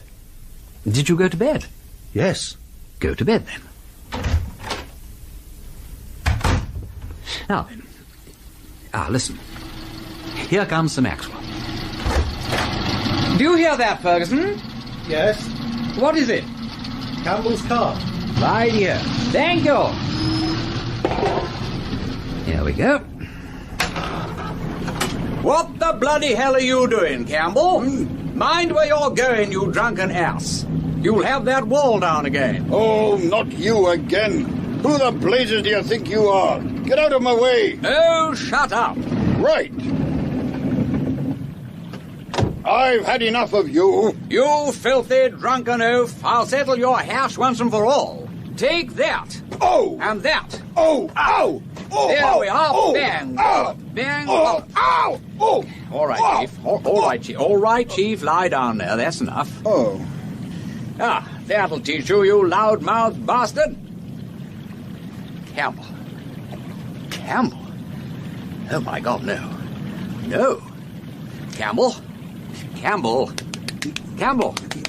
Wake up. Is he dead yet, my lord? Oh, hello, Sergeant. As mutton, I'm afraid. Uh-huh. How did Ferguson take it upstairs? Badly. But he denies it, says he heard nothing of the kind. Naturally he would. I told him the fight had probably taken place in the road, but it was more convenient to do it now in private. Did he accept that? I don't know, but he asked if he could go to the Hanworth Hotel for the night. Inspector Macpherson doesn't see why not. Ross and Duncan will keep watch. Good. I hope you'll sleep well. Could you fetch some whiskey, Sergeant? Aye, my lord. I'll bring it out. Thank you. Right, Corpse, I am now going to carry you into the garage. Up. Oh, I say. All right, shut up, sir. You're dead, don't you understand? And I can't drag you. I might leave marks. Here we go. Steady the buffs. Now then, down you go gently. There. Now I have got to start thinking out my plan of escape. Can't I make it look like an accident?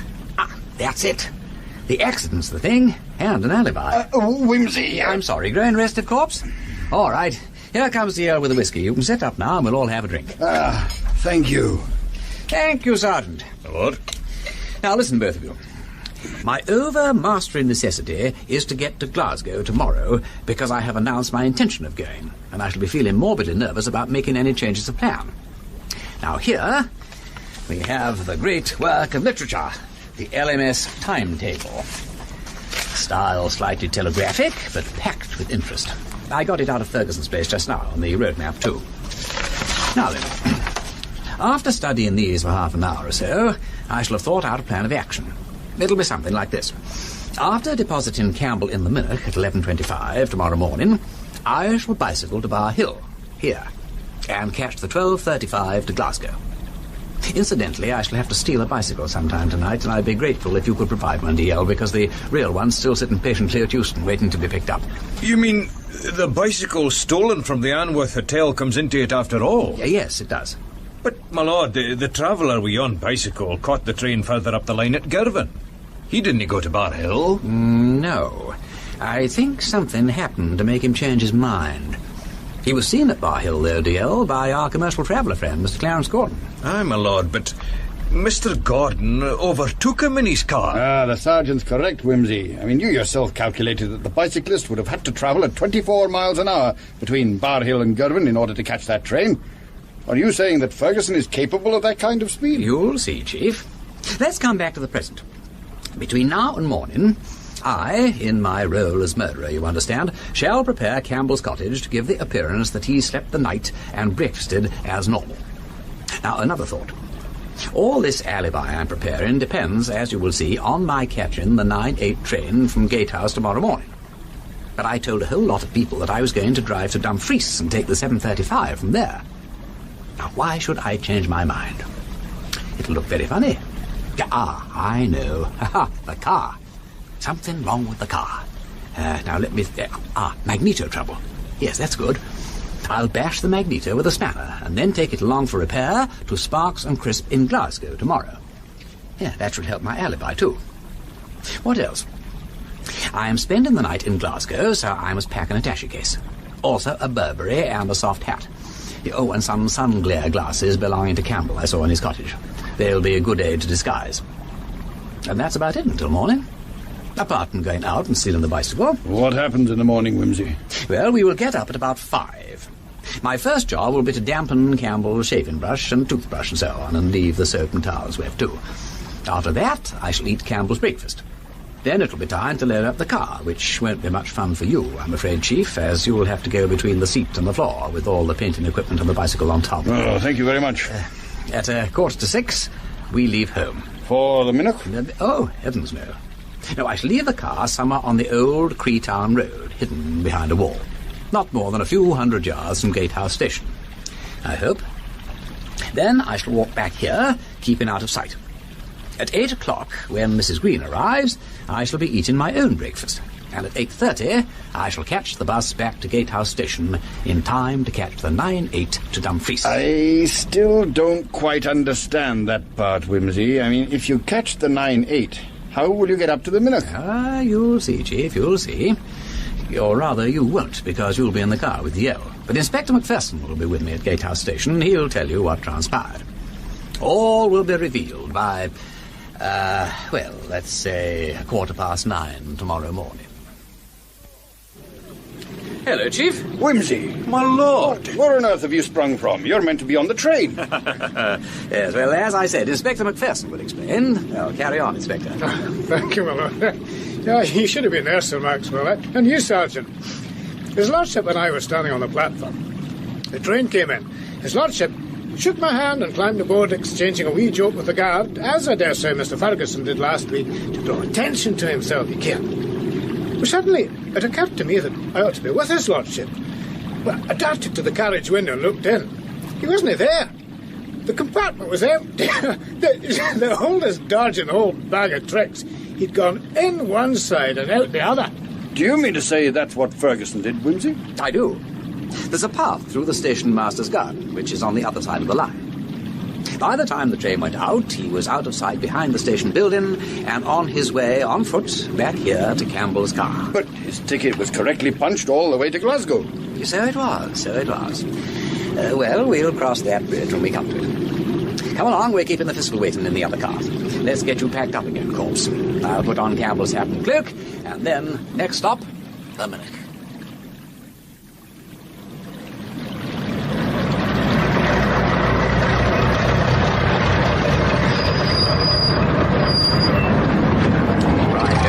You can come out now. Thank you. Oh, what have I done to deserve all this? I'm sorry, sir. If you'd really been dead, you wouldn't have noticed it, but I didn't like to go as far as that. And now, what's the time? Just on 10 o'clock. Splendid. We have now got an hour and a half. I ought to paint the picture, I suppose, but as that is beyond me, I thought we might have a little picnic. There's some grub in the other car. They're just bringing it up. I could do with something to drink. And you shall have it, sir. Come along, McPherson. Let's have that hamper. Sit you down, Fiscal. DL, let's open some bottles. We've got an hour and a half to enjoy ourselves. 11:25. Corpse time. Yes, Maxwell, I regret to say, is when you go bumpety-bump into the water. Oh, is it? Well, I draw the line there. It would, I agree, make you rather a wet blanket on the party, so we'll suppose it's done. Well now, pack up, you languid aristocrats, and return to your Rolls Royce, while I pant and sweat upon this confounded bicycle. First stop, Bar Hill. I think Ferguson meant to catch the train there, but something went wrong. Anyway, let's see how long it takes.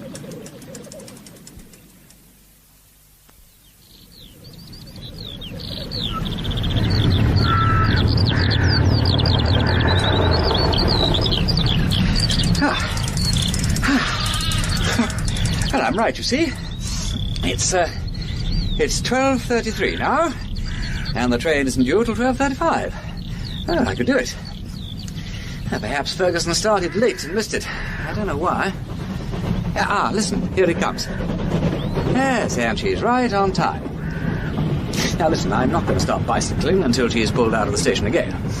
Speaking as the murderer, I may say that my position is pretty hopeless. She's a local as far as Girton, but no cyclist could possibly keep up with, let alone overtake, even a stopping train. I shall just have to carry on through the village and wait for a miracle. What sort of miracle, my lord? You'll see, McPherson, you'll see. Keep close behind me, and you'll see.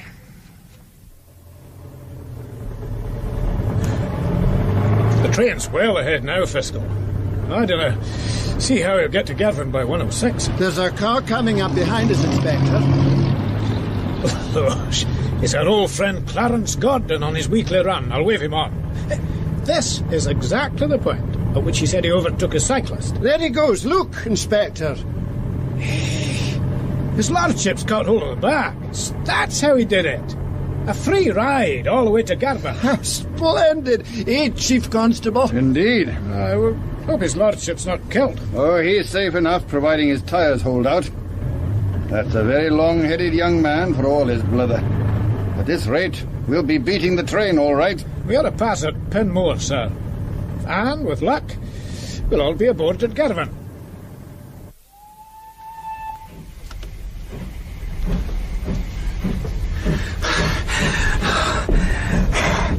Oh!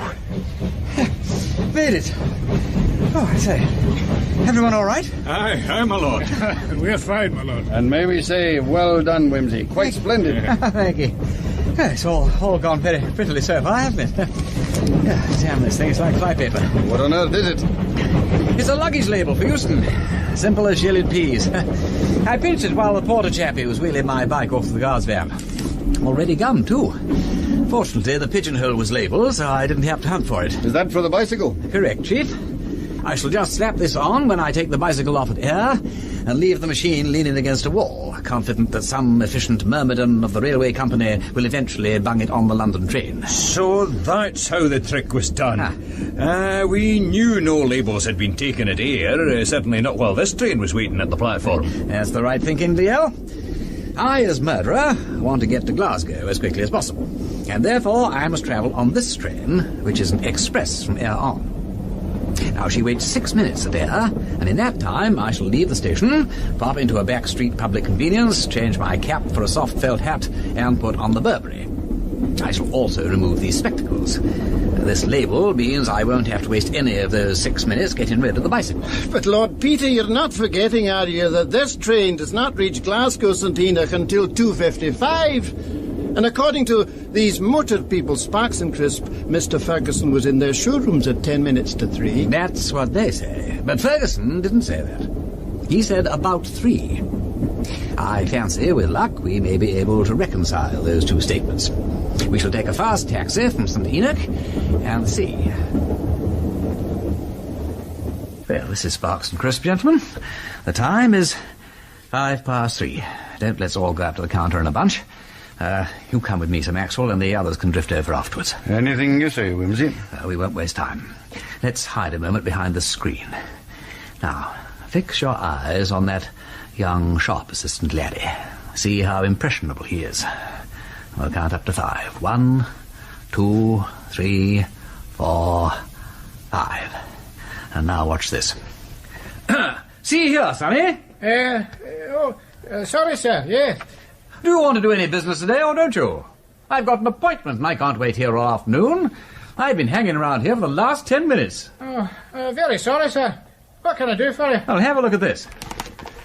More agents for these magnetos, aren't you? Yes, sir. That'll be out of Mr. Saunders. If you'd like to step this way, sir. Yeah, thank you. Mr. Saunders, the gentleman's here. Oh, jolly good. Hello. Now, look here, old horse. You've seen this magneto before, I fancy? Yes. All right, Burkett, thank you. Yes, to be sure, quite. Number XX/47302. Yes, now, when do we have number XX/47302 through our hands, Miss Madden? One moment, sir. Yes. It came in for repairs exactly a week ago, Mr. Saunders. It belongs to a Mr. Ferguson of Gatehouse of Fleet. He brought it in himself. Defect in armature winding. Returned to him the day before yesterday. Yes, exactly. I hope it's okay now, Mr. Sergeant? Aye, my lord. Come along in. After that, Mr. Saunders, you may remember getting a visit from my friend here, Sergeant D.L. Oh, absolutely.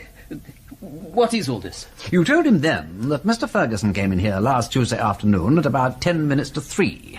Did I? Oh, yes, I remember. Mr. Crisp called me in. But I didn't say that. Burkett said that. The young man in the showroom, don't you know? Said the customer had been waiting 10 minutes. Yes, I didn't see the chappie when he came in, you know. I found him waiting when I got back from lunch.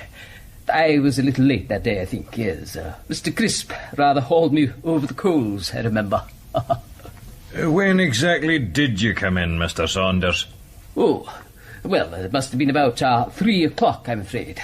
Yes, half an hour late. Business, of course. Mr. Crisp... Will you no speak the truth, man? Eh? Well, as a matter of fact, I may have been a minute or two later. I rather avoided looking at the clock, I'm afraid. What time did I come in, Miss Madden? 3:15, Mr. Saunders. I remember the occasion perfectly. I do, was it? Oh, well, I thought it must have been somewhere about 3 or a little after. What a memory you've got, Miss Madden. There you are, Sergeant. Difference between 10 minutes to and 5 minutes past. All the difference, right? Aye, my lord. Right. Now then, I noticed a job in printers on the way up here. That's our next stop. Come along. Good afternoon. I want to buy a few metal types, rather like these on this piece of paper. They must be this size, and as near in character as you can supply them. Oh, that'll be 5 point. The nearest thing to it would be Clarendon caps. Aye, we can give you that, if you weren't wanting a great weight of it. Oh, dear, no. I only want 5 letters, A, E, L, M, and S, and a complete set of figures. Very good. By the way, did you have a gentleman in here asking for the same thing a week ago? Oh, no, sir. I would mind it well enough. It would be a rather uncommon transaction. Oh, didn't you? Oh, well, it doesn't matter. Better get a trade directory, Sergeant, and count out all the printers. And yes, wait. Yes, indeed. The people who sell bookbinding materials. Ferguson must have got these somewhere, unless, of course, he brought them with him, which isn't very likely. I don't understand, my lord. You will. Come to the station master's office at St. Enoch as soon as you can. The rest of us, meanwhile, are going somewhere quiet to do some printing. Somewhere like a hotel bedroom. Now, gentlemen, we come to the crucial point of our investigation. How did Ferguson manage to present a properly punched ticket at the St. Enoch barrier for a train journey he had not undertaken? Well, I've been making inquiries. Between Gatehouse and Glasgow, on the 9:08 a.m. train, a ticket stands to be punched 3 times. The first time is at Maxwelltown, where a horrible set of indented letters and numerals is produced. To be exact, LMS on top and 42E underneath. At Halford, something like a squat figure 1 is removed from the side of the ticket. And at Mauchline, another cipher code, to wit, LMS on top and 23A underneath is used. Ferguson, with his artist's eye and remarkable visual memory, remembered them. And we, with the help of these letters and instruments, are now going to forge the punch marks on this ticket, after which we will present ourselves at the ticket barrier at St. Enoch. Excuse me. Aye, sir? Good evening. I think you were on the barrier when I came in on the 2:16 this afternoon, right? Now, do you know that you let me get past without giving up my ticket? But I don't want to get you into trouble, my good fellow, so I brought you the ticket, and if I were you, I'd just slip it in with the others and say no more about it. But you will be more careful in future now, won't you? Sir, I dinna ken what you'll be up to, but I'll no be had twice that way within the week. Come on. I'm a police officer and I'll trouble you to attend to me. Have you had the same thing happen to you before? Aye, exactly a week ago. A gentleman did exactly what this gentleman has just tried to do. Now, here comes DL with the station master. You are quite right, my lord, about Ferguson having gone to a printer. I found the man. Last week, a gentleman corresponding to Ferguson's description came in and explained he was doing a little amateur bookbinding and wanted to punch the spines of a set of volumes which were to be labelled Samuel 1, 2, 3 and 4. And that series contains all the letters and numbers necessary. Aye, my lord. Then the case against Ferguson is complete. Very sad. I rather like Ferguson. I couldn't stick Campbell at any price. I rather wish... It cannot be helped, my lord. Murder is murder, you can't. Not always, Inspector. Not always.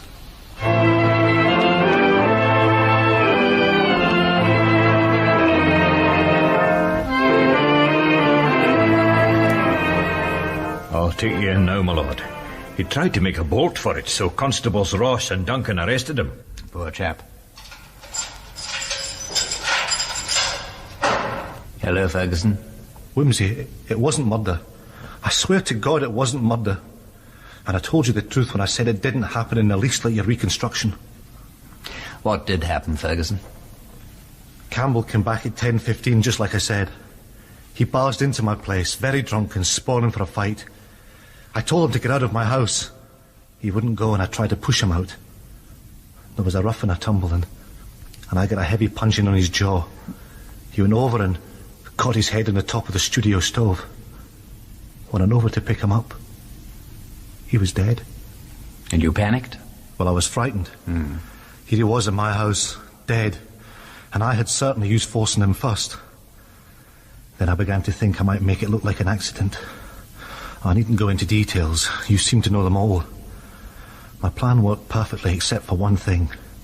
With everything I had to do at night, I forgot to wind my watch. It stopped. And that was why I left the Murdoch so late and nearly missed the train. I was lucky, hanging on to that car, because it made my alibi much better. But not good enough. I'm afraid not. I'm sorry. I didn't mean to kill Campbell. And I still say and say again, it was not murder. You do believe that, don't you? I do. And if the jury are sensible people, they'll bring it in self-defense or justifiable homicide. Good luck. Thanks, Wimsey.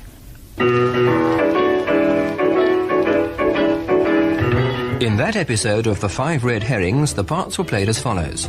Lord Peter Wimsey, Ian Carmichael, Sergeant DL, John Graham, Sir Maxwell Jimmerson, Garrard Green, Inspector Macpherson, Don McKillop, Procurator Fiscal, John Dunbar, Ferguson, Ian Blair, Saunders, Alaric Cotter, Miss Madden, Nicolette Mackenzie. Other parts were played by John Graham, Don McKillop and Alaric Cotter. Reconstruction, the last episode of the series, was adapted by Chris Miller from the book The Five Red Herrings by Dorothy L Sayers. The programme was produced by Simon Brett.